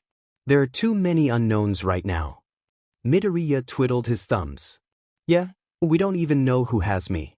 We'd have to do some extensive intel or just have me under heavy guard 24/7. Todoroki moved forward and sat on the edge of his bed. It'll work, he assured them, holding out the index card. The three of them padded closer to read the name of his target. Izuku Midoriya. Here's my plan. Midoriya, I'm not going to assassinate you. As long as I can borrow your notes and you bring me meals, I have no reason to leave this room. My assassin will have very little opportunity to eliminate me, which means you can move around freely. Ida and Uraraka can help you with your targets. Midoriya's eyes widened. Oh my god, Todoroki, this could work. The shadow of a smile appeared on Todoroki's face. All the information we need now is the name of my assassin. Yeah, But we need the complete assassination circle. But why? As the two roommates animatedly discussed their plans, Ida and Uraraka glanced at each other. Wow, Uraraka breathed. They are really getting into this. Ida gestured positively. It's certainly nice to see Todoroki so invested in something. Uraraka nodded quietly, studying. Midoriya and Todoroki. She'd seen Midoriya happy, of course. His face lit up whenever they hung out, and they were always on the same wavelength. She'd seen his smile, brighter than the sun and stars, and she'd seen him with his guard down. But there was something about the way he interacted with Todoroki. Some spark in his eyes that she'd never seen before, the way his shoulders relaxed, the way he felt safe enough to reach out and touch him. Oh, she noticed, all right. Midoriya still froze up whenever she hugged him. There was no way she wouldn't feel that. And he was still hesitant to initiate any kind of touch with her, be it a hug or a handshake. She and Todoroki weren't so different, were they? What did he have that she didn't? Midoriya abruptly turned towards her and she was caught off guard. Hey, Uraraka? Hey. Midoriya waved his hand in front of her face and she blinked. Sorry, what's up? We need as much information on everyone's targets as we can. Wanna help text everyone? Uraraka sighed and smiled. Nodding her head, she took out her phone. The room was silent, save for the occasional text tone and someone getting up to write an assassin target pairing on Midoriya's clipboard. After about an hour of waiting of replies, they hadn't gotten anywhere else. All the information they had added were Tokoyami's and Azui's targets Ishido and Ida, respectively. Ida had blanched at the information and begged Uraraka not to betray him. It seemed that the paranoia had set in. No one knew who to trust except their own roommates. As it turned out, Uraraka had Tokoyami as her target. Ida swore to several holy deities that he would protect his roommate at all costs, but in the middle of his rousing speech, all of their phones went off. Aramis Hall. Tenebrae. Whoever has me as their target, I will be in the courtyard reading a book from 11 to please take me out. I have no wish to take part in this mad banquet of darkness. Nijire Hadu. Tenebrae, your sad face does nothing to me. Midoriya shrugged. At least you'll be getting a kill tomorrow? Ida's target was Aoyama. They figured that Ida could just hang around the theater building, and Uraraka made a joke about distracting him with glitter. Of course, Ida didn't understand that it was a joke and immediately messaged Ishido, asking for a bottle of glitter. Uraraka leaned forward. So who do you have, Deku? Midoriya rummaged through his pockets, finally fishing out a small, crumpled index card. Glad I didn't do laundry today. I have, he frowned. Kirishima. Todoroki rubbed his cheek thoughtfully. He's too friendly for his own good. You can probably lure him into a trap easily. Uraraka nodded. Yeah, and I don't think he'd hold it against you. Why are you worried? In retrospect, Uraraka should have known his answer. After a few seconds of silence, Midoriya managed to mutter. Kaken. She reached out and placed a gentle hand on his shoulder. Trying not to notice the way he flinched and froze, she said, You know, Kirishima's not always around Bakugo. Ida began gesturing. She is right, you know. On weekends, Kirishima is usually with Kaminari, Siro, and Ishido. The only time he's near Bakugo is at the dorm dinner. His arms dropped sadly. With all the assassin paranoia, I guess we aren't having those for a while. Todoroki interjected. How and why do you know how Kirishima spends his time? Ida folded his arms and huffed. It is the duty of the RA and a mother to know how their children spend their time. Todoroki grimaced. No, it's not. Please stop stalking us. They all fell silent at the sound of Ishido's voice floating down the hallway. Her presence was normal on the 4th floor. She and the bro trio usually joined forces for hijinks and shenanigans. But what she was saying, what on earth? Mineta, she cooed in a sing-song voice. I know you're here. Where are you? I have something for you. Mineta. Uraraka had only seen him a few times in the last month. It seemed like he didn't really get out much, and the rest of the 4th floor was hesitant to talk about him. In particular, Shuji would freeze up and stare into the distance at something that was never there. Ojiro would have to bring him back to reality and immediately change the subject. Ida cracked the door open as they poked their heads out. Many of the other residents did the same. Evidently, someone calling on Mineta was unheard of. They all watched as Ashido shamelessly knocked on his door. And what was that she had in her hand? Mineta burst through the door and into the hallway, eager to see why a girl was calling on him. With triumphant laughter, Ashido swung her arm in a wide arc, leaving a bright pink mark on his arm. While the boys around her gaped at the spectacle, Uraraka glanced at the clock in Midoriya's room. Midnight. The game had begun. Day 1 Saturday. Players remaining, 39. Unfortunately for them, Ashido wasn't the only one attempting a midnight assassination. Shouts and battle cries echoed through the hallways. Residents peeked out of their doors, wondering what the commotion was, and then immediately locked themselves in upon realizing the game had started. The door across from Midoriya opened, and his life flashed before his eyes. An irritated, pajama-clad Bakugo stepped into the hallway with a marker hanging from a loose string necklace. He mumbled something about stupid idiots before realizing that Midoriya's door was open. His red eyes fixed on them all while an evil smirk slowly spread across his face. He lunged forward, screaming, "Stand still, pink cheeks." Things got very blurry and very confusing. Midoriya knew that Uraraka had screamed, but he didn't know where she was anymore. He was a little preoccupied with trying to shut his door against a struggling Bakugo. If it had been just him, Bakugo would have won, no problem. But with forceful shoves from Ida and Todoroki, they managed to get the door mostly closed. Mostly, because they had closed it on Bakugo's arm, which was flailing about, brandishing a marker. Bakugo kept cursing, and Uraraka kept screaming, and Midoriya wanted to scream too because Todoroki was telling Ida to open the door and "No, are you crazy? Don't open the door, Todoroki, don't let him get in." Above the craziness and impending panic attack, he heard Todoroki's voice. "Midoriya, trust me." Midoriya took a breath and fell back.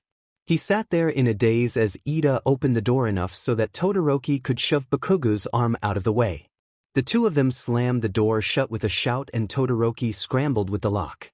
The room was quiet, save for their exhausted breathing. Midoriya thought he heard someone call his name, thought he felt someone grasp his hand. Focus, he needed to focus. Focus and take deep breaths. As he slowed his breathing, he concentrated on the object immediately in front of him. Red and white, mixing together?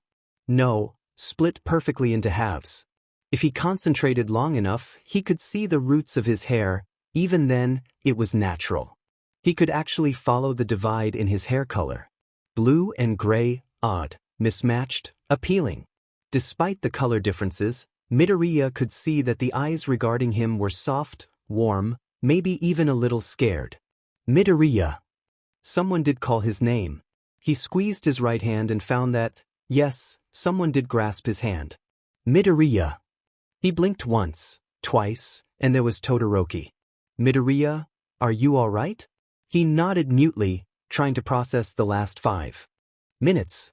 Bakugo, scary Bakugo had charged them. They closed the door. Bakugo had said something about pink cheeks, but what? The memory of Uraraka's screams dragged him back to reality. Uraraka. He leapt to his feet and swiveled his head, cursing himself for not being brave enough to help her. Where was she? There she was. Under his desk. Curled up. Crying.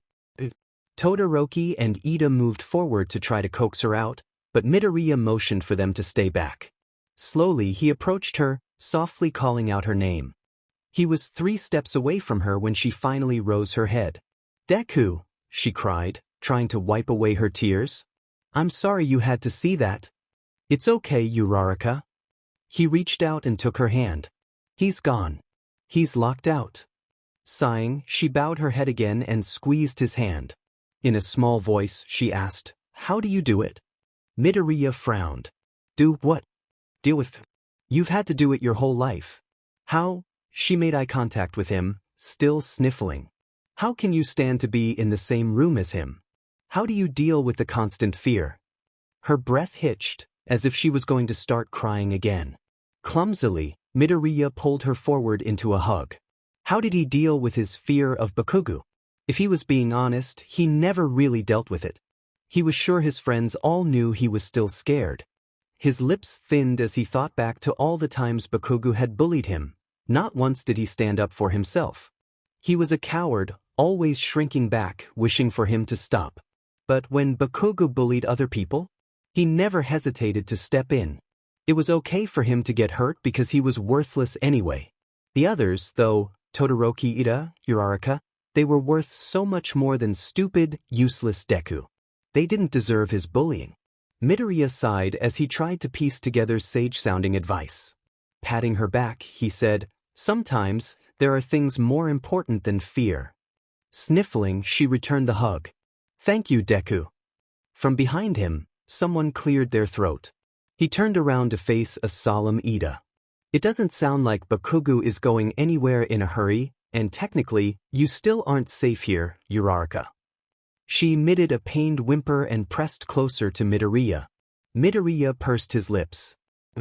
"I'm safe because Todoroki's here, and Sue has you, so unless she's out in the hallway, you're safe. We don't know who has Todoroki yet." Todoroki tilted his head. "Can't we just sleep in shifts and wait until Bakugo goes to sleep or to the restroom?" Midoriya frowned. "I think you're underestimating Kaken. Once he wants something, he'll get it." Ida interjected by chopping the air. "Now hold on just a moment. Not sleeping, I can see. But holding off on using the restroom?" Grimacing, Midoriya waved his hands. "Trust me, you don't want to know." Uraraka squeezed his arm. "So what was your idea?" Bakugo stood outside the door, arms folded and tapping his foot. His target was foolish enough to be near him the moment the game started. He wasn't about to squander his advantage. Stupid Deku knew that trying to outweight him was impossible. No doubt that idiot would be trying to cobble together some plan to get her back to her room. Too bad. He knew everything Deku was capable of, which was not a whole lot. Whatever that useless F came up with would be no match for him. Without warning, the door burst open and he was met with a screaming Midoriya and Ida. They both made a beeline for him, grabbing his arms and placing themselves in front of him. But where was Faith? She was rushing down the hallway, towards the stairwell. He struggled against the two of them, but with the way they were positioned, it was difficult to move without first freeing his arms. Bakugo arrived at the best possible solution. He headbutted Midoriya. The impact from their foreheads colliding temporarily screwed with his perception, but it had done its job. Midoriya screamed like a baby and instantly let go of his arm. This had the added bonus of Ida also letting go to inspect Midoriya, and Bakugo took his opening. Shoving them aside, he bolted towards the stairwell. He took the steps 3 at a time, flying down the flights. He stumbled a little on the landing on the 3rd floor. He made a mental note to start working on his agility. There she was. Her door opened and slammed shut. And there she goes. Bakugo gritted his teeth. "Dimida. Karapitsu Ajui. 5 minutes. Ajui. It is Tenya Ida. I am loath to ask this of you, but it must be done. You must assassinate me as soon as possible." "Yeah, I can, but why?" "Bakugo's target is Uraraka, and she needs a bodyguard. I will be unable to focus on my duties with someone after me. Please, for Uraraka. Look behind you." Day 2 Sunday. Players remaining, 33. The atmosphere of Aramis Hall had changed overnight, literally. As soon as the game started, everyone started taking precautions. No one wandered into the hallways unless they were going to get food or use the restroom, and everyone was always sprinting. Some roommates, like Midoriya and Todoroki, collaborated with each other, figuring that they could trust the person they lived with. Others offered aid in assassinations in exchange for target information. The gears in Midoriya's mind were already working overtime, trying to figure out a way to get close to Kirishima. He could talk to Ishido, try to figure out where he was, but no, she was too good at this game. She'd see right through him and choose to protect her friend. Kaminari and Shiro probably wouldn't help him either. But perhaps Yaoyorozu? Yes, for some reason, Yaoyorozu was always with them, and she didn't seem extremely fond of them. Maybe she could be of help. Midoriya's meticulous plans flew out the window the moment Kirishima messaged him, asking if he wanted to grab lunch.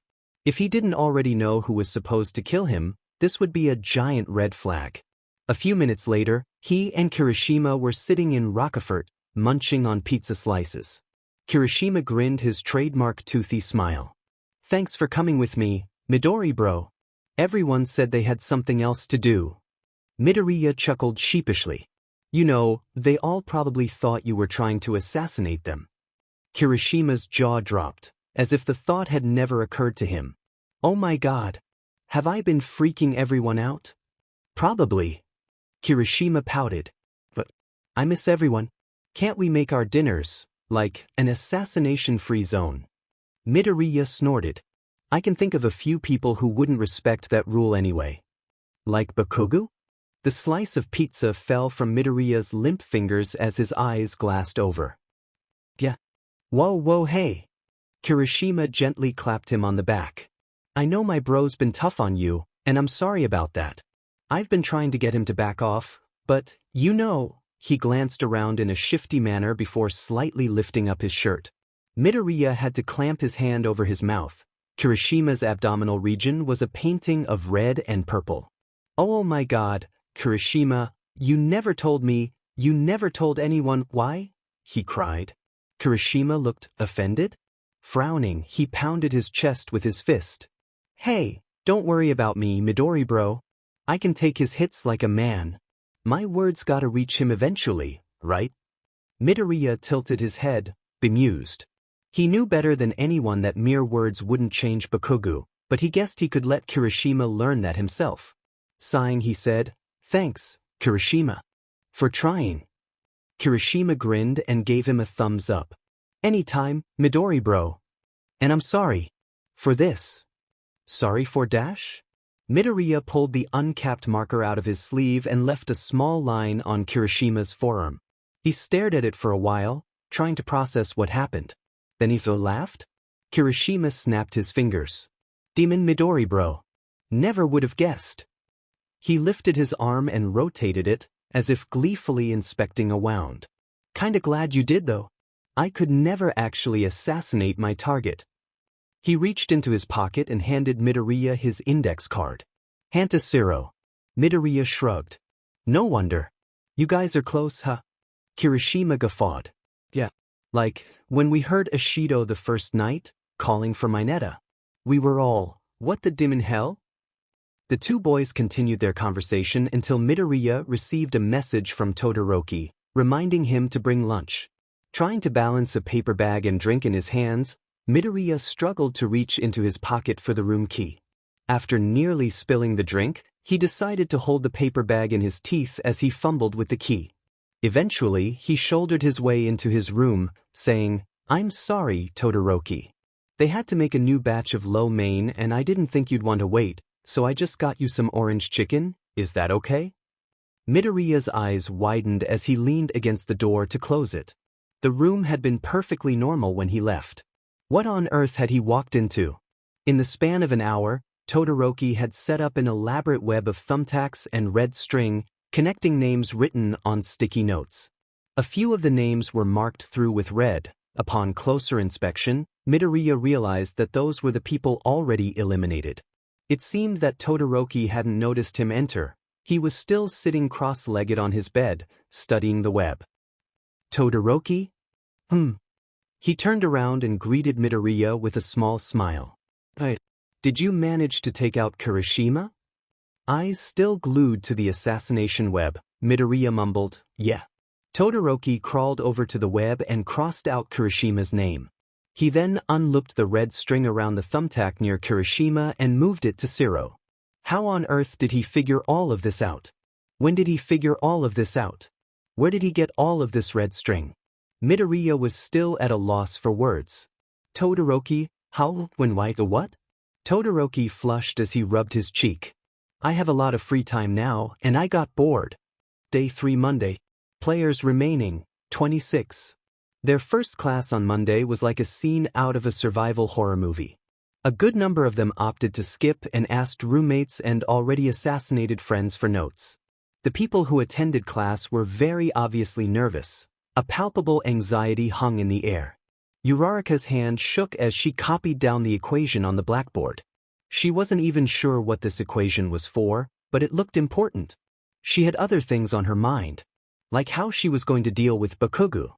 Ida patted her shoulder in a reassuring manner, but it did nothing to calm her nerves.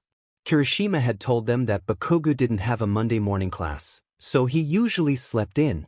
There was no way he'd get up early, and he didn't even know where the physics classroom was.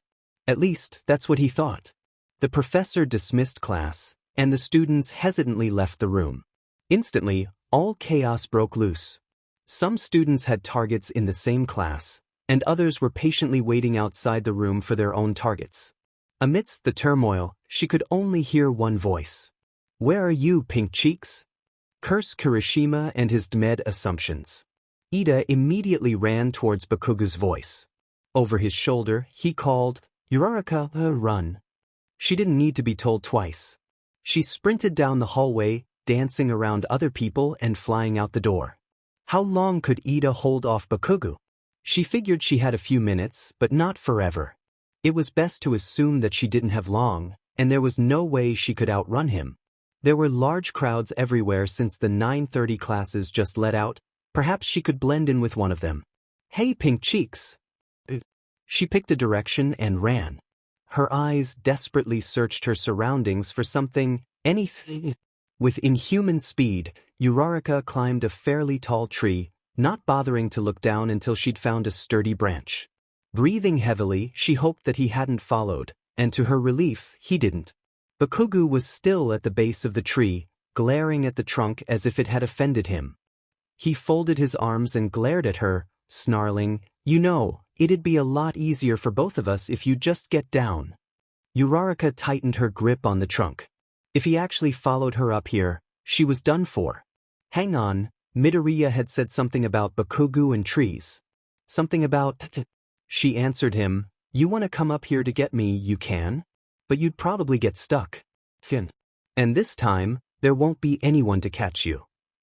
He growled and circled the tree as if mulling over her words. Was it enough to chase him off? Probably not. He sighed and laid back on the grass, using his backpack as a pillow. Lazily, he shouted, "You have to come down sometime." Uraraka gulped. He was smarter than she'd given him credit for. Shifting her weight, she tried to get as comfortable as possible. This was going to take a while. Uraraka had no idea how much time had passed, and she'd left her phone in her room. Had it been 5 minutes? 5 hours? She certainly didn't. All she could do was watch the people passing by, search for shapes in the clouds, and occasionally spare a passing glance at her assailant. It seemed that he was as bored as she was. He was busy scrolling through his phone. A few minutes ago, or was it hours? Uraraka tried to climb down while he was distracted. At the slightest sign of movement, his red eyes immediately locked on her. She had no choice but to wait for him to get hungry or need to go to the restroom, or for someone to swoop in and save her. A mess of green hair appeared on the horizon, and Uraraka was both relieved and horrified. She bit her lip and tried to will Midoriya to do the smart thing and turn around. Instead, Midoriya approached them resolutely, shouting, "Kakin! I'll leave her alone." "Deku no, what are you doing?" Bakugo was not happy to see him. Well, he was never happy to see him, but his already wretched mood seemed to sour even more upon hearing his voice. Snarling and brandishing his marker like a knife, he shouted, "Deku, you useless sheet, back the F up. I want to be able to deal with them on my own, so I don't always have to be rescued." That was what she'd said to Azui. That's what she wanted. But here she was, being rescued, forcing poor scared Midoriya to shoulder her burden. What would Deku do? One of his friends was in trouble, of course he'd step in. It didn't matter who he had to fight. Even now, he looked like he was about to cry. Bakugo was hurling hurtful words at him, making threats, and still he stood, trying to look brave. But his plan was working. Bakugo was too focused on him to watch her, and this was as good of an opening as she would get. She was starting her descent when she saw Bakugo wind up his right hook. Sometimes, there are things more important than fear.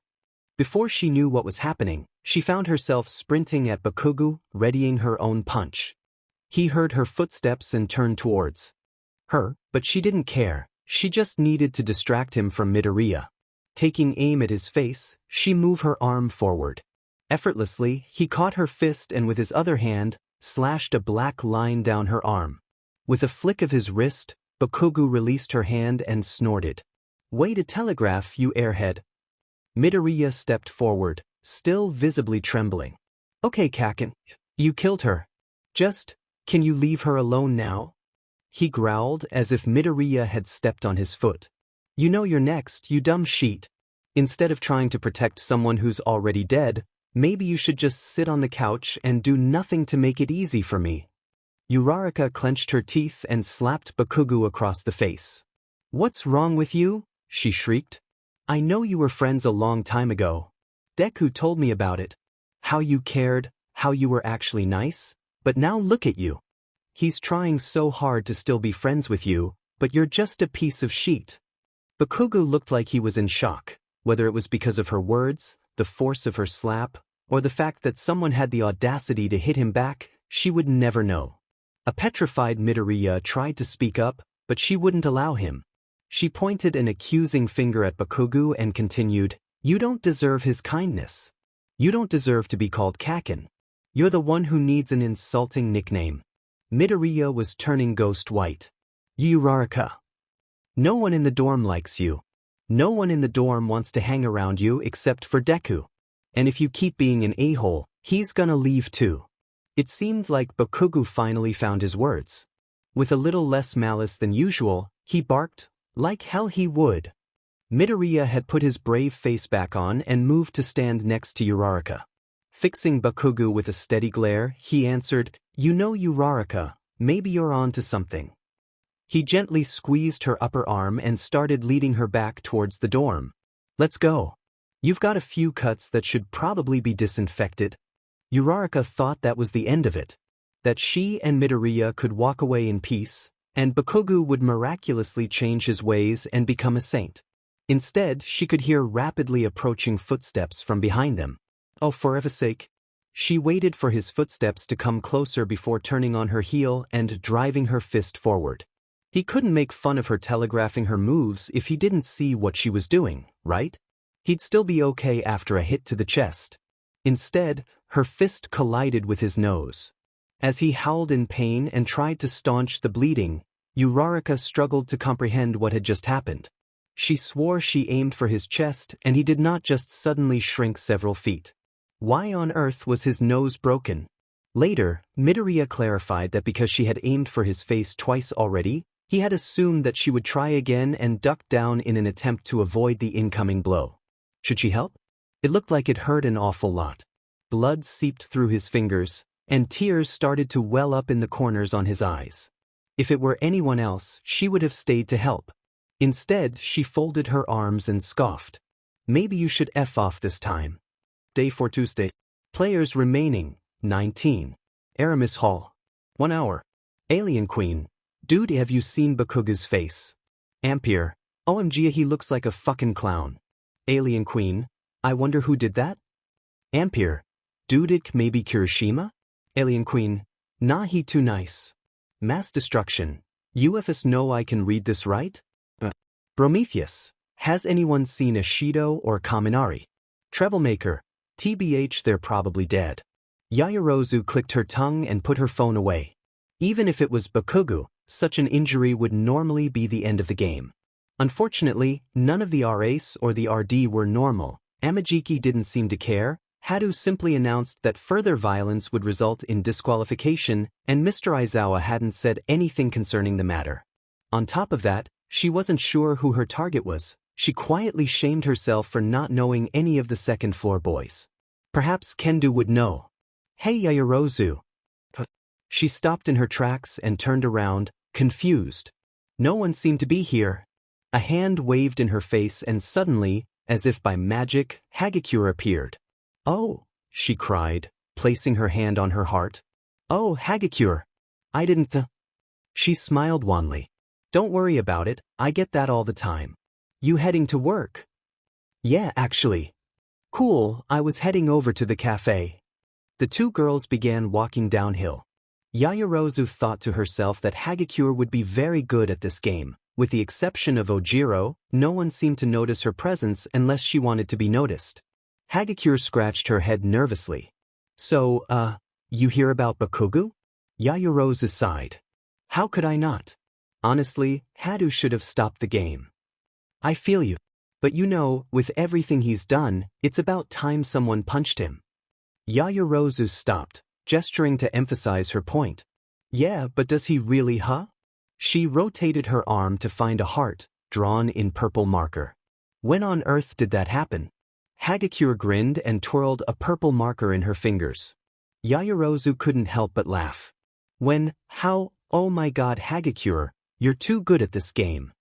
Hagakure shrugged. I was going to color it in, but then you moved. Yayu reached into her pocket and handed her an index card. Maybe you'll have better luck than me. Hagakure furrowed her brow as she read the index card. Tetsu? Is that a real name? The majority of the afternoon shift at Café de Winter was uneventful. Nobody of note stopped by, and it was unusually slow. Yayu and Jairu resorted to playing a game. Guess what song is playing on the radio? After Jairu won the 10th round in a row, Yayu conceded defeat. Yayu leaned against the counter and sighed. You really know your music, huh? Jairu raised her eyebrow and smirked. What a surprise that the music production major and part-time DJ knows songs. Yayu laughed. I really should have thought of that before accepting that challenge. For being a prodigy, you don't really think things through too much, do you? Yayu folded her arms and pouted. I could say the same for you. Instead of the sarcastic remark she was expecting, Jairu instead turned beet red and turned away shamefully. Yayu gulped. Maybe there were some things she didn't actually think through. Timidly she called, Jairu, I'm sorry, did I say something wrong? Jairu refused to make eye contact with her and shifted her weight. No, it's just... Sorry. About that little kiss thing from last week. I should have asked. It took a moment for Yayu to recall the moment in question. Oh that, she chuckled. You don't have to worry about that. I don't mind at all. Jairu perked up, as if someone had just told her she was getting a puppy. You don't? Yayu smiled. Of course not. I greet my little cousins like that. It's kind of nice to be on the receiving end, actually. Jairu's face became pale, frozen, and unreadable. Cousins? The bell jingled and a frazzled Kaminari stumbled in. His hair and clothing was disheveled and stray twigs and leaves dotted his person, as if he had just been running through some bushes. Yayu rushed forward to help him into a chair, but Jairu simply guffawed. Bakugo? Jairu asked. Bakugo?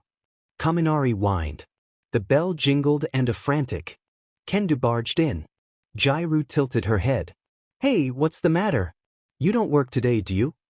Breathing, Kendo grasped the front counter for support. The two girls couldn't help but notice the swirling purple pattern on her forearm. Have you heard? Yayu stepped forward. Heard what? Hagakure. She finished off the entire second floor and half of the third. Yayu jaw dropped. In 4 hours? When Kendo nodded, Jairu whistled. Girl's a demon beast. Kendo finally pulled up a chair and slumped down. If either of you are still alive, watch your backs. The bell jingled again, and a wailing Ashido entered the cafe. Jairu. Yamamo, she cried. I need a Mexican mocha and a chocolate cupcake. This DM game, Yayu muttered under her breath. While Yayu rang up the order, Jairu shook her head. I can't believe you guys said all of that in the public chat. Did Bakugo hit you or something? Worse. She held up her arm, revealing a long black slash. Jairu grimaced. I feel sorry for whoever he has now. Ashido sighed and shrugged. Actually, he's been holed up in his room ever since the game started. I've heard that he and Midoriya have some secret plan. Bakugo might have a tough time getting to him. Yayu glanced up. Wait, so who is his target now? Sho Shuto Todoroki. Todoroki, it's Yayu. Bakugo's coming after you. Doesn't he usually want to attack me on sight? No, I mean in the assassin game. Be careful, okay? Day 5 Wednesday. Players remaining. 5. Jairu yawned and stretched out on her bed. So, what's this super secret girl meeting about, and why are we having it in my room? Most of the other meeting attendees, Yayu, Azui, Ashido, and Hagakure, all shrugged. Azui curiously glanced at Uraraka, who was the one to set up the meeting and call it in an odd place. Ashido carelessly threw her candy bar wrapper over her shoulder, saying, "I'm not sure either." Snarling, Jairo snatched up the wrapper and tossed in the trash can. "Could you not be a heathen?" Jairo sighed. "I spent, the last 2 hours cleaning this place up, and she frowned, as if realizing something, and pointed accusingly at her roommate. "Yayu, was this you trying to get me to clean my half?" Sighing, Yayu folded her arms and rolled her eyes. "Really? Did you not read the text?" Uraraka stood up and waved her arms. Jairo couldn't help but notice some bandages on the knuckles of her right hand. "I called this meeting in here so Hagakure couldn't kill Jairo." Jairo's jaw dropped and she narrowed her eyes at Hagakure, who simply shrugged. Uraraka cleared her throat to grab the attention of the other girls in the room. "So, Hado announced that there were only 5 people left in the game this morning. There's Jairo and Hagakure and Bakugo," Ashido added disdainfully. Jairo hopped off of her bed. "But wait, then who are the other 2? Sarcastically, Azui stated, "You guys sure love interrupting, don't you?" Pouting slightly, Ashido and Jairo sat quietly on the bed. Azui patted Uraraka's shoulder, signaling her to continue. "The other 2 are Midoriya and Todoroki. With Bakugo being, Bakugo, I figured we should all work together to try to end the game quickly." Ashido raised her hand, grimacing. "This doesn't involve him winning, right?" Uraraka shook her head. "This involves him losing. To Midoriya." Ashido squealed in delight and leaned forward. "I'm listening." Hagakure nodded her head in approval. "Karmic and a little savage. I like it. Just tell me what to do, Uraraka." The other girls murmured agreement, but Jairo held up her hand. "Hold up there. Great idea. I like it. But before I agree to whatever this is, I need to ask." She gestured to Uraraka's right hand. "Those weren't there when the game started. What happened?" Uraraka's eyes widened and she bashfully covered her injured knuckles. It was nothing. Just an accident is all." Yayu studied Jairo carefully. "Come on, it doesn't look that serious. If it was really hurting, she would have told us. Why are you asking?" Jairo got to her feet and stood squarely in front of Uraraka. "Look, no matter what your answer is, I'm going to go along with this plan of yours. But I need to know, truthfully, is that from what I think it's from?" Blushing slightly, Uraraka nodded and tapped her nose with her forefinger. A wide grin spread across Jairo's face. As she pulled Uraraka into a hug, she declared, "Ochako Uraraka, you are my hero, now and forever." Hagakure pouted. "Wait, I don't get it. What was with the—" She imitated Uraraka's motion, poking her own nose. A few seconds later, it dawned on the rest of the girls. Ashido screamed, "You're the one who broke his nose?" Day 6 Thursday. Players remaining, 3. Todoroki chewed on a granola bar as he watched the second-hand travel around the clock. In about 30 minutes, the game would be over. He just had to wait for Midoriya to get out of English class. They had a perfect plan, nothing could possibly ruin it. Loud knocking at the door startled Todoroki, but he quickly regained his composure. No, this was a foolproof plan. He would never see it coming. Ever since that message from Yayu, Bakugo had been banging on the door, screaming threats and trying to goad Todoroki into coming out of the room. He'd insulted his appearance, called him every variant of half and half, and screamed that he was going to break down the door. Mr. Aizawa, who chose that moment to patrol the 4th floor, threatened to have him kicked out of the dorm if he broke anything else. Did that mean it was Bakugo that broke one of the showerheads? He'd tried reminding him of food, and it almost sounded like he was pouring water into a glass when he dared him to go use the restroom. He threatened to rip him apart, punch his father, maim his mother, shove Midoriya off of the roof, all horrible, terrible things.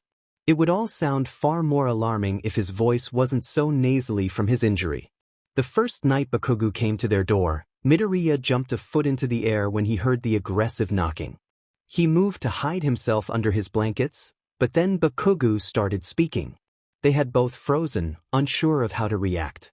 But then he yelled louder, sounding like someone had stuffed a bunch of tissues up his nostrils, and they both had to stifle their laughter. Kirishima's voice had echoed through the door, chiding Bakugo about overexerting himself.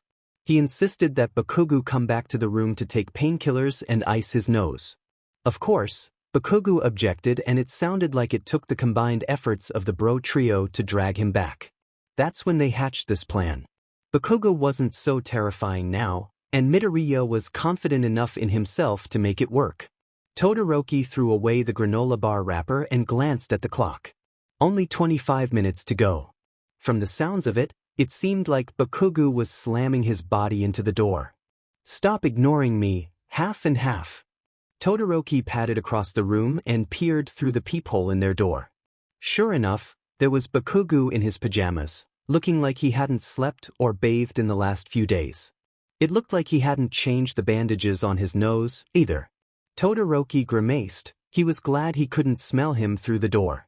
"Get out here, you Bittersweet." Todoroki blinked, took out his phone, and sent a quick chat message. He saw Bakugo take out his phone in response and turn red with rage. "What these do? You mean, no?" While keeping Bakugo in his sight, he typed out another message. "I love what you did to your face." Bakugo clenched his teeth and slammed both of his fists against the door. "You're just cocky because I'm not allowed to break down this door. Come out here and say that to my face. You sure you can take me? I heard a girl did that to you." Bakugo was now punching the peephole, as if hitting it hard enough would also injure Todoroki. "I swear to God, when you finally have to take a piss, I will break every single bone in your body. It's so easy, pushing all of your buttons." Midoriya had been teaching him some common metaphors. He hoped he was using this one correctly. Bakugo snarled, but something down the hallway drew his attention. Shooting him a malicious grin, he answered, "You have some easy buttons too, half and half." Todoroki furrowed his brow. That wasn't possible. These metaphorical buttons were supposed to be strong emotions. He hated his father. That was a strong emotion. He missed Mama, too, another strong emotion. But neither of them were here. What could Bakugo possibly be talking about? He heard a loud, familiar yelp as Bakugo roared, "Deku, you useless F-." No. Todoroki gripped the doorknob. It was still early, much too early. Midoriya should still be in class. It was just a trick. He was just trying to lure him out.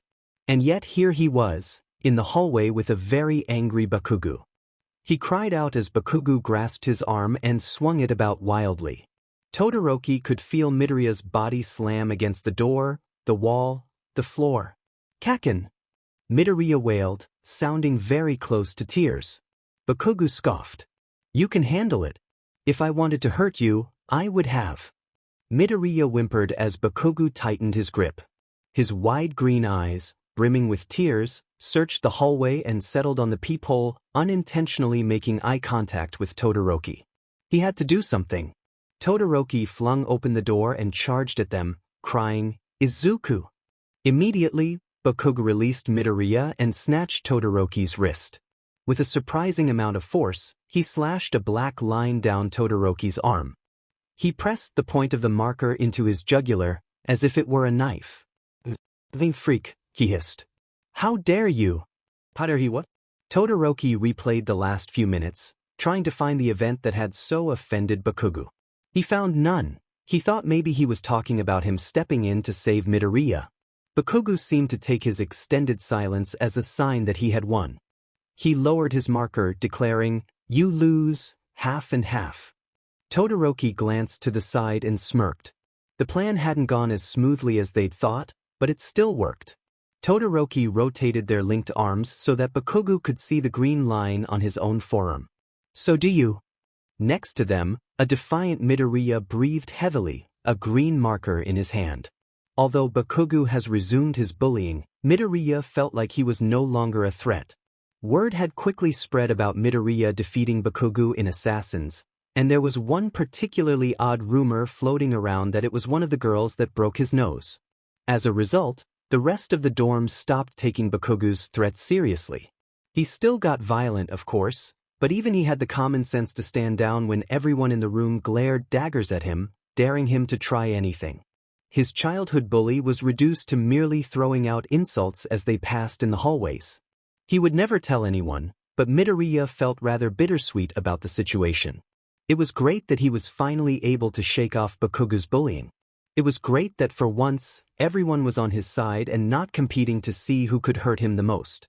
But he wished that Bakugo would just stop being a bully entirely. Midoriya had a number of recurring dreams. Most of them were actually unpleasant nightmares, and most of them involved Bakugo. More often than not, the two categories overlapped, but there was exactly one nice dream that involved his childhood friend. It was actually an old memory. Midoriya had just been hospitalized after the accident. Dr. Yagi was still trying to convince his mother to allow the experimental procedures, so he honestly had no idea if he was going to live or die. Through the pain, the fear, and the drifting in and out of consciousness, Bakugo sat by his bedside, holding his hand. He was saying something, but Midoriya couldn't hear. The hospital room was fading, Bakugo's spiky hair blurred. He tried to will himself to stay awake, stay here because whatever Bakugo was saying it was important. He heard sobs, something wet splashed onto his hand. Oh no, he must be crying. Kaken, please don't cry. And then the world faded into darkness. More than anything, he wanted his childhood friend back. Maybe then he would finally know what he said to him on his deathbed. Dorm dinners had resumed after the paranoia of assassins. Normally, Bakugo would shoot him some creative insult before heading to the other end of the table to sit with Kirishima and the rest of the idiot squad who, at this point, were the only ones that didn't outright dislike him. An angry voice from behind him spat, "Hey, half and half." And sometimes, Bakugo decided that berating Midoriya wasn't enough and moved on to one of his friends. Next to him, Todoroki sighed and set down his chopsticks. Expression unchanged, he turned around and flatly asked, "Yes?" Clearly, Bakugo found his reaction less than ideal. Snarling, he spat, "Don't look so smug, you freak." Todoroki blinked. "I always look like this." Bakugo snorted. "Like what? Hidden lab experiment?" Both Todoroki and Midoriya froze. Although Todoroki's facial expression went unchanged, the color drained away, leaving him as white as half of his hair. Unfortunately, Bakugo noticed. Grinning maliciously, he continued, "Did I strike a nerve, Frankenstein?" Midoriya heard Todoroki's uneven breathing and closed his eyes. His Kaken would never say such things. His Kaken was kind, helpful, a beacon of light for a small lonely kid like himself. His Kaken would always try to make him smile. What happened to his Kaken? Familiar heavy footsteps brought Midoriya back to reality. From out of the corner of his eye, he saw Bakugo reach out towards Todoroki and growl, "Nothing to say, freak?" He didn't know what happened to his Kaken, but he wasn't here. Midoriya stood up and knocked away Bakugo's arm, glaring defiantly. Bakugo was caught off guard, but only momentarily. He gritted his teeth and hissed, "What do you think you're doing, you useless dash?" Louder than he meant to, Midoriya interrupted, "What do you think you're doing?" This time, he truly caught him off guard. His red eyes widened and his jaw hung slightly open. Before he knew it, words started tumbling out of Midoriya's mouth. "You've been an a-hole ever since we came to college. No, you've been an a-hole before that, way before that. You do this, you always do this. Someone starts being nice to me and you bully them away from me. I know you think I'm useless, and maybe I am, but not everyone will think that. The least you could do is give other people the chance to decide that for themselves." The entire table fell silent, all eyes watching Midoriya and Bakugo. It was so quiet, in fact, that they could hear Siro, who was sitting on the other side of the long table, whisper, "Oh shit." In a hushed, almost hurt voice, Bakugo replied, "He doesn't deserve you." Midoriya frowned. What was that supposed to mean? Whatever it was, he could figure it out later. Who are you to decide that? A familiar ferocity replaced the odd melancholy on Bakugo's face, and he pet his right arm back. Right hook, he always starts with a big right hook. The impact of the hit shook his underdeveloped arm, but Midoriya still managed to deflect Bakugo's punch. From the other end of the table, Shiro screamed louder, "Oh shit!" Giving him one last glare, Bakugo spat, "And he doesn't deserve that sweater either." With those parting words, he sulked off to the other end of the table, where Kirishima and his friends all poked at him playfully. They backed off when he landed a solid hit on Kirishima's arm. Midoriya glanced back at Todoroki and offered a small smile. The color had seemed to return to his face, too much color, in fact. For some reason, he was blushing bright red. Midoriya frowned. Are you all right, Todoroki?" "Weiss." He bowed his head in an attempt to hide his red cheeks. "Thank you, Izuku." #squad. Ampere. "Hey Kiri, do you know what Bakugo was saying about that sweater?" Prometheus. "What?" "Spider Bro. Yeah, he said something about Todoroki not deserving it." "Spider Bro, can you ask Bakugo?" Prometheus. "Guys, I very much enjoy being alive." Alien Queen. "Then why don't we ask Midoriya?" 3. Ampere. "Yeah, he's way less likely to kill us." Midoriya and Todoroki were spread out on their respective beds, poring over textbooks and notes in preparation for midterms. Humming to himself, Midoriya thumbed through his notes, previous homework solutions, textbook pages and examples. Why wasn't this DMN calculus problem explained anywhere? He cursed. It was the last problem on the homework too. He had a good grasp on everything except for how to approach this particular problem. Trigonometric equations had always been one of his weaknesses. Maybe he should head to the first floor and join Ida's calculus study group. Todoroki, who was skimming through the biology textbook, called, "Izuku, you're doing it again." "Doing what?" "Oh," mumbling. Midoriya flushed and clamped a hand on his mouth. "I'm so sorry, Todoroki dash."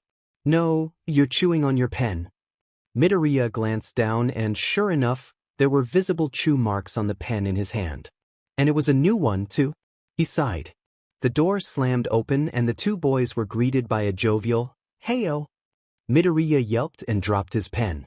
Todoroki didn't bother looking up at all and mumbled, "Why does no one ever knock?" Kirishima strode across the room and clapped Midoriya on the back. Ashido, Shiro, and Kaminari trailed after him. "What up, Midori bro?" he greeted with his toothy smile. Midoriya fumbled in his bedsheets for his lost pen. "Oh, midterms coming up. Doing the calculus homework." "Calculus homework?" Kaminari repeated, looking suddenly fearful. The four of them exchanged a nervous glance. If Midoriya had to take a wild guess, they had completely forgotten about the assignment due the next day. Trying to hold back his giggling, he said, "Ida's holding a study group on the first floor if you guys need help later." Ashido whimpered and hugged him, saying, "Ah, Midoriya, you're an angel." Shiro elbowed Kirishima, who cleared his throat. If you could do something else for us, Midori bro." "Do something for the resident troublemakers?" Midoriya gulped. "Is this like the time you needed a 100-pound weight, a canvas tarp, and dash?" Shiro paled and waved his arms frantically, screaming, "No, no, not like that at all." Behind him, the other three were giggling. Shiro took a seat, carefully moving the study materials out of the way. "We just wanted to ask Dash. What's up with Bakugo and that sweater Todoroki's always wearing?" Ashido finished. Shiro pouted at her. "Way to steal my thunder." Kirishima folded his arms. "Hey, wasn't I supposed to ask him?" As the four of them started bickering, Midoriya turned to Todoroki. As late summer transitioned into autumn, he'd started wearing the green sweater more and more. Green was a nice color on him, and he didn't seem to need as many blankets when he was wearing it. But why on earth would Bakugo care about some sweater? Midoriya pursed his lips. "I don't know, to be honest." Kirishima snapped his fingers. "Damn it, we thought you'd know? Like, does he just hate the color green?" He paused to ruffle Midoriya's hair and added, "That might explain why he hates you. No offense." Kaminari rolled his eyes. "Oh my god, Kirishima, that's a stupid reason. Like, Midori bro, did Todoroki steal that sweater from Bakugo or something?" Kirishima narrowed his eyes. "That's an even stupider reason." "No, it's nothing like that." Midoriya interjected. "Actually, it's mine. I lent it to Todoroki at the beginning of the year." Kaminari stared at him blankly and announced, "Well, I'm out of ideas." "Wait a minute." Ashido stepped forward and rubbed her chin. "So, it's yours?" Midoriya tilted his head. "Yeah. And Bakugo knows it's yours?" Hesitantly, Midoriya nodded. "Yeah. I got it for Christmas one year, and he made fun of it. It was way too big and he didn't think I'd ever grow into it. I still haven't, to be honest." "And your childhood friends?" Ashido trailed off and began pacing the room. The other three boys looked confused. Kirishima was the first to speak. "Hey Ashido, you want to tell us what you're thinking?" She spun on her heel, looked Midoriya square in the eye, and declared, "Bakugo is jealous of Todoroki." There was a pause as everyone processed Ashido's words. Then, four voices simultaneously screamed, "What?" While Midoriya muttered variations on the phrase, "It's not like that," Kirishima and Kaminari gestured wildly, unable to find words. Todoroki had finally looked up from his textbook and was staring at Midoriya, slowly turning crimson. Shiro, however, simply shrugged. "I can kind of see it, actually." Kirishima and Kaminari looked at him like he was out of his mind. Shiro folded his arms. "No, really, guys." Kirishima and Kaminari still seemed unconvinced, so Ashido stepped forward. "Come on, guys. We know he hates the sweater. We make fun of him every time he complains about it." Midoriya chimed in, "Wait, he complains about it?" Ashido gestured to Midoriya, continuing, "And we know it's his now. So, Bakugo's childhood homie lends his sweater to someone not him, and he gets all mad jealous." Shiro also pointed to Midoriya, saying, "And you guys all heard what he said. Bakugo's been keeping people away from him for years. He's probably said that he has to share him with Todoroki." He patted Midoriya's shoulder and added, "That was badass, by the way. Great speech. You really handed it to him." The others all murmured agreement, but Midoriya still seemed nervous. He stuttered, "But it's not like that. Kaken, he never." Ashido smiled at him. "Are you sure there wasn't, something between you two?" Kaminari elbowed her, hissing, "Not everything has to be like your dumb soap operas." Midoriya started twisting his pen cap on and off, his hands shaking. Come on guys, the homework is due tomorrow and—" His words struck fear into their hearts. "Tomorrow?" they all wailed. Rushing out the door, they all screamed their goodbyes over their shoulders and slammed the door shut. He kept playing with the pen cap, studying and memorizing all the bite marks. His bite marks, he really should start buying packs of gum or something with all the indentations. It almost didn't fit back on the pen. How many did he have left? He'd bought a new pack of 10 the other day, so— Izuku! A gentle hand pried the pen out of his fingers. His own hand sat limply, cradled in the other. He looked up and met Todoroki's beautifully mismatched eyes. "Izuku, are you okay?" He nodded mutely, studying the boy in front of him. Red transitioning into white, a soothing gray and a appealing blue, focusing on him, a soft voice whispering his name, a surprisingly warm hand holding his. When the hell did he start using Todoroki to ground himself? Midoriya stuttered, entwining his fingers with Todoroki's. "I'm okay. Or I will be. I'll be fine." "Oh, okay." Todoroki cast his eyes down and swallowed. He was shaking? Midoriya could feel the slight tremors through their linked hands. "Todoroki? Is something wrong?" "Izuku!" He squeezed his hand and looked back up. Were you and Bakugo ever?" The sentence trailed off, with the implication hanging in the air between them. Midoriya blanched. This should have been a simple yes or no question. But their history was more complicated than it had any right to be, and it didn't help that Bakugo refused to talk about or even acknowledge his emotions. Hell, even he didn't know how he felt. After a long while, he softly answered. We never dated." Technically, that was the truth.